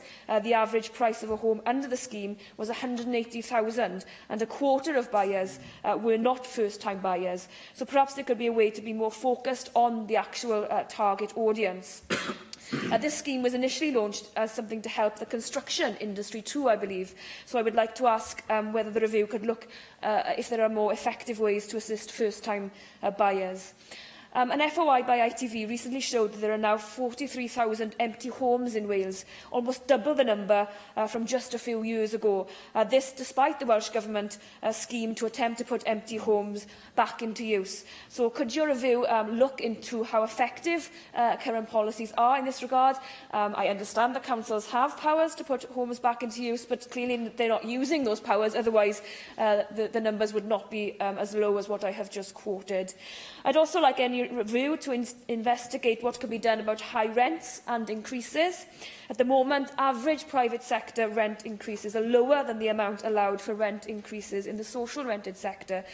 So this is something that needs to be looked at, along with other options. And finally, you mention rural communities and how you want to look at other innovative ways of encouraging rural communities to look at housing options. I would also like to say that we need to have more community involvement in communities, so that if they can identify potentially what is needed, be it language, be it specific characteristics that need to be potentially retained in those areas, quite often a controversial topic, but topics we need to address, then what will your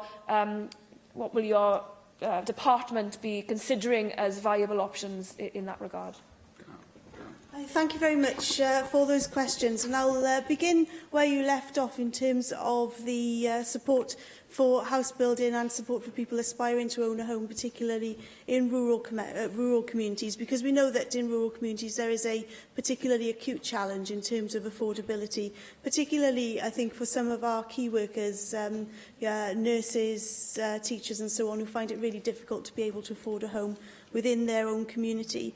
The role of our rural housing enablers is particularly important in terms of working alongside local authorities and with our housing associations in those rural communities in order to pinpoint the areas where we do need to be putting further investment and creating further opportunities for home building. I'm particularly keen to see what we can do about encouraging self-build, and I've asked officials to provide me with some advice on this. It's something actually which could be beneficial for all kinds of communities, but I think in rural communities particularly it might be something that provides opportunities for people. And we've also established a rural strategic group, and that includes those rural housing enablers, housing associations, local authorities, Community Housing Cymru and the WLGA, and they're a group which meets now quarterly in order to advise Welsh Government, but also to test ideas and share good practice as well.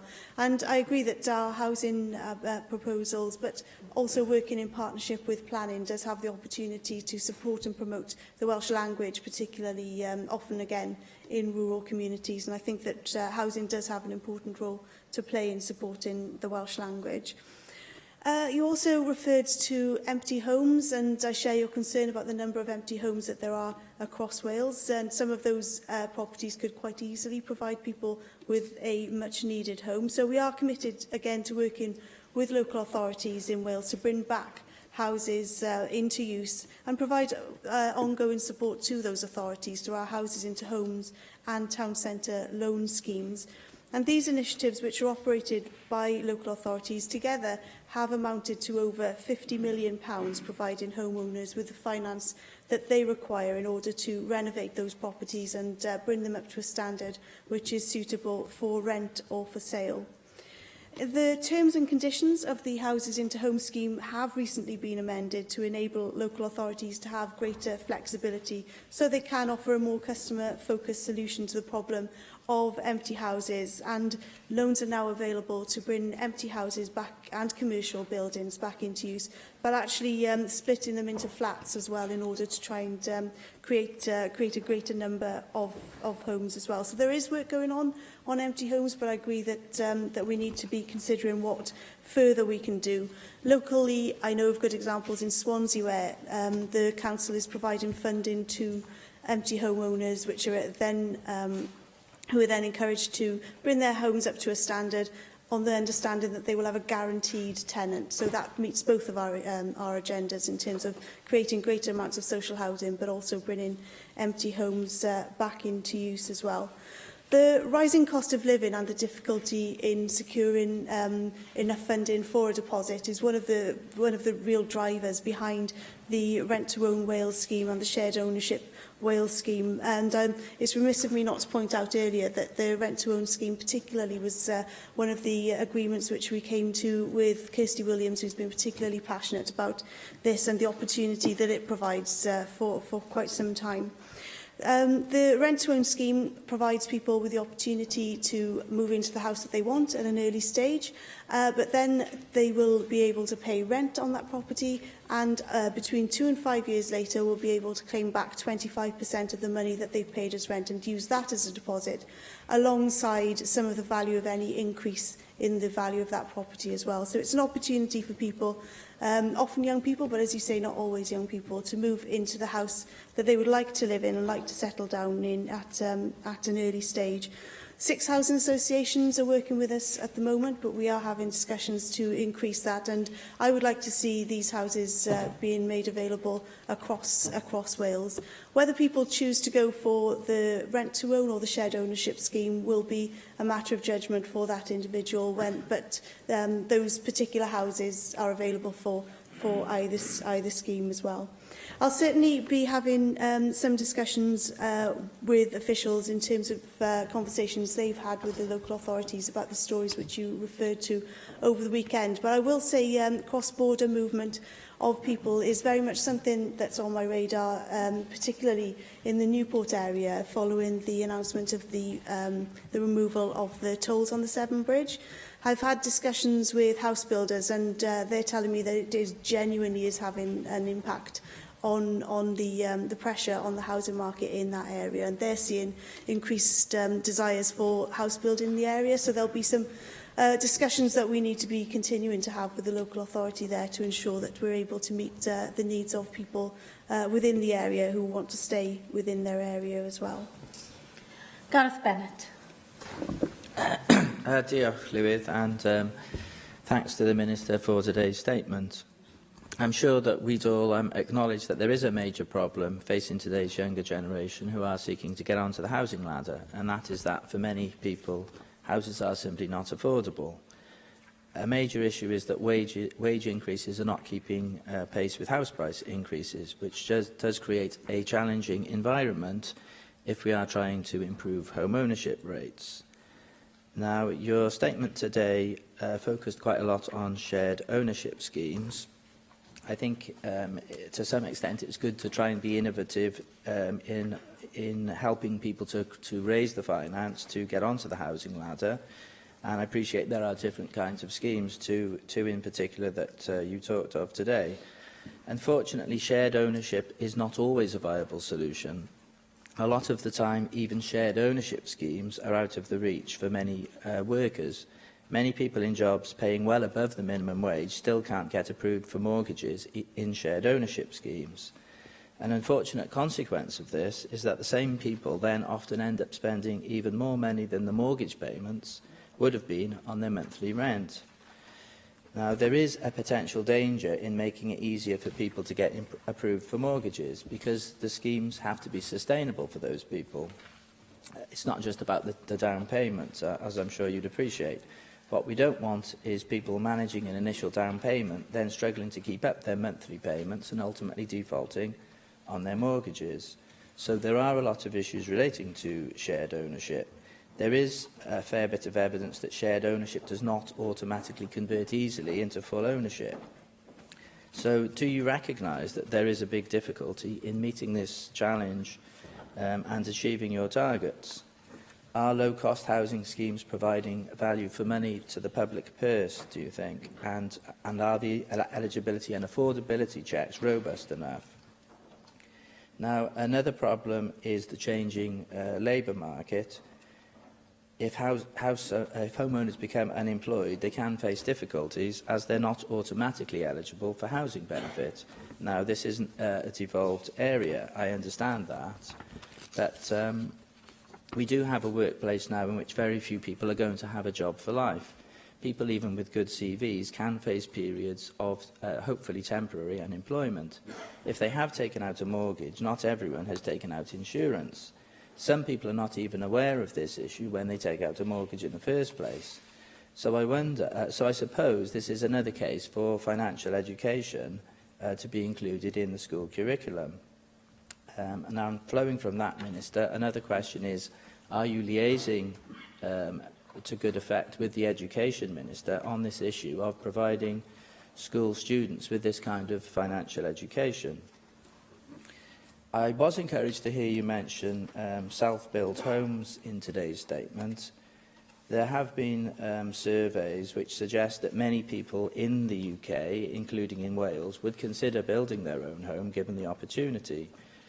There was recently on one of the UK's leading plot-finding websites currently wanted adverts for self-built homes in Wales. We do have a much lower rate of self-building in the UK generally than many other European countries. On the important issue of finance, lenders tend generally to perceive self-build loans as a higher risk, and I don't believe there's currently any Welsh Government grant available to people who want to do self-build. I appreciate that you say you're looking at this now, so this is something you are peering into. Also, I know that the Welsh Government did relax some planning requirements to enable the development of Lammas, which was a rural eco-village in North Pembrokeshire. So there has been some flexibility displayed in this field in the past.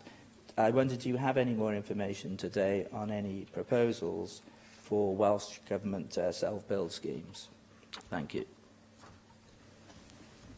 Thank you very much for those questions. And I'd begin by reflecting on your comments about wage increases and how difficult some people find it in order to get on the housing ladder. Our schemes today do make that easier, but I agree it's not for everybody. So there will be an important focus from Welsh Government on ensuring that actually we have a healthy housing sector right across the piece. And I would start by saying that this involves work with the private rented sector particularly. So you'll be aware that we already have Rent Spot Wales up and running, and that's providing assurance that those people who are renting homes to people are sufficiently licensed and have the information that they need in order to be good landlords. And I've also committed to very shortly be introducing legislation in order to ban fees charged to tenants by letting agents, and also committed to working with the sector in order to continue to drive up standards. And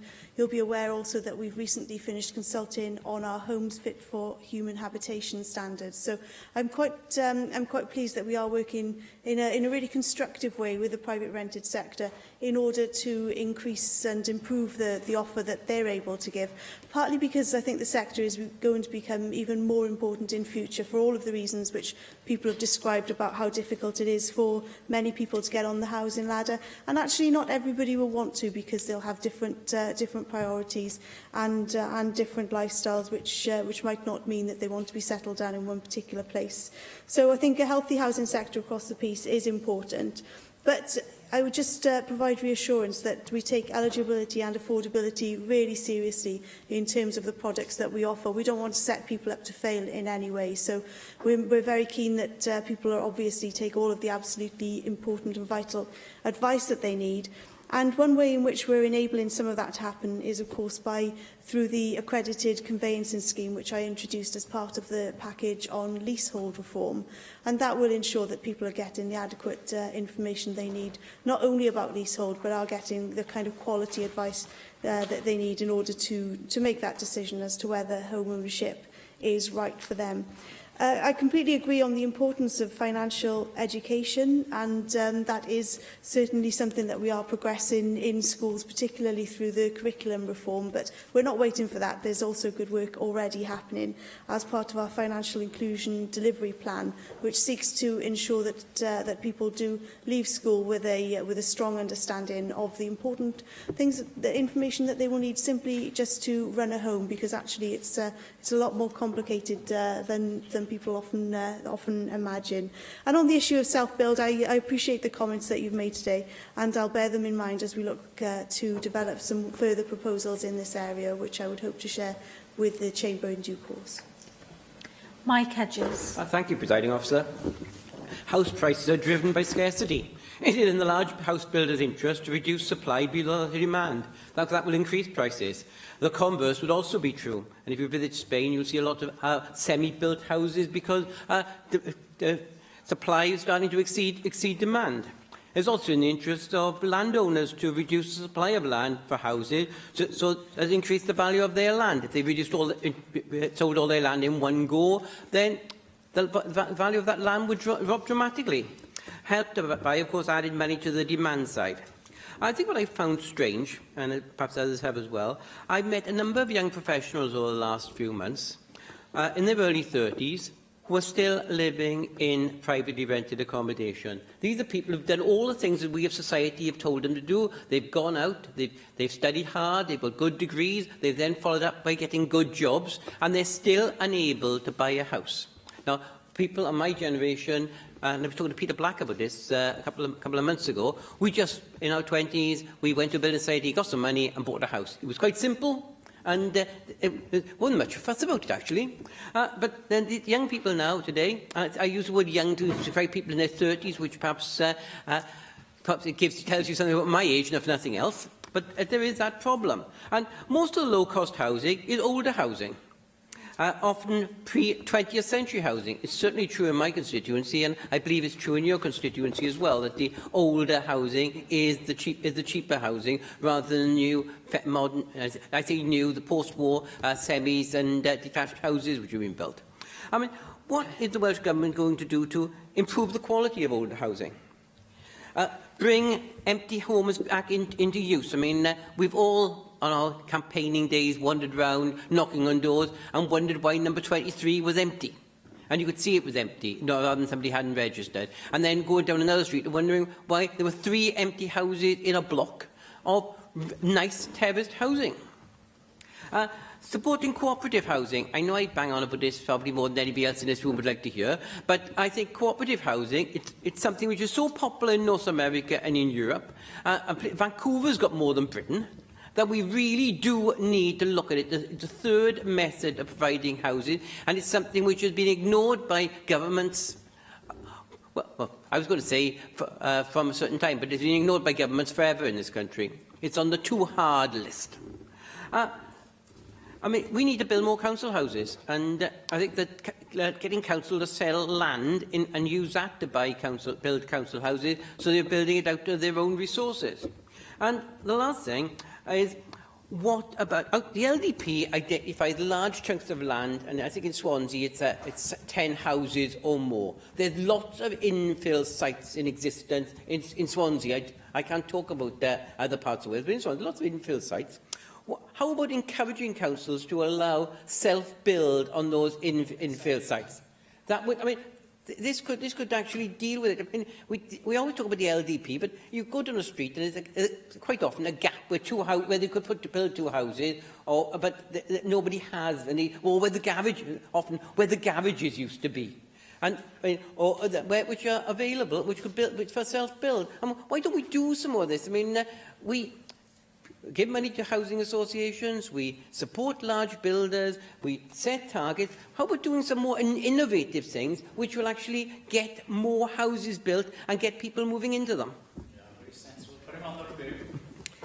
Thank you very, very much for those comments. And I particularly would begin by saying that I share your interest in cooperative housing and seeing what further we could do there, because in the time I've been in post, I've been able to see, well, one particularly stands out in my mind, the example of the cooperative housing which we've supported in Carmarthen.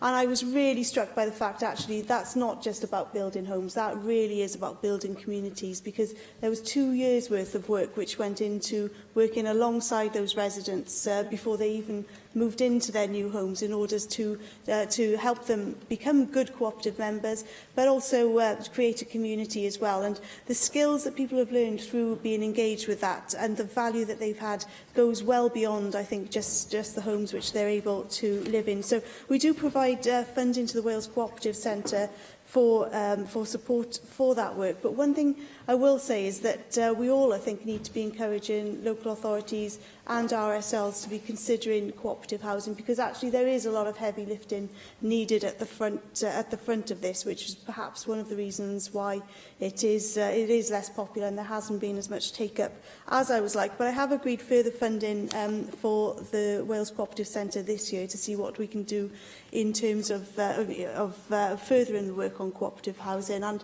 I understand that there are discussions with at least 25 interested parties at the moment. So I would hope that this is an area where we can see some growth in future, just sheerly because of that added value that you get when you do undertake cooperative house building. Land for housing is another area where I do recognise that there is a lot of pressure, so I'm keen to see what more we can do about utilising Welsh Government land, which I know can play a really important part in the provision of housing in Wales. A number of significant Welsh Government-owned sites have already been brought forward for housing delivery, and I'm in close contact with Ken Skates and his department, looking at the land which Welsh Government owns and whether we can bring it forward for use by RSLs, particularly, potentially offering it to them at a market rate, but without having to put it on the market, for example. So looking at innovative ways in which we can support land for RSLs in particular. We do have a land for housing scheme, and that is a loan scheme which enables RSLs to purchase land to support the delivery of affordable and/or market homes. And that scheme has already invested £42 million to date, and that's going to facilitate the delivery of over 2,800 homes, 85% of which will be affordable homes. And we're also looking much further afield than Welsh Government-owned land, so land owned across the public sector, because that can be really key to the delivery of further affordable homes in future. And affordable homes have actually been delivered on land made available by the public sector during the last year to the number of 689. So it is something that is happening, although I accept that it's something that we need to be looking at scaling up as well. You mentioned, of course, the land sitting vacant, and you'll be aware of the proposals for the vacant land tax. I think that's a positive way in which to stimulate and encourage house building in future and prevent people and organisations sitting on land which isn't going to be used for the purpose for which we understand it. I think small and medium-sized enterprises also have an important role to play in terms of building on those small parcels of land, land which would not be attractive to larger builders but could be attractive to small builders or to self-build. So we're working really closely with the Federation of Master Builders, the Builders Merchants Federation and Welsh Builders Merchants in promoting a wide range of schemes that we already provide, and we're also working through the House Builder Engagement Programme, which also includes representatives on there of small private developers, including SMEs, to understand the barriers that they're facing to tackling barriers that they're facing to building more housing and what we can do in order to tackle that. And I met the House Builder Engagement Programme alongside Ken Skates and Leslie Griffiths just in the last couple of weeks to understand further the barriers that there are, particularly around planning in terms of building those smaller schemes as well. So I think there's clearly a lot happening, but I appreciate there's lots more to do. Improving the quality of existing homes is something that's of concern to me.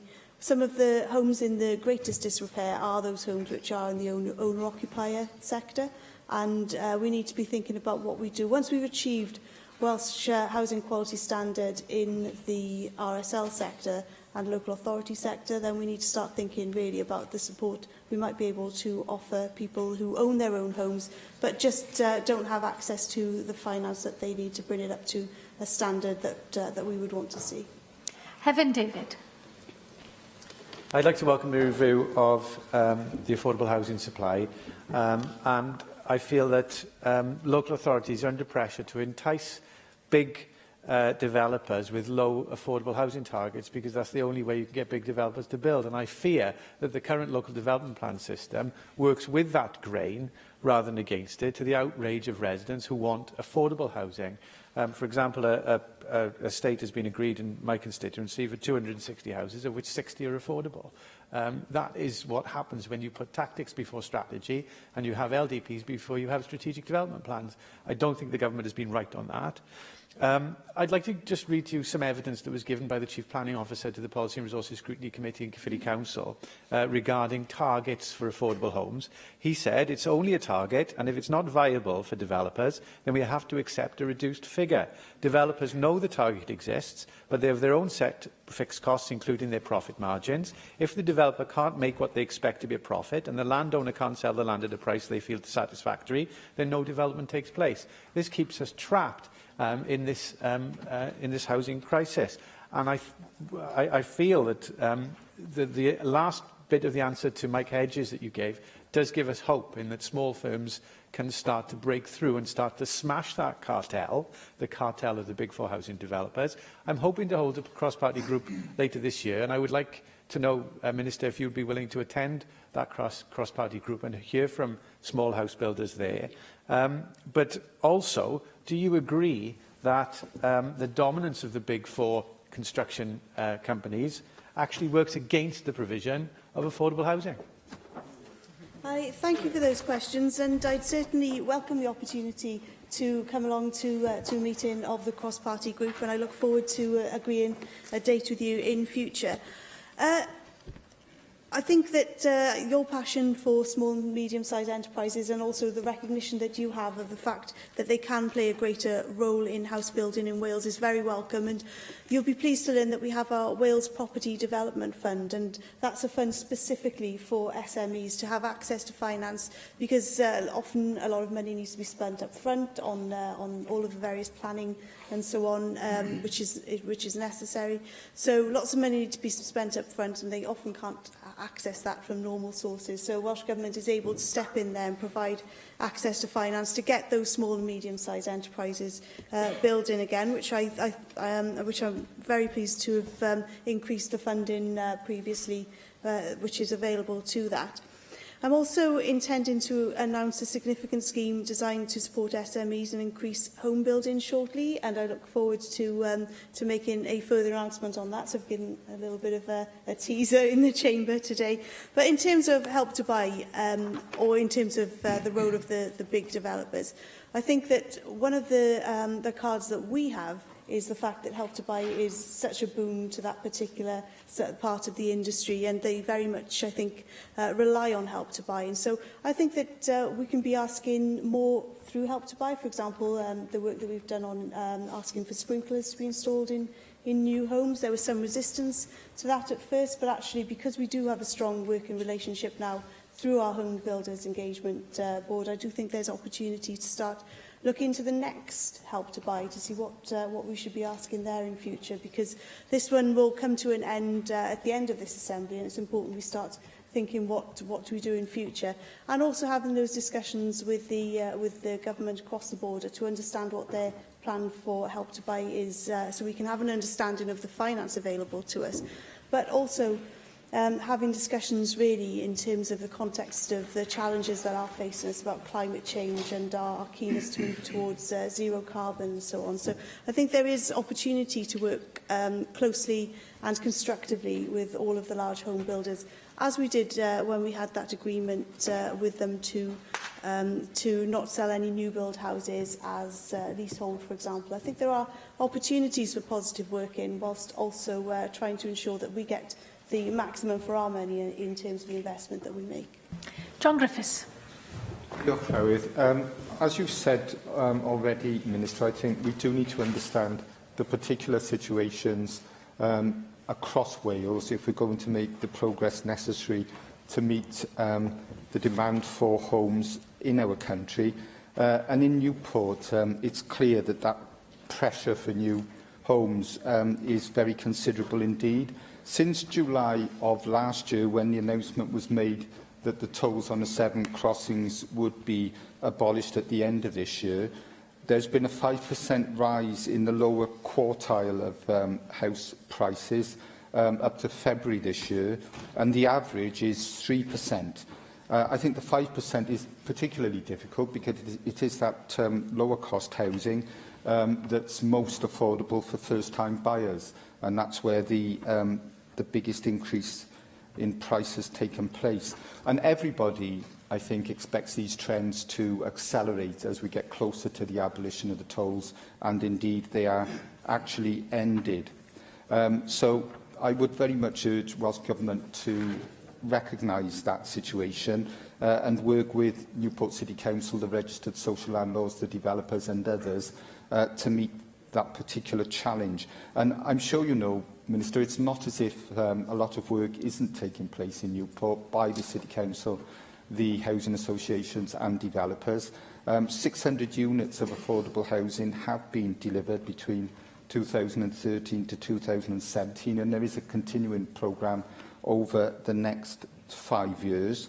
As Hefin David said, viability is stated as an issue by the big housing companies when it comes to meeting affordable housing proportions that are expected, and you know the power that they have is a real problem as far as that's concerned, and we would like to see that addressed. Help to Buy has been particularly significant in Newport, and indeed since 2014 1,248 homes have been purchased with the help of that scheme, and that's nearly a fifth of the Wales total. So obviously that is particularly significant, and I would ask that you look at how that scheme will be taken forward in the future with regard to the particular challenges of Newport and how it's helped meet those particular issues. Could I just end, Minister, by saying that, you know, in view of all of those challenges, yes, Help to Buy has a big role to play. Affordable housing as part of big schemes and viability issues are very significant. But I would agree very much with what others have said, that we need to be innovative beyond that. You know, self-build actually has quite a significant history in Newport, in places like Llanfachus and Penhow in my constituency, for example, and there is real interest in self-build. So it's not just for rural areas, as you, in fact, you said earlier. It's obviously applicable in urban areas as well. We do have a lot of empty properties, and I wonder what might be done to force those empty properties to be brought back into use, subject to, you know, the appropriate level of support to be put in place to enable that. Nonetheless, if that opportunity isn't then taken, what might be put in place to enforce the bringing back of those properties into constructive use. And finally, cooperatives. We've had a recent example in Newport of cooperatives playing an interesting part in meeting demand, but I wonder whether you could look at expanding that again in the way that you mentioned earlier, building on what's already in place in Newport. Thank you very much for those questions. And I do very much recognise that the market in Newport is being impacted by the plans to scrap the tolls on the second Severn crossing, and I recognise that, and we're very alive to that in government, which is why I was so pleased to attend this week the launch of Melon Homes' vision for Newport and parts of Monmouthshire for the next 5 years. They intend to build 1,000 new homes, but also while they're doing that, trying to keep as much of the value as they possibly can within the community, which is why they're putting lots of focus on the work that they do in terms of employment and apprenticeships. And I was really pleased to meet up with some of their apprentices and understand the benefits and the opportunities that they're having as a result of the investment that Melon Homes is making in them. And so this is an opportunity for me to congratulate Melon Homes on being number 17 in the Sunday Times' best not-for-profit organisation to work for, and certainly speaking to those apprentices gave me a strong sense that they felt that they were very much being invested in, and that they were working in an organisation where they felt valued as part of that culture. And the organisation as well is really has a really strong focus on encouraging women within it, and they hope to promote or attract women to take on large numbers of their maintenance jobs as well. So moving women and providing opportunities for women in fields where they haven't always been available. So that's certainly very positive, and I look forward to those 1,000 homes coming forward in the Newport area. On cooperatives, I also think there's opportunities for cooperatives in future as we look to where we go beyond leasehold, because we've got the Law Commission review going on at the moment, which I wrote to Assembly members about earlier on today. But actually, I think that we could be looking at cooperative models for running blocks or even estates and so on in future. So I think there's plenty of potential for cooperatives to become much more to the fore in terms of how we deliver housing and those associated services in Wales as well. On the empty properties, I did outline in my response to Bethan Jenkins some of the schemes which we have, but I think there is an issue as well which I've asked officials to advise me on in discussion with officials from Ken Skate's department about compulsory purchases, because often it is a case that not only for housing but also in terms of high street regeneration, it is often the case that that owners either they can't be found in many cases, or that actually they're reluctant to let go of properties which are proving to be a blight on the high street, or which aren't being used to a purpose for social good. So I think that this is an area again which we can be making some inroads into, working across government. Diolch i'r Thank you, Minister. The next item is a statement by the Cabinet Secretary for Education on digital skills and coding, and I call on the Cabinet Secretary to make the statement. Kirsty Williams. A vital part, Presiding Officer, of our national mission is to equip all learners with high-level digital skills that ensure that our young people are digitally competent to become enterprising, creative and critical thinkers. I know that this is an area of interest to many members, so I thought it would be helpful today to outline progress made. Our National Education Action Plan sets out how the school system will implement the new curriculum with a focus on leadership, professional learning and excellence and equity at the heart of a self-improving system. The Digital Competence Framework, the DCF, aimed at embedding digital skills, was made available in September 2016 as the first element of our new curriculum. Digital competence will form one of the 3 cross-curricular responsibilities alongside literacy and numeracy within the new curriculum. That in itself is a clear signal of the importance that I and the Welsh Government attach to this important area. A range of tools are available on our learning platforms, Hub and Learning Wales, to help schools implement the DCF, plan their provision and to develop a digital vision. And Digital Pioneer Schools are actively supporting schools across Wales to implement and develop the materials hosted on Hub. To enable schools to be fully embedded in the DCF, regional consortia are undertaking detailed work to configure digital professional learning to the new professional standards, national professional learning models and the Leadership Academy's endorsement requirements to develop a national digital professional learning framework for all schools. This new framework will support teachers and leaders develop effective, sustainable digital learning experiences for pupils, equipping them with the necessary knowledge and skills to work in an increasingly digital society.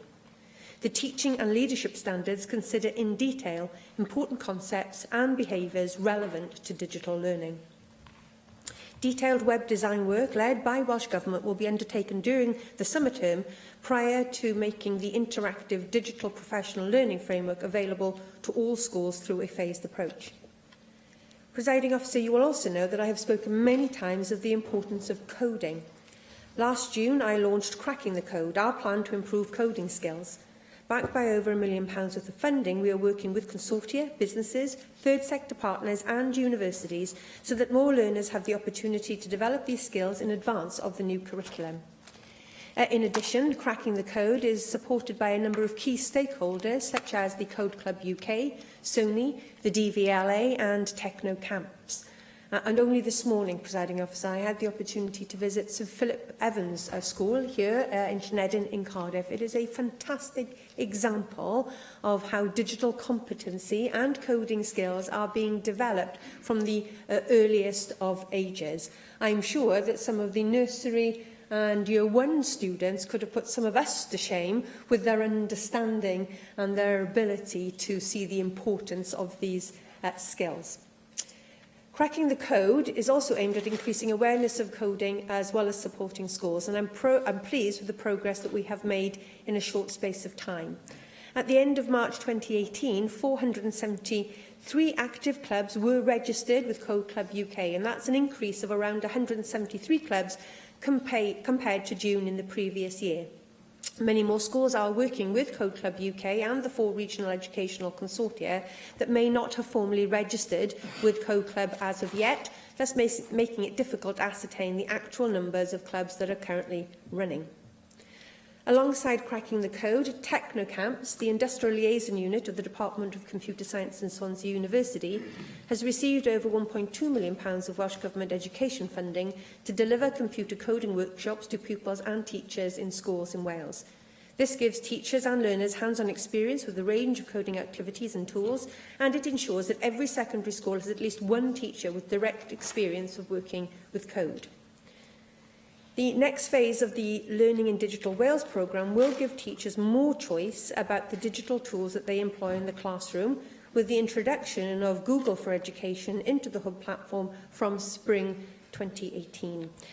Building upon the existing set of tools available, including Microsoft Office 365 and Just Too Easy, teachers will be able to choose from a wide range of tools, such as Google Classroom, facilitating powerful class collaboration and device management for Chromebooks. Members will be aware that prioritising schools' access to superfast broadband was a key part of the progressive agreement which brought me into this government. Together, we must ensure that every school has access to superfast broadband, and our infrastructure must meet our ambition.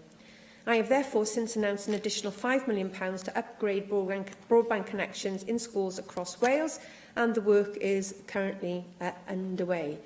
There are a small number of schools where issues around broadband capacity continue to frustrate. All but one of those schools' orders have been placed with internet providers, infrastructure providers, and we continue to work with all schools to find solutions.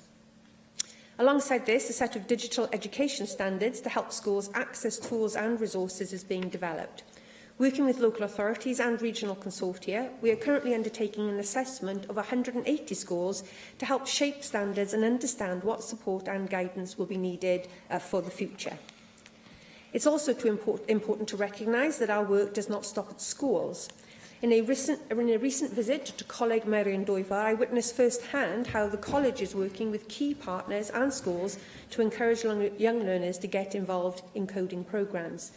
The students involved in the college's Coding Clubs initiative spoke of their joy at working with local schools and the progression achieved from one visit to the next, and the enthusiasm of learners in completing coding programmes, which in their own words were praised as almost market ready. In my annual HEFCU remit letter, published last month, I outlined my expectation for the Council and universities to further increase their engagement with industry and schools in enhancing access to coding. And that is why I have made available £1.2 million to support Welsh universities in the establishment of the Institute of Coding. This includes £200,000 to support civic mission activity of coding initiatives in schools, colleges, work-based learning providers and universities.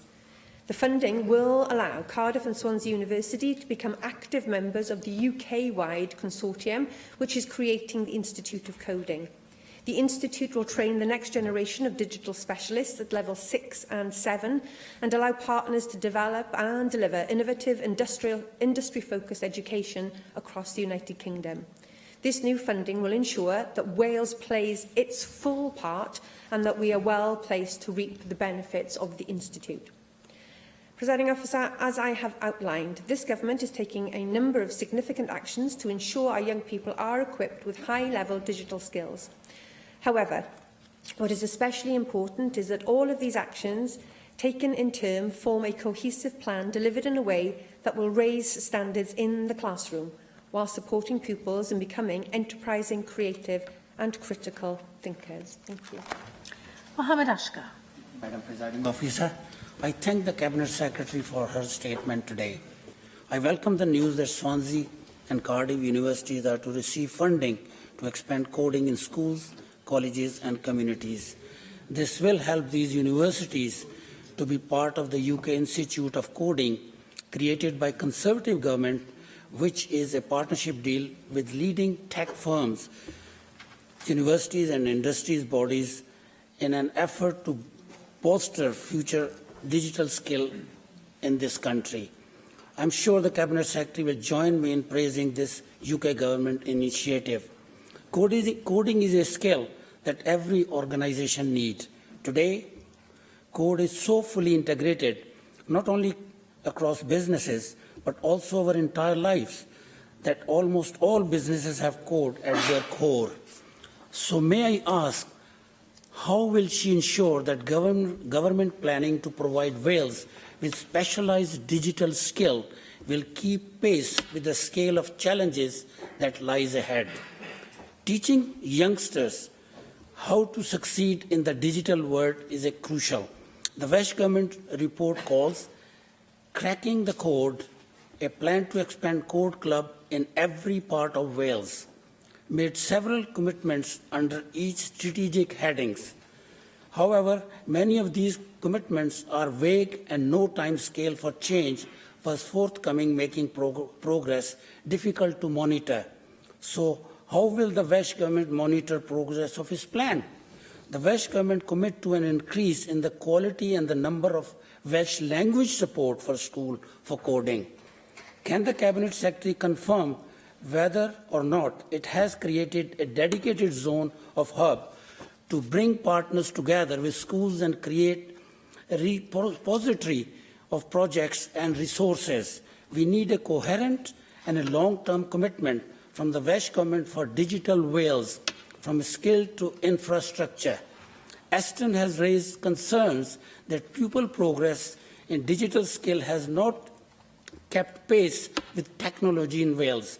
They report that opportunities to develop ICT skills across subjects are limited in many secondary schools and a third of primary schools. In just under two-thirds of primary schools, there are important shortcomings in standards of ICT.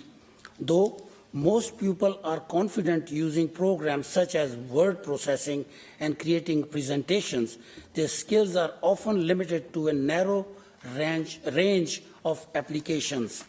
How will the Cabinet Secretary address this issue and deal with the fact that the number of students studying ICT in Wales has decreased? There is also a huge gender disparity in the number of students studying computing at A level. 339 students set A-level computing last year. Only 32 of these were women. Will the Cabinet Secretary commit to tackling this shocking gender gap? And one major issue is that digital lives in our digital lives are changing so fast that educators are struggling to keep with it. Digital skills are changing faster than formal education providers. The industry is developing at such a rate that by the time a curriculum is crafted and approved by the various bodies and students finally graduate, you can be talking almost a decade from start to finish. How will the Welsh Government ensure that our educators keep up with the pace of change? Cabinet Secretary, a person's level of digital ability is fast becoming a key determinant of their earning power. Yet Wales is a patchwork of a digital skill. The Barclay Digital Development Index 2017, which analysed 88,000 UK jobs, adverts and 6,000 adults, claim that Welsh employees score amongst the lowest of all UK regions for their digital skill. I hope we will receive regular statements from you on progress to putting Wales at the top of the league of digital skill in the United Kingdom. Thank you. Could I thank the member for his questions? Firstly, I think it is really important that Wales plays its part in the development of UK-wide organisations. We should not cut ourselves off from participating in these initiatives. And I'm delighted that we have been able to successfully fund via HEFCU projects from Cardiff and Swansea universities. It builds on their strong tradition, strong presence in these subjects, and will allow them to participate fully in the development of the Institute for Coding. So I'm delighted that we've been able to work via HEFCU to provide those resources.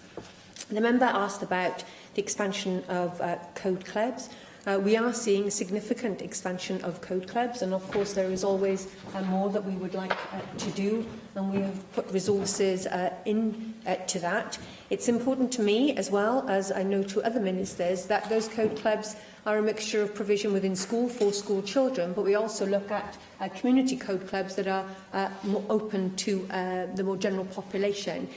We do recognise that there are benefits for adult learners, for instance, being able to acquire these skills in terms of improving their employability.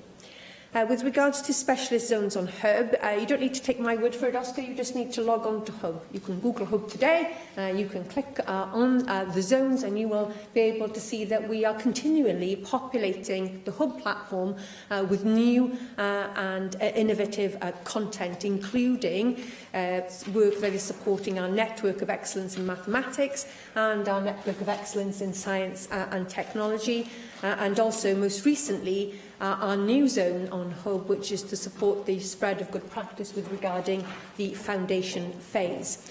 I absolutely recognise what the Eston Inspector's annual report says about the quality of ICT teaching in school, although we should always make the distinction between ICT and computing. And taking exams in ICT and taking exams in computing is not the same thing.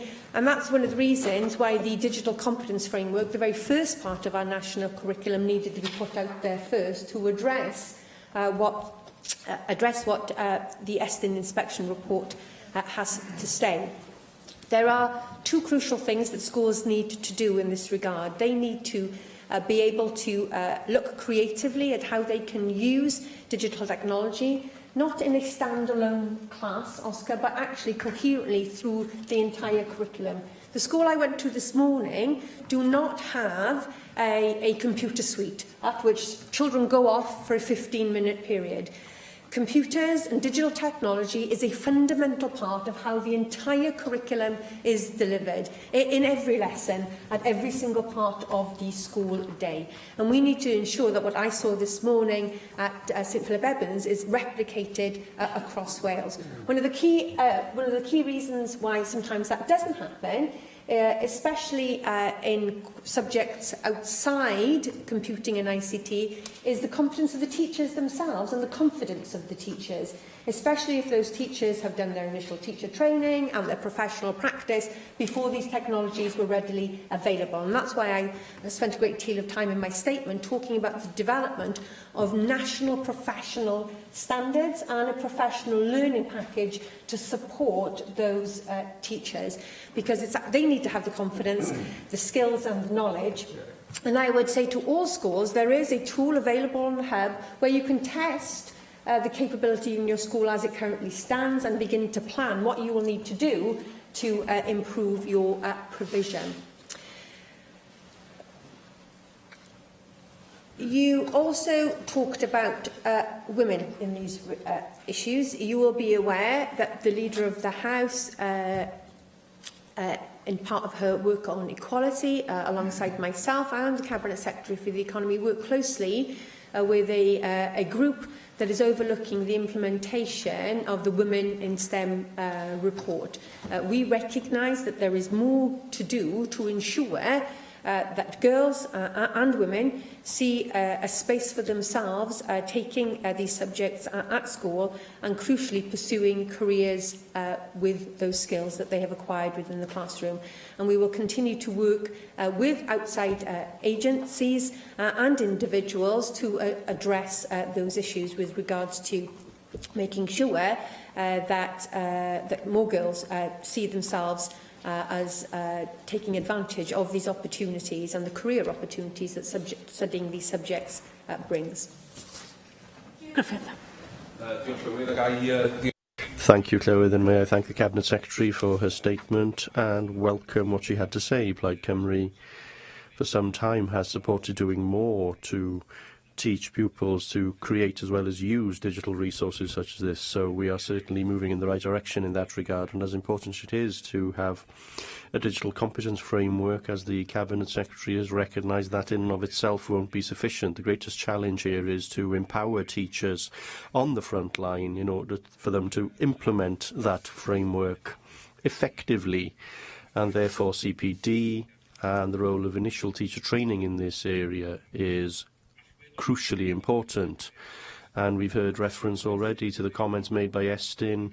The Children, Young People and Education Committee have also stated in its inquiry into professional education for teachers that the education workforce isn't currently prepared for implementing the new curriculum in terms of the digital competence framework.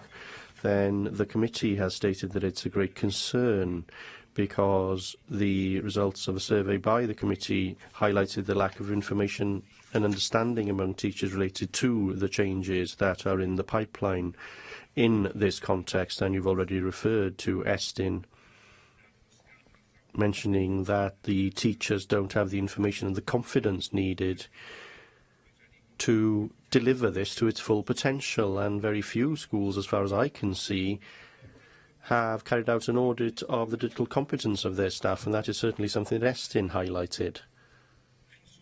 You mention a phased approach to the digital professional learning framework, and you've mentioned standards and so on. Can you give us a more specific timetable? If there is to be a phased approach, then when do you expect everyone to be up to speed in terms of being able to deliver this effectively? You've announced additional resources today, and that's to be welcome, of course, particularly given criticism about a statement that you made some months ago from backbench Labour members that may still be ringing in your ears, because you turned to the member who criticised you when you were answering earlier questions. Now, one criticism that was made in terms of Minecraft for Education, you mentioned 10 schools involved in that in a previous statement out of 1,600 schools, and said that this wasn't good enough. Well, it's good to see in this statement, at least, that more schools are to be involved with Code Club UK. I think that's very positive. And the figure that you've given tells us a story, of course. I don't know if you have any information about the geographical spread of those schools. We don't expect you to answer in the chamber, perhaps, but having that sort of information would be beneficial, because very often it depends on an individual within a consortium or a particular council to be driving this agenda. and it would be comforting to know that that growth is happening across Wales rather than being centralised in certain areas. Now, the additional 1.2 million that you referred to in your statement is to be welcomed, as I've already said. It's not clear to me if that is for this year or for now until the end of this assembly. Is it an annual commitment, or is there a long-term commitment beyond that? Because we do need long-term financial assurance in order to embed this new culture in the regime, so more clarity would be something that I would welcome. And whilst that, of course, is positive in terms of Swansea and Cardiff universities, is it the intention to look to develop this in other institutions? I'm looking at Bangor and Glyndŵr in my region, of course, because we are eager to develop these areas of expertise and this training in all parts of Wales, I would have thought, in order to ensure that everyone has the same opportunity. I can't let any statement referring to Hwb pass without referring to your decision not to continue with Plus. Now, we've had a number of exchanges on that in the past, and I accept the decision is taken. But I would point to the fact that Larry Nelson, the Managing Director of Microsoft Corporation Education Partners, has described the Hwb Plus platform as world-leading and a global showcase, an example of how technology can support change in educational practice. And the Welsh Government's own evaluation came to the conclusion, and I quote again, project would severely disappoint and alienate teachers who are enthusiastic about further take-up of digital learning and have invested their considerable time and effort setting up Hwb Plus school sites and promoting it to colleagues at their school. Felly, therefore, I'm not going to ask a question about the decision. What I am going to ask is how can we be confident that the enthusiasm that the government's evaluation refers to won't be undermined by the decision not to continue with Hwb Plus. Now, you didn't respond to an earlier question on the provision of Welsh medium resources, because one of the frustrations noted in cracking the code is the lack in, particularly in Welsh language resources and facilitators in this area. It is a problem in other areas, and it's something that the Education Committee is looking at tomorrow in a particular scrutiny session. I would be pleased to hear and to have an assurance from you that schools will have access to the necessary resources needed to provide digital skills and coding through the medium of Welsh. And finally, if I understood you correctly, because you did add something orally that wasn't included in the written statement, that every school bar one that has problems in accessing broadband is in the process of finding some solution, and that solution being put in place now. I'd be interested to know which one school is left. Thank you, Llŷr. With regards to there is Cardiff and Swansea University's successful grant application. It is for HEFCO to make the decision on what universities will be funded. Those two universities sent forward a bid that was regarded as worthy of that funding, and I'm sure HEFCO and individual institutions that want to participate in this work will continue to have those conversations.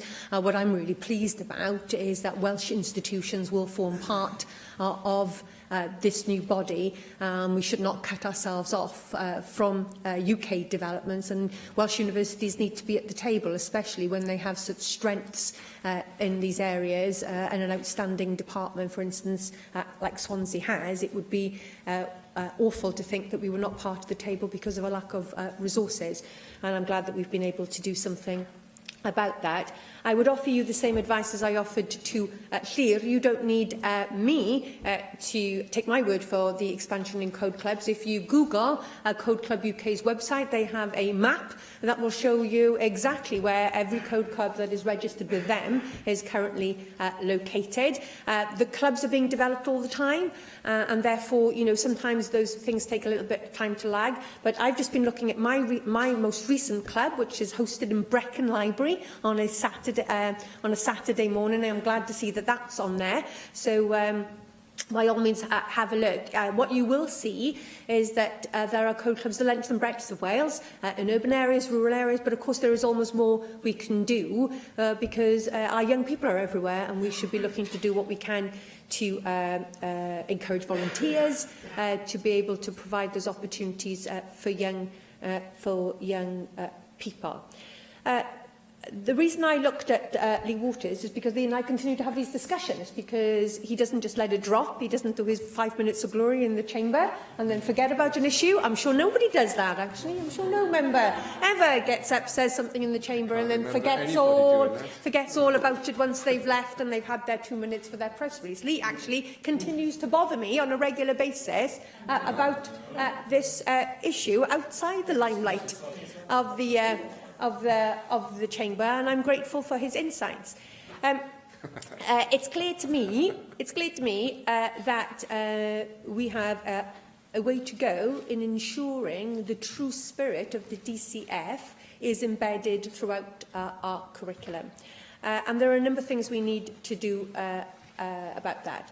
We need to ensure that schools know where they are at the moment, and that's why I would urge all schools to use the DCF mapping tool that is available on Hub and the professional learning needs tool, which will help schools plan their provision and develop a digital vision. I continue to liaise with the Digital Learning Council to give me advice on what more we can do to ensure that schools are using these resources, and schools are really thinking about and planning for the needs of the DCF. But crucially, professional learning, is a key part of that, and that's why, for instance, we continue at the moment to use our LIDU CPD grant, which is in phase 2. That money continues to be available via the regional consortia. It provides a focus on a range of activities, including support for practitioners in school to develop their confidence and competence in using a range of digital resources and tools through the LIDU programme. It's providing capacity for expert digital leader support, which coordinates work in schools with the regional consortia. It's actively promoting digital citizenship in relation to safe and responsible use of technology. That's something that hasn't been discussed so far in the Chamber, but it's actually an important part of the digital confidence framework, is not only giving young people the skills, but knowing how to use those responsibly and to keep themselves safe while they're online. So that grant is available to consortia, and its primary focus is to develop skills, confidence and confidence. With regards to Hub Plus, this decision has been welcomed by those outside of government who are knowledgeable in this field, who provide advice in this field, and it's based on an ever-developing understanding of what resources work best in schools, and it reflects feedback. Now, it's not to say that everything in Hub Plus was bad. I'm not saying that, but the contract has come to an end. That's when the contract was due to come to an end. It gives government and ministers an opportunity to reflect on what best way forward, and we have taken a decision that that platform is not the optimum platform that we need going forward to support teachers. We've been very clear about what schools need to do to migrate their data, and we have provided support for that to schools. And I have to say here, the feedback that my officials have had is that schools themselves have not raised any questions with us or complained to us about the removal of Hub Plus.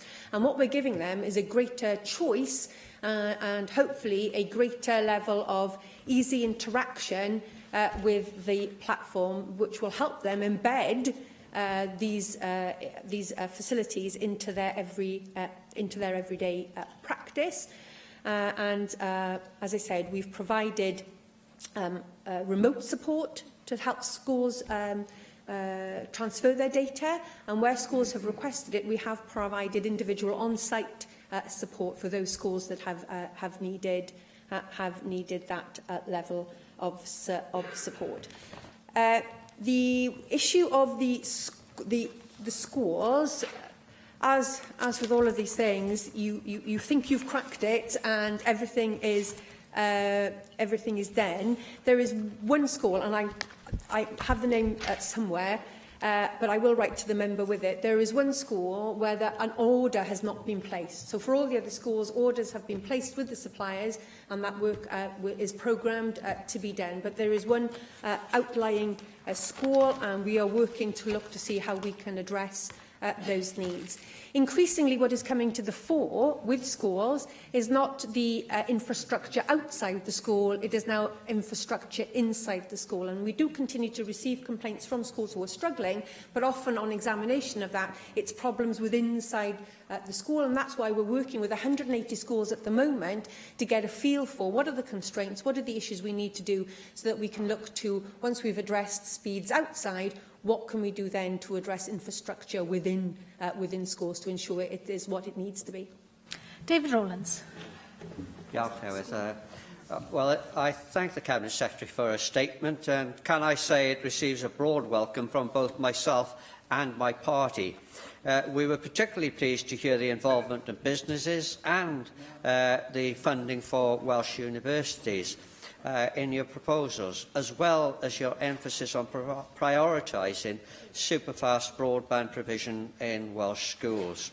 I also welcome the fact that the scheme Cracking the Code has raised awareness of coding in schools, and in particular I note there are now 473, and maybe even more, active clubs registered with Code Club UK, which obviously shows a significant increase in engaging children in coding, and can we congratulate you on that success. There are some points about the finer details of the statement that I would like to briefly comment on. Firstly, there will always be educators, and I think Mohammed Ashker touched on this in his comments. There will always be educators, companies and universities who will want to sell or receive government funding to teach coding and computer skills. After all, that has been the case for the past 30 or 40 years. However, the nature of computers, software and code rapidly changes as technology and the pace at which such technology progresses is likely to quicken in the coming years. So it is important that the education programmes that the Cabinet Secretary is proposing will not just be programmes which are at the cutting edge of technology now, but are long-lasting education programmes that develop transferable computing and coding skills that students can use for many years into the future. I must say that signs look promising in this regard, given the Cabinet Secretary's quite detailed outline of the involvement of stakeholders such as Sony and the involvement of Cardiff and Swansea universities. Can I just say briefly discuss the topic of what lies behind a piece of computer code, software or technology? Why does the software produce the outputs that we see? Why does it do what it does?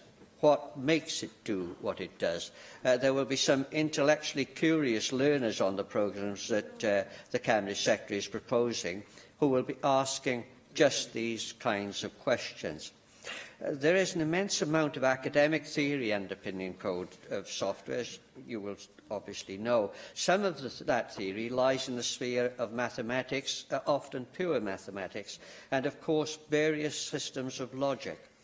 Unfortunately, I have to point out that the teaching of logic tends to be categorised somewhat nebulously in our universities. Sometimes it goes to the mathematics department, but much of the time it goes to the philosophy departments, which is figures for philosophy in Welsh universities are not as positive as they might be. The philosophy department that was at Aberystwyth in the 1980s and 90s was actually shut down at the end of that decade.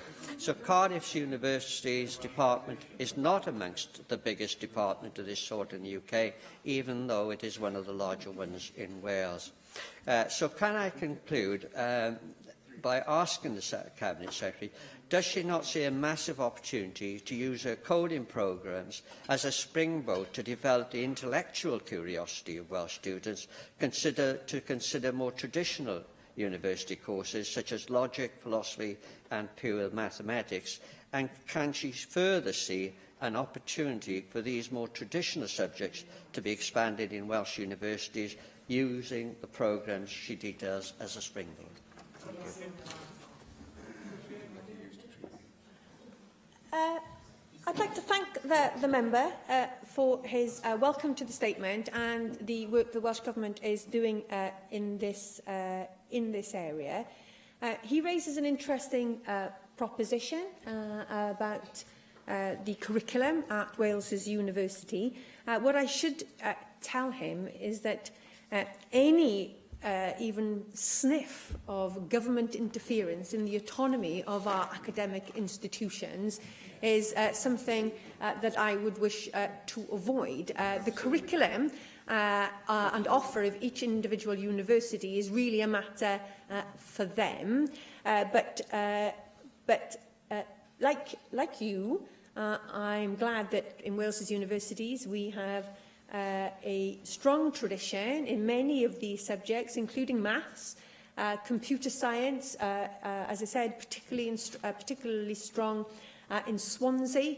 There is a table that comes out about what happens to people when they've done a certain degree and what their destination is. And Swansea Computing does particularly well in finding its graduates in very well-paid jobs only a matter of months after their graduation. So it's certainly something that the students who take that course do very well in. But it really is a matter for the universities. What I'm keen to do is harness in the universities the expertise that they have within their departments across their curriculum, and to be able to use their expertise to help us build up capacity in our school system, which was one of the reasons why we are investing, as we are via HEFCU, in these universities, and we have done previously with techno camps, because we recognise that this is a collective endeavour. Individual schools, the private sector and enterprise, as well as our universities, and by working together we can provide a really fantastic offer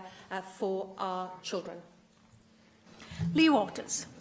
Oh, Llywydd and Cabinet Secretary, maybe I could bother you a little more. I wish you'd said in your statement what you said in the questions, because I do think you genuinely get the problem, but I was slightly depressed the statement puts a gloss on where we're at. And it seems to me that if we've got any chance of addressing the scale of change we need to carry out, it needs to start with an honest analysis of where things are at. And you quoted the Estin report, which said in 2/3 of primary schools there are important shortcomings in standards of ICT. Should be a wake-up call to all of us. And my frustration goes across all departments in the way we're embracing digital. But in terms of education, I don't think that listing a litany of useful initiatives we are undertaking really does cut it, given the scale of the challenge that does face us. And I genuinely am alarmed that we are way behind where we should be. You mentioned there are 473 code clubs. I'd be interested to know how many pupils are going through those code clubs. I'd be particularly interested to know how many pupils on free school meals are going through those code clubs. You know, let's not kid ourselves. It's the amount of people we're engaging with is trivial, given the challenges that we're facing as a society. And I'd much rather the Welsh Government start their statement by saying that and being honest about where we're at, rather than trying to pretend all was well. The other findings in the Estin report are that teachers lack knowledge and confidence. And you mentioned that Hub has a tool on it, a DCF mapping tool, but given the fact that schools are not auditing their digital competence already, they're hardly likely to start using a mapping tool on Hub. It was also said in the Estin report that schools lack a clear vision about ICT from senior leaders. And that is a profound and damning indictment of the state of our school leadership. And if they haven't got the skills and the knowledge and the confidence, they're not about suddenly to start doing this. And the items you addressed are some way in the future, and they are going to take a long time to trickle down through all of our schools. And that's what we should all be confronting. As it happens, I agree with you on Hub Plus. I think here Griffiths is wrong on that. I think the feedback I'm getting from the profession was that that had lost its way, and a new approach needs to be taken. But I do implore you, Cabinet Secretary, to be honest with us all about where we're really at and what really needs to change, and the pace and scale at which it needs to do so.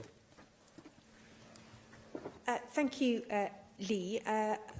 I don't shy away from the fact and the findings of the Estin report about what needs to happen in day-to-day practice in our schools. And that's what's absolutely key, is what can we do that is impactful on practice, because we need to see a step change within classrooms. And how we can get that leadership from the very top of the school to recognise the importance of this and then to plan appropriately is key. And I continue to discuss with the Learning Council, who advise on these issues, what more we can do and what more I can do to ensure that each school is addressing that seriously, strategically and consistently, rather than individuals getting ahead. Our Pioneer School Network is also absolutely key in this, in ensuring that they are out working with schools who are not part of the Pioneer network to demonstrate, to see change and practice. I think it's really important that we do that, because sometimes one of the resistance to change is it can't possibly work in my school. It's all very well for you, the sage on the stage, to tell me that, but you come to my classroom. And actually, by using the Pioneer Network, we are demonstrating that these are approaches that have been trialled and tested in schools and have worked, and therefore there is nothing to stop this being transferred into your own school. And so the Pioneers are a crucial part of that. We will continue via Estin inspections of individual settings to keep a very close eye on how those schools are addressing these particular needs. To hand, I don't have figures on free school meal children accessing Coding Club, but and I will go back to official to see if it is possible to ascertain that data. We don't want this to become yet another divide between those children that can and those children that cannot. What was really interesting at the approach taken at the primary school in Llandin this morning is that that head teacher pays the teaching assistants to stay after school for an extra hour, so that all children, whether they've got access to computers or technology at home, get to have that time to use that technology for their homework or to attend the Coding Club. And that's just a really interesting. That's in a school with over 20% children on free school meals, not in one of the, in an area of very mixed economic status for the families attending that school. But this will continue to form part of my work that I'm doing, following on the debate that we had last week, about what is the true cost of secondary education and what are the financial barriers for all children being able to experience all that our education system has to offer. But we will continue to keep I'm determined to keep my officials' feet to the fire on this, as well as the Digital Council's willingness to keep my feet to the fire, also on how we can develop this and to create that step change that you talked about. And it is my intention to continue to come back to the Assembly so we can monitor, and you can monitor developments in this case.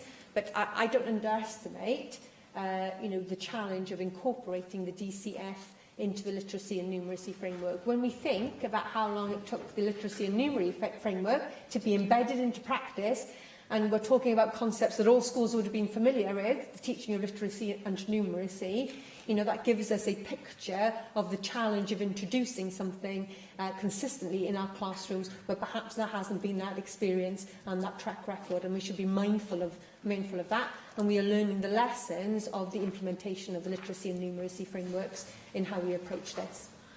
Finally, David Rees. Diolch, Lewis. And can I thank the Cabinet Secretary for her statement today, because clearly the important role of computing and digital competency within our future operations is critical.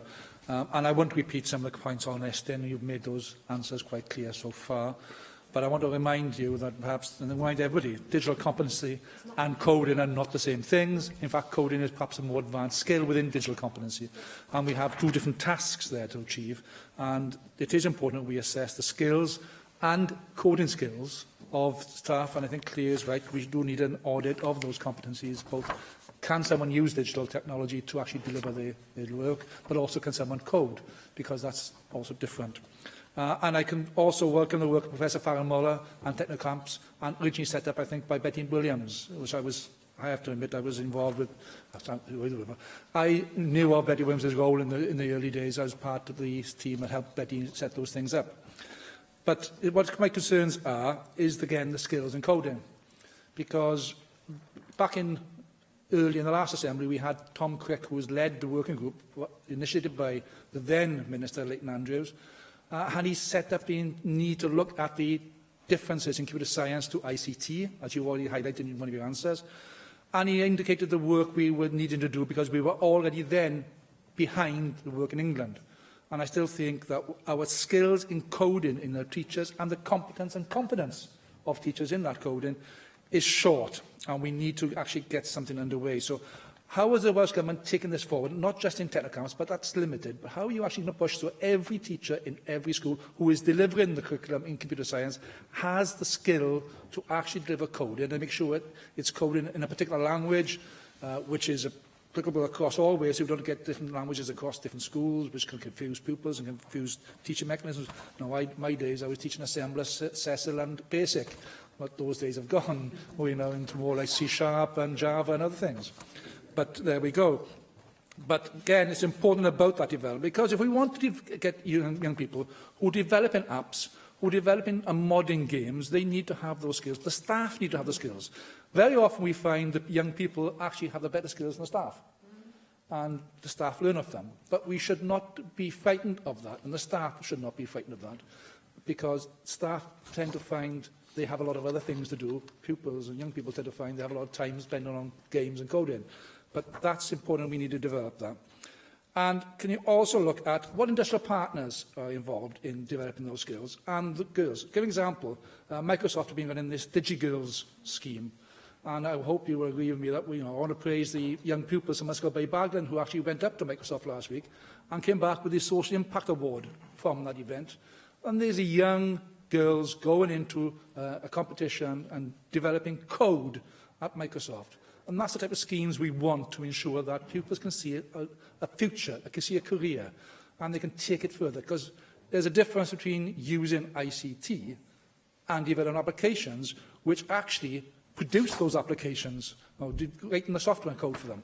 And that is hugely important. So can you look at where we're going with that, please, so we can see where industrial partners will take us on, will give role models as well, because there are many female role models required. I can give the names of several, but we need to ensure that is there as well. And can you also look at the schemes which allow teachers to go and work in software development?